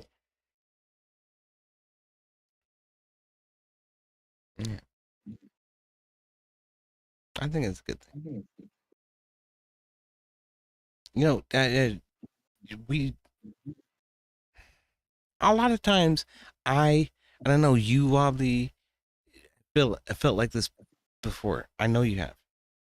Okay, it is that you're just shouting into the wind, that it's doing nothing, but you're saying something which is true, and that you believe, and that a lot of people in your chat believe, but it's accomplishing a lot of nothing. And I feel like the more that we aggregate around stuff like, well, you know what? I shouldn't even say that. I feel like you're doing more than I am. I'll tell you that. But also, having these types of communities where there's streamers teaming up with each other and doing that kind of thing is even more influential. And how do we call this? Like a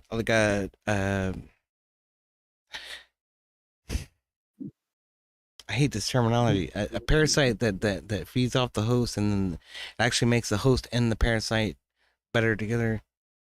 There's a word for that. Yikes. Protection in numbers. Protection in numbers. That's fair. But no, that's not what I meant. Homeostasis. Homeostasis. Yeah, it's close. But no, homeostasis is just the status quo. This is something that makes things better. It's fuck. I don't remember. I don't remember. I will look it up and I'll figure it out 3 hours from now. But doesn't matter. What I mean is that the synergize. That's what I mean. Is synergy. Um yeah, that's it. That's synergy. Is that the two feed into each other and then make things stronger, right? That's a good thing. I think that's a good thing. Rob and fucking Andrew Wilson are two of the most fantastic fucking debaters I've ever seen on the internet. So they can be synergistically, congruent with each other and make this into something amazing.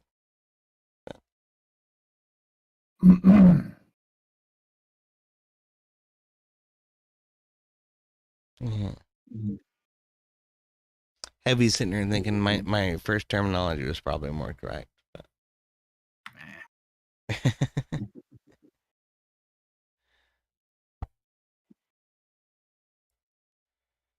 I don't know, man. Sometimes there's a big fish and sometimes there's a small fish. Oh, there's always a bigger fish. I know it. My point is that the big fish can grow from the small fish as well. At least when it's somebody that has something to draw people in with.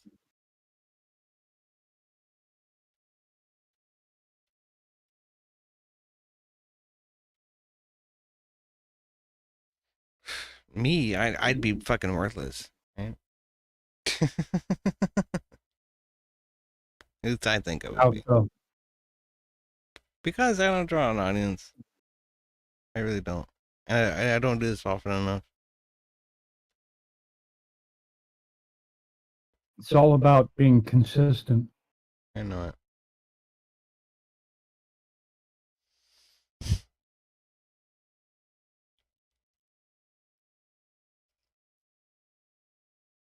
Hmm.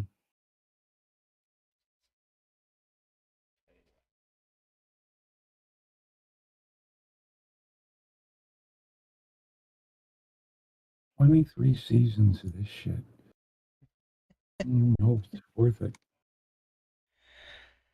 I wanted to ask you, Albie, do you have the Incredible Melting Man? I don't know. I've got so many movies. I have no idea if I do or don't.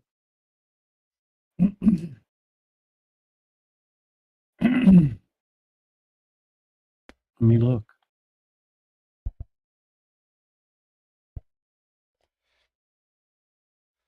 My parents met at a drive-in. Well, their first date was at a drive-in where they saw that movie.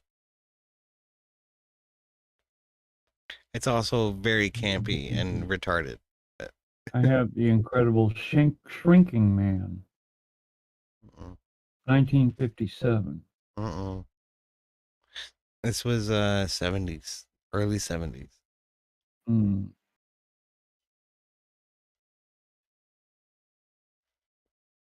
No, I don't have it. That's okay. That would have been cool. But I've been thinking, like, maybe it would be cool if I've been trying to think of ways to engage everybody in ways other than the D&D. I like the D&D. I like doing the D&D. I just feel like it's a bit laborious, and I think it's hard for newbies to get into it. You know what I mean? So I'm thinking of ways to get other people engaged in this, and one of those might be watching shitty movies from fucking 50 years ago, like. Because The Incredible Melting Man is not a masterwork of cinema. You know what I mean? It's a fucking schlock fest. It's a piece of shit driving B movie, but I think it would be funny to look at and laugh at.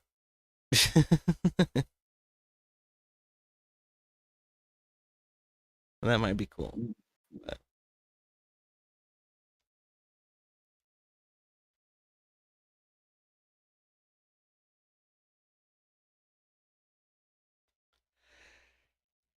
Maybe okay. I don't know. Maybe I'm bringing up the wrong tree because we're dealing with other people's IPs and shit like that. So As long as it's older than 1981, you don't have any problem. right. That's why I suggested Melting Man because it's early 70s. You also can play movies that are from studios that no longer exist.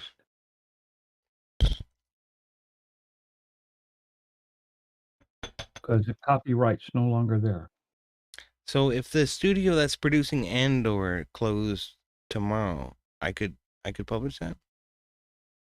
Well, you'd have to research and see if somebody else has bought the copyright on it. Yeah, the publisher definitely did. Yeah. It's Disney. No, so. copyright, not publisher. Yeah. Because they fall under copyright law. These are the things that, Joe and I used to talk about all the time. Because he was doing movies and stuff like that, and so was I for a while. Yeah. I liked your Saturday morning movies, man. That was good times. Porky's. Well, I've been thinking about doing it again, but you know, the first time I saw Porky's was on your stream. Eaten up by stuff. Eaten up by stuff. Well, I've got server work that I usually push off to the weekend. It took me about 2 months to convert all the collections that I had over to files that I could play easily on Plex. Because I didn't want to just keep going through the update cycle every so often with J Rivers Media Center. That sounds like a nightmare. Well, I liked the version I had. I paid for it, but then, after it got about 3 or 4 versions behind, they basically crippled it because they said they wouldn't support it anymore. So it just left me hanging. So I started looking at other ways of doing it. Jellyfin, Plex. I figured that since Jellyfin doesn't really have an app that I can put on my television, I'd still have to run a computer attached to the television. I just went with Plex because there's apps out there for smart TVs.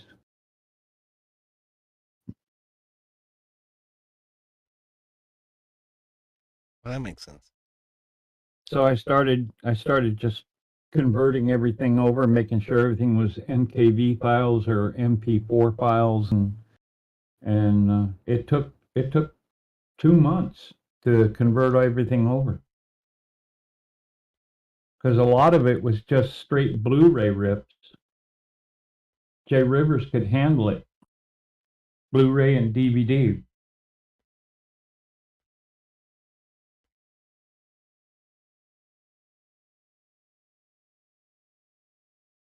So it took a lot of time. I tell you what, I like BLC, man. That's a magic player. That's amazing. BLC works great, and you can play Blu-ray and DVD through it natively. You just have to find the TS file or the IFO file, and it'll play. They say it's developed by a Russian studio, I think. A Russian development. I don't think so. No? No. I'm pretty sure it's not. I thought the development of Matroskovich, codec and VLC were like intertwined. No.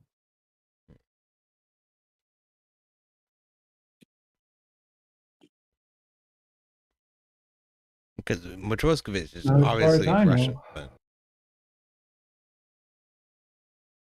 I mean, Well, I had several different types of players.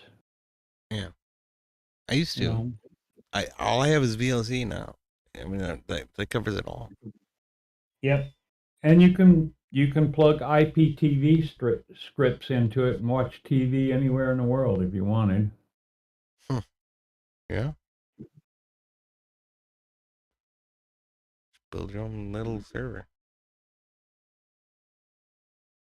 It'll do that.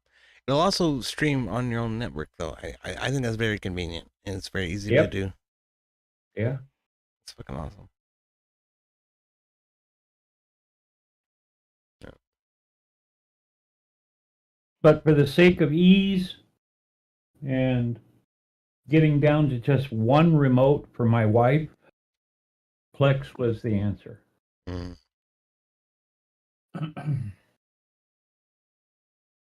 That's usually what it boils down to is the one. Yeah, happy wife, happy life. Indeed.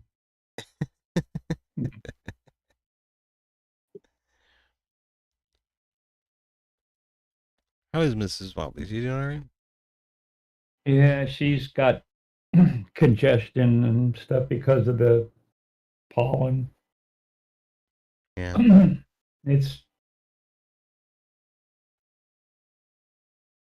But she's okay. Busier than hell. That's good. I'm glad to hear it. Yeah, she's she's president of the Women's Auxiliary now, not secretary. That duty is going away. She'll just be president, but she's still working with Girl State and a bunch of other scholarship programs. So keeps her busy. Yeah. And I'm just tech support. I was tech support for my uncle's AMVETS post, so I know the feeling. I set up their cash registers and the security system and a few other things that I had no idea how to do. I just figured it out because they asked me to.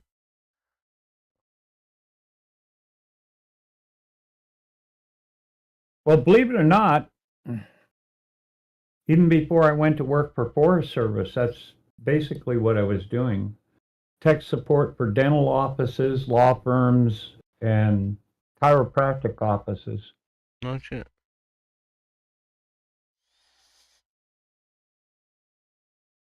And then I went to work for Catholic Charities for a while. And then went in and finally got a job in electronics. Finally fell back into the career and the type stuff that I like working on for U.S. Forest Service. So, and that worked out great for me because they helped me get my education, get all my licenses. In fact, I was one of the very few technicians that had all 8 elements of my FCC license. No shit. Yeah, because the guy I work for, he says that, you're too damn smart just to sit here and beat on radios all day long. We're going to make sure that you're fully accredited. So I went down to San Diego and went to school for about 3 weeks and then took the tests and passed all 8 elements in one day. Hear to that.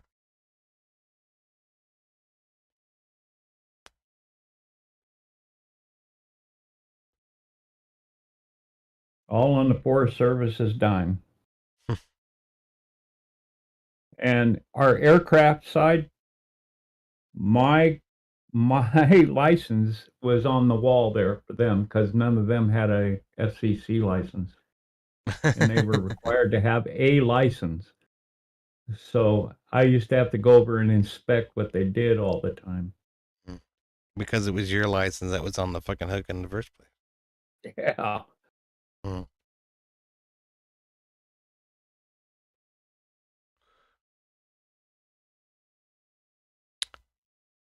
You know, Wobbly, I don't think this is a question I ask you very often, but I'd like to posit it again.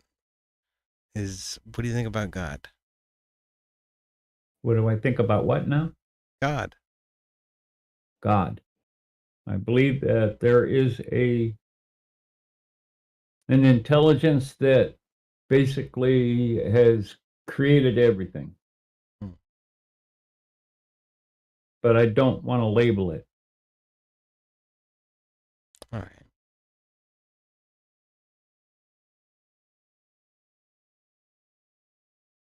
That's fair enough. That's fair enough. Thank you. I don't believe in accidents. Yeah. Well, it would be silly if we were to believe in accidents, wouldn't it? We'd all just be a matter of random chance. You and I and the Earth itself, and then if that were true, then why wouldn't there be tens of thousands of Earths within our purview as we look out into the universe? Could be. Yeah, but there's not. I mean, we've observed them. Could be. The Kepler telescope can observe exoplanets and make determinations about whether or not they're Earth-like. Could be. Yeah. Could be. Don't know. I mean, if there isn't intelligent life someplace else, it's a total waste of space, right? Ain't that the fucking truth? Isn't that what he said?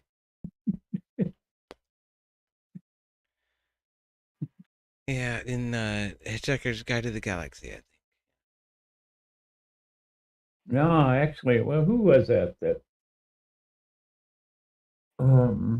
He's dead now. Sagan. Carl Sagan. Sagan, yes. Yeah. Douglas Adams probably stole it from Carl Sagan. Let's be real.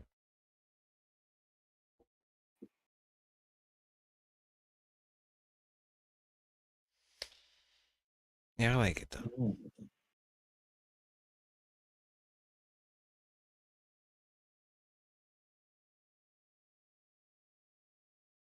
I think man just wants to find order. Yeah. That's all. They've had this drive to try and explain things that they don't understand. Yeah, that's true. We're gonna find a way, one way or the other, whether we're right or wrong. Yeah, but can they be mature enough to understand when they're wrong? No.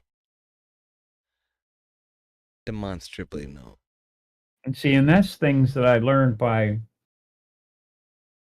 just listening to Buddhism and other types of philosophies.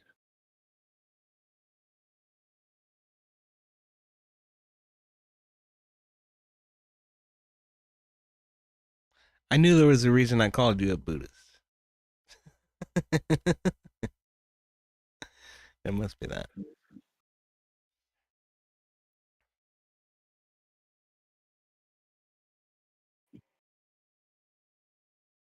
I read them too. I read the Tao Te Ching. I read a little bit of Buddhism. I read a little bit of Hinduism, and I'm intrigued by all of it, but none of it seems right to me.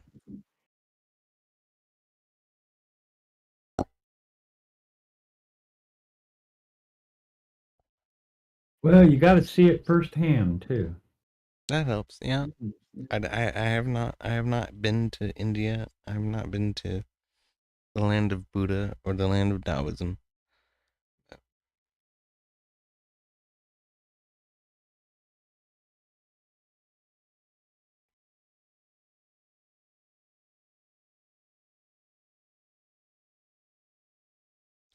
I have not been to the land of Orthodoxy either. I have not been to an Orthodox church. And I have been asked to go to one. And I'm not sure if I really want to. But maybe I do. Maybe I should.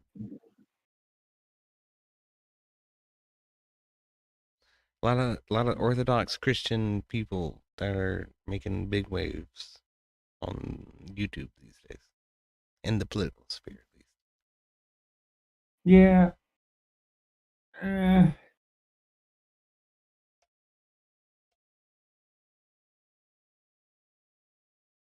It's dangerous to be a fanatic or only focus on one thing.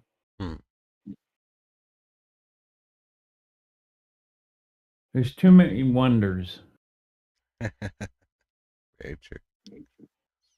Very true. I think that's what stirred Musk to talk to me on X. Musk added you on X? Yeah, I've had a couple of conversations with him, mainly because I really appreciate the fact that he's really taking wonders and creating reality out of them Fucking in his own way, with the help of a lot of very, very smart people too. Yeah. Yeah.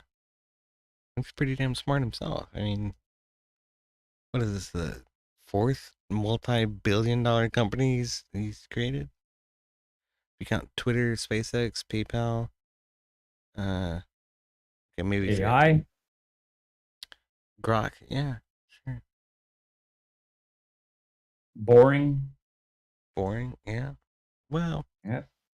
I The think results of boring it can be seen right in Vegas. can they? I was gonna say boring's more like a scratch pad for California government, right? But They have a contract of building a underground transportation system in the Los Angeles area, but I have no idea what state that's in.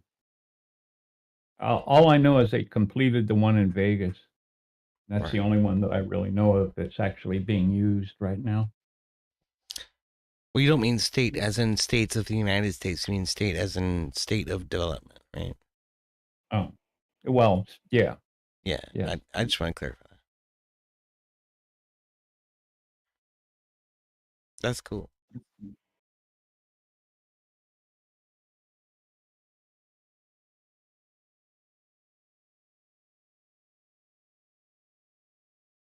That's cool.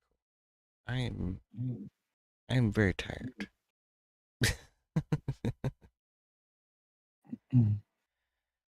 Sorry, I'm not being super fucking entertaining tonight. And I feel like I was kind of flat on the D&D. Yeah, session. Wretched, I have pretty much all but one of Clint's movies.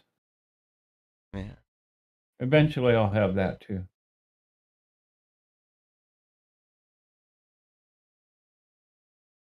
I've been going online seeing if I can buy the disc, and I just haven't found it yet. Who's the other one? There's Clint Eastwood. Who's the other big cowboy? John Wayne. Yes, John fucking I Wayne. pretty much have all of John Wayne. All the way back. John Wayne was epic. I really like John Wayne a lot better. Clint Eastwood was kind of muted in the way that he portrayed his character. John Wayne was like, "Fuck you, motherfucker!" He just whipped his dick out and slapped his balls on the table. You know. Yeah, as long as he could get his wig on right before he stepped in front of the camera. Yeah.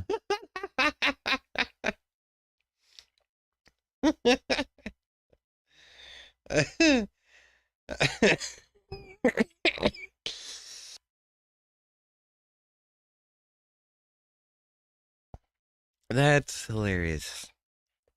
I did not know he wore a wig. Oh yeah.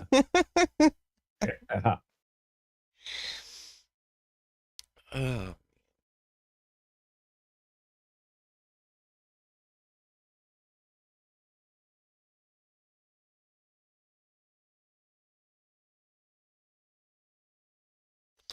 What do you think of Bruce Willis movies when you compare them against those two?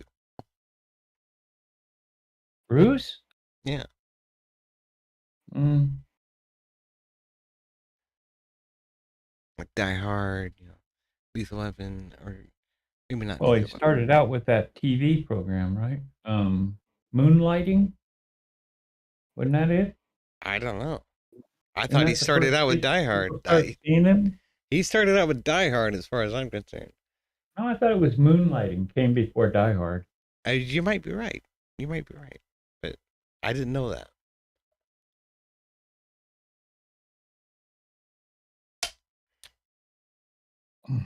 Yippee-ki-yay, motherfucker. My nerd is showing here because I.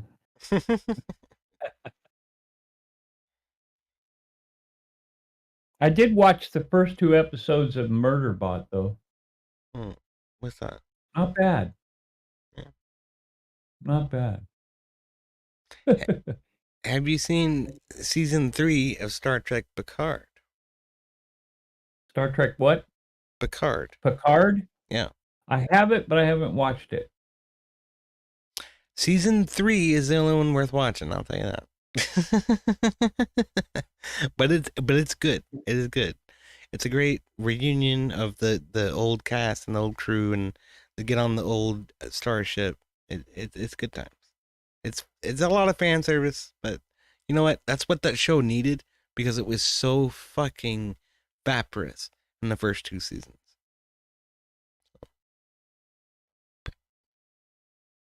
I'm a Trekkie. I like Trek.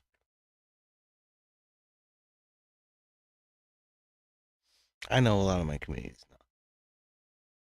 So did they course correct from making every male character a bumbling fucking idiot? Yes. Season 3 is essentially the last season of Next Generation. You know, so there's a very good capstone on the final season of Next Generation, I'm sorry. But if you can forgo that a little bit, then season 3 of Star Trek Picard makes a lot of sense. And it's like Picard season 1 is like one show. Picard season 2 is like a completely different fucking show, because season 1 is like the androids are fucking assholes and they're trying to destroy humanity and this, that, and the other thing. And season 2, Starfleet is it turns into an alternate fucking universe, and Starfleet is fascistic and, you know, tyrannical. It's like, okay, so that's season 2. And season 3 is like, okay, we're just gonna get everybody back together and just do the old thing again. It's like, that's what you should have done in the first place. What are you doing? Why do you call a show Star Trek Picard with a fucking 90-year-old Patrick Stewart and not do that? You fucking retards.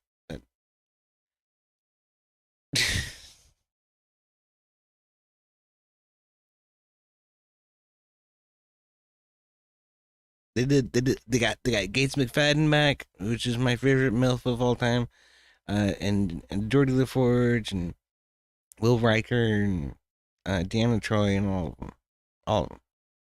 It was good. Ended up going to a museum and digging up the old Enterprise D and saving the fucking day, man. It's beautiful.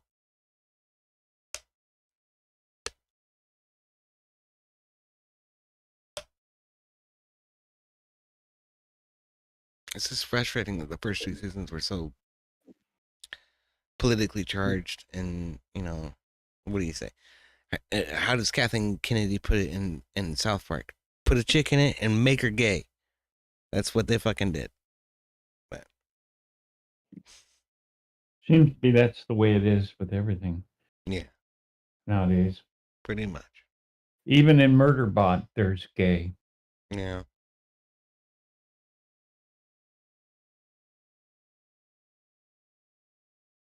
I mean, shit. I don't care if they introduce 1,000 gay characters, only 50 straight characters. The problem is is fucking with lore and changing characters. Changing who characters are. Yeah. Yeah, that's the problem. They did not do that. They did not do that with Star Trek Picard, but they were wise enough not to do that.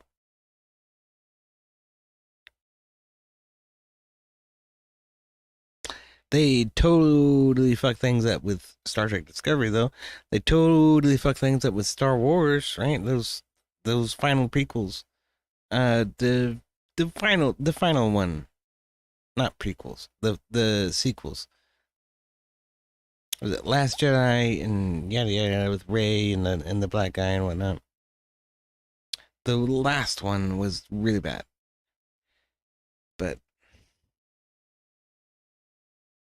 That's the I don't know. I've yet to watch it. It's the end. It is the end of Star Wars. That's what they intended to do, was to kill Star Wars. With Ray and the other guy. They're gonna make another one. Adam Driver. I don't know if he's in it or not. The black guy. Oh, okay. They're gonna make another one. He's good. He's okay. I like the black guy. The black guy's okay. I And like he's already Ray. complaining. That's a good sign, because he has a fucking head on him that actually makes sense. I've seen some of his interviews. He's British, but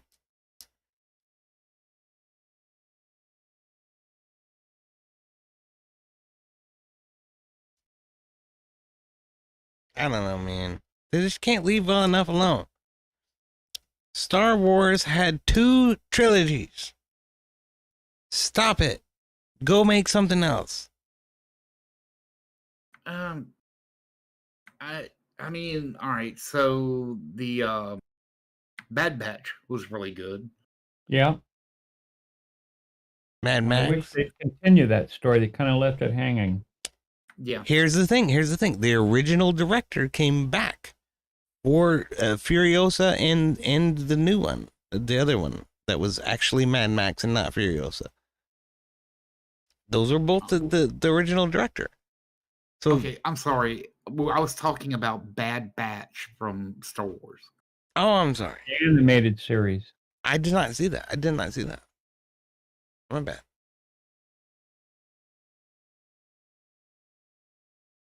But that. Okay. I haven't seen that. I need to see that.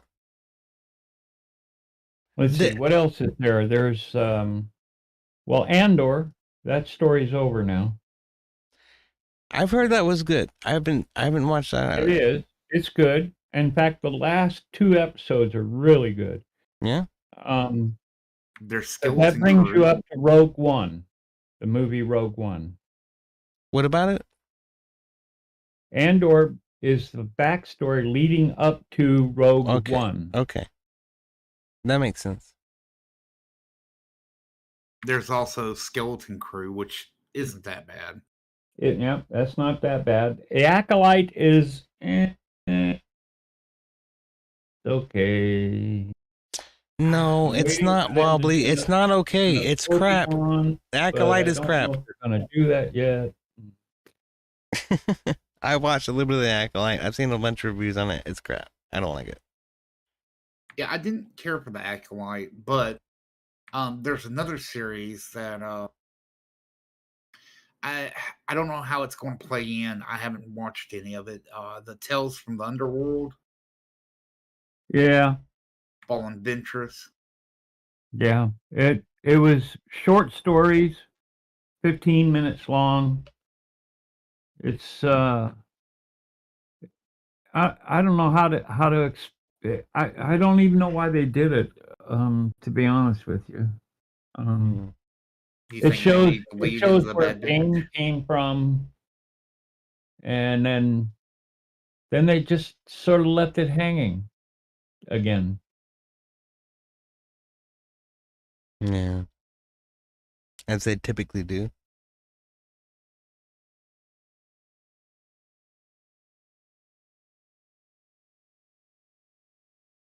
I mean, Rebels was good up to a point.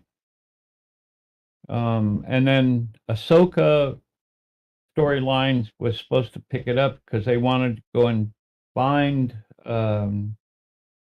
what's the character's name? I forget the character's name right now. Ahsoka? At the end of Rebels. I don't know. And they find him, but now they're just stranded, and they've dropped it again. So, and, you know, after a while. Ezra, that's his name. Ezra, yeah. Ezra Bridger. Ezra means to embrace change. What was I going to say is, this is what they do. They always just have to shit on a fucking thing and then leave it to rot, you know? That's terrible. J.J. Abrams, the J.J. Abrams mystery box. That has ruined contemporary sci-fi, in my opinion. It did it to Star Trek, and it did it to Star Wars too. They're supposed to bring another episoded series based on Firefly. Do what now? The series Firefly, remember that? Yes, One season. Yeah, it's Yeah, fucking they're amazing. I have that one. I've watched that 15 times. I'm sorry, Yeah. I was silent because the dread had hit me. They're supposed to bring another episoded series based on that, That might be great. That would be great. including Nathan. So I guess I don't know. Is the rookies going to die, or have they canceled it? I haven't found out yet. So is he going to be in a reoccurring character in the new Firefly and do rookies at the same time? Because they're two different studios. He's still a prominent character in the Rookies currently. Well, wait a minute now. What is the Rookies? The Rookies, Rookies is a cop show. Yeah. Okay. LAPD. Like contemporary LAPD? Mm-hmm. Nothing to do with Firefly Universe at all. Mm-hmm. Okay.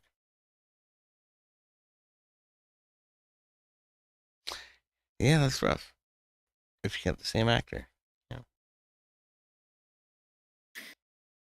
I don't know. And the reason I say this is because, all right, in the Rookie, you have both Alan Tudyk and you also have him, which, they're really, really close friends. And in Firefly, Alan Tudyk's character has died. Yeah. So in the movie, yeah. Yeah, that might, be the deal breaker.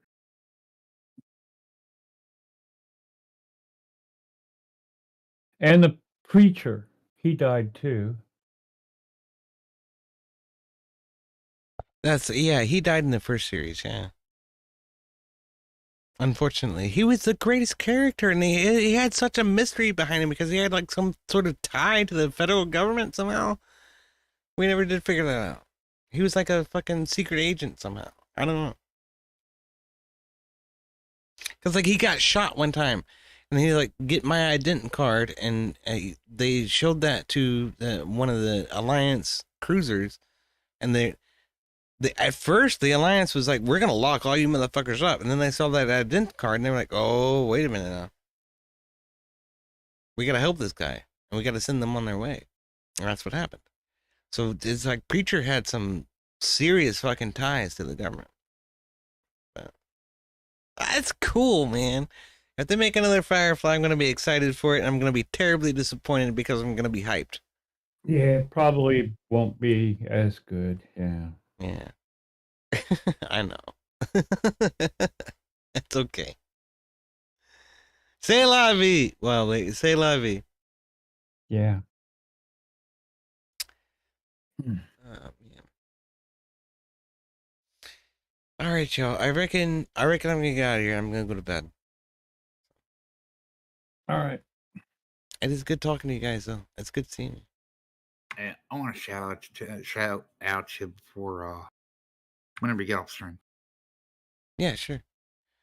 I'll come back in just a second. Y'all hang out right here. I'll come back in just a second. Okay? Roger. All right.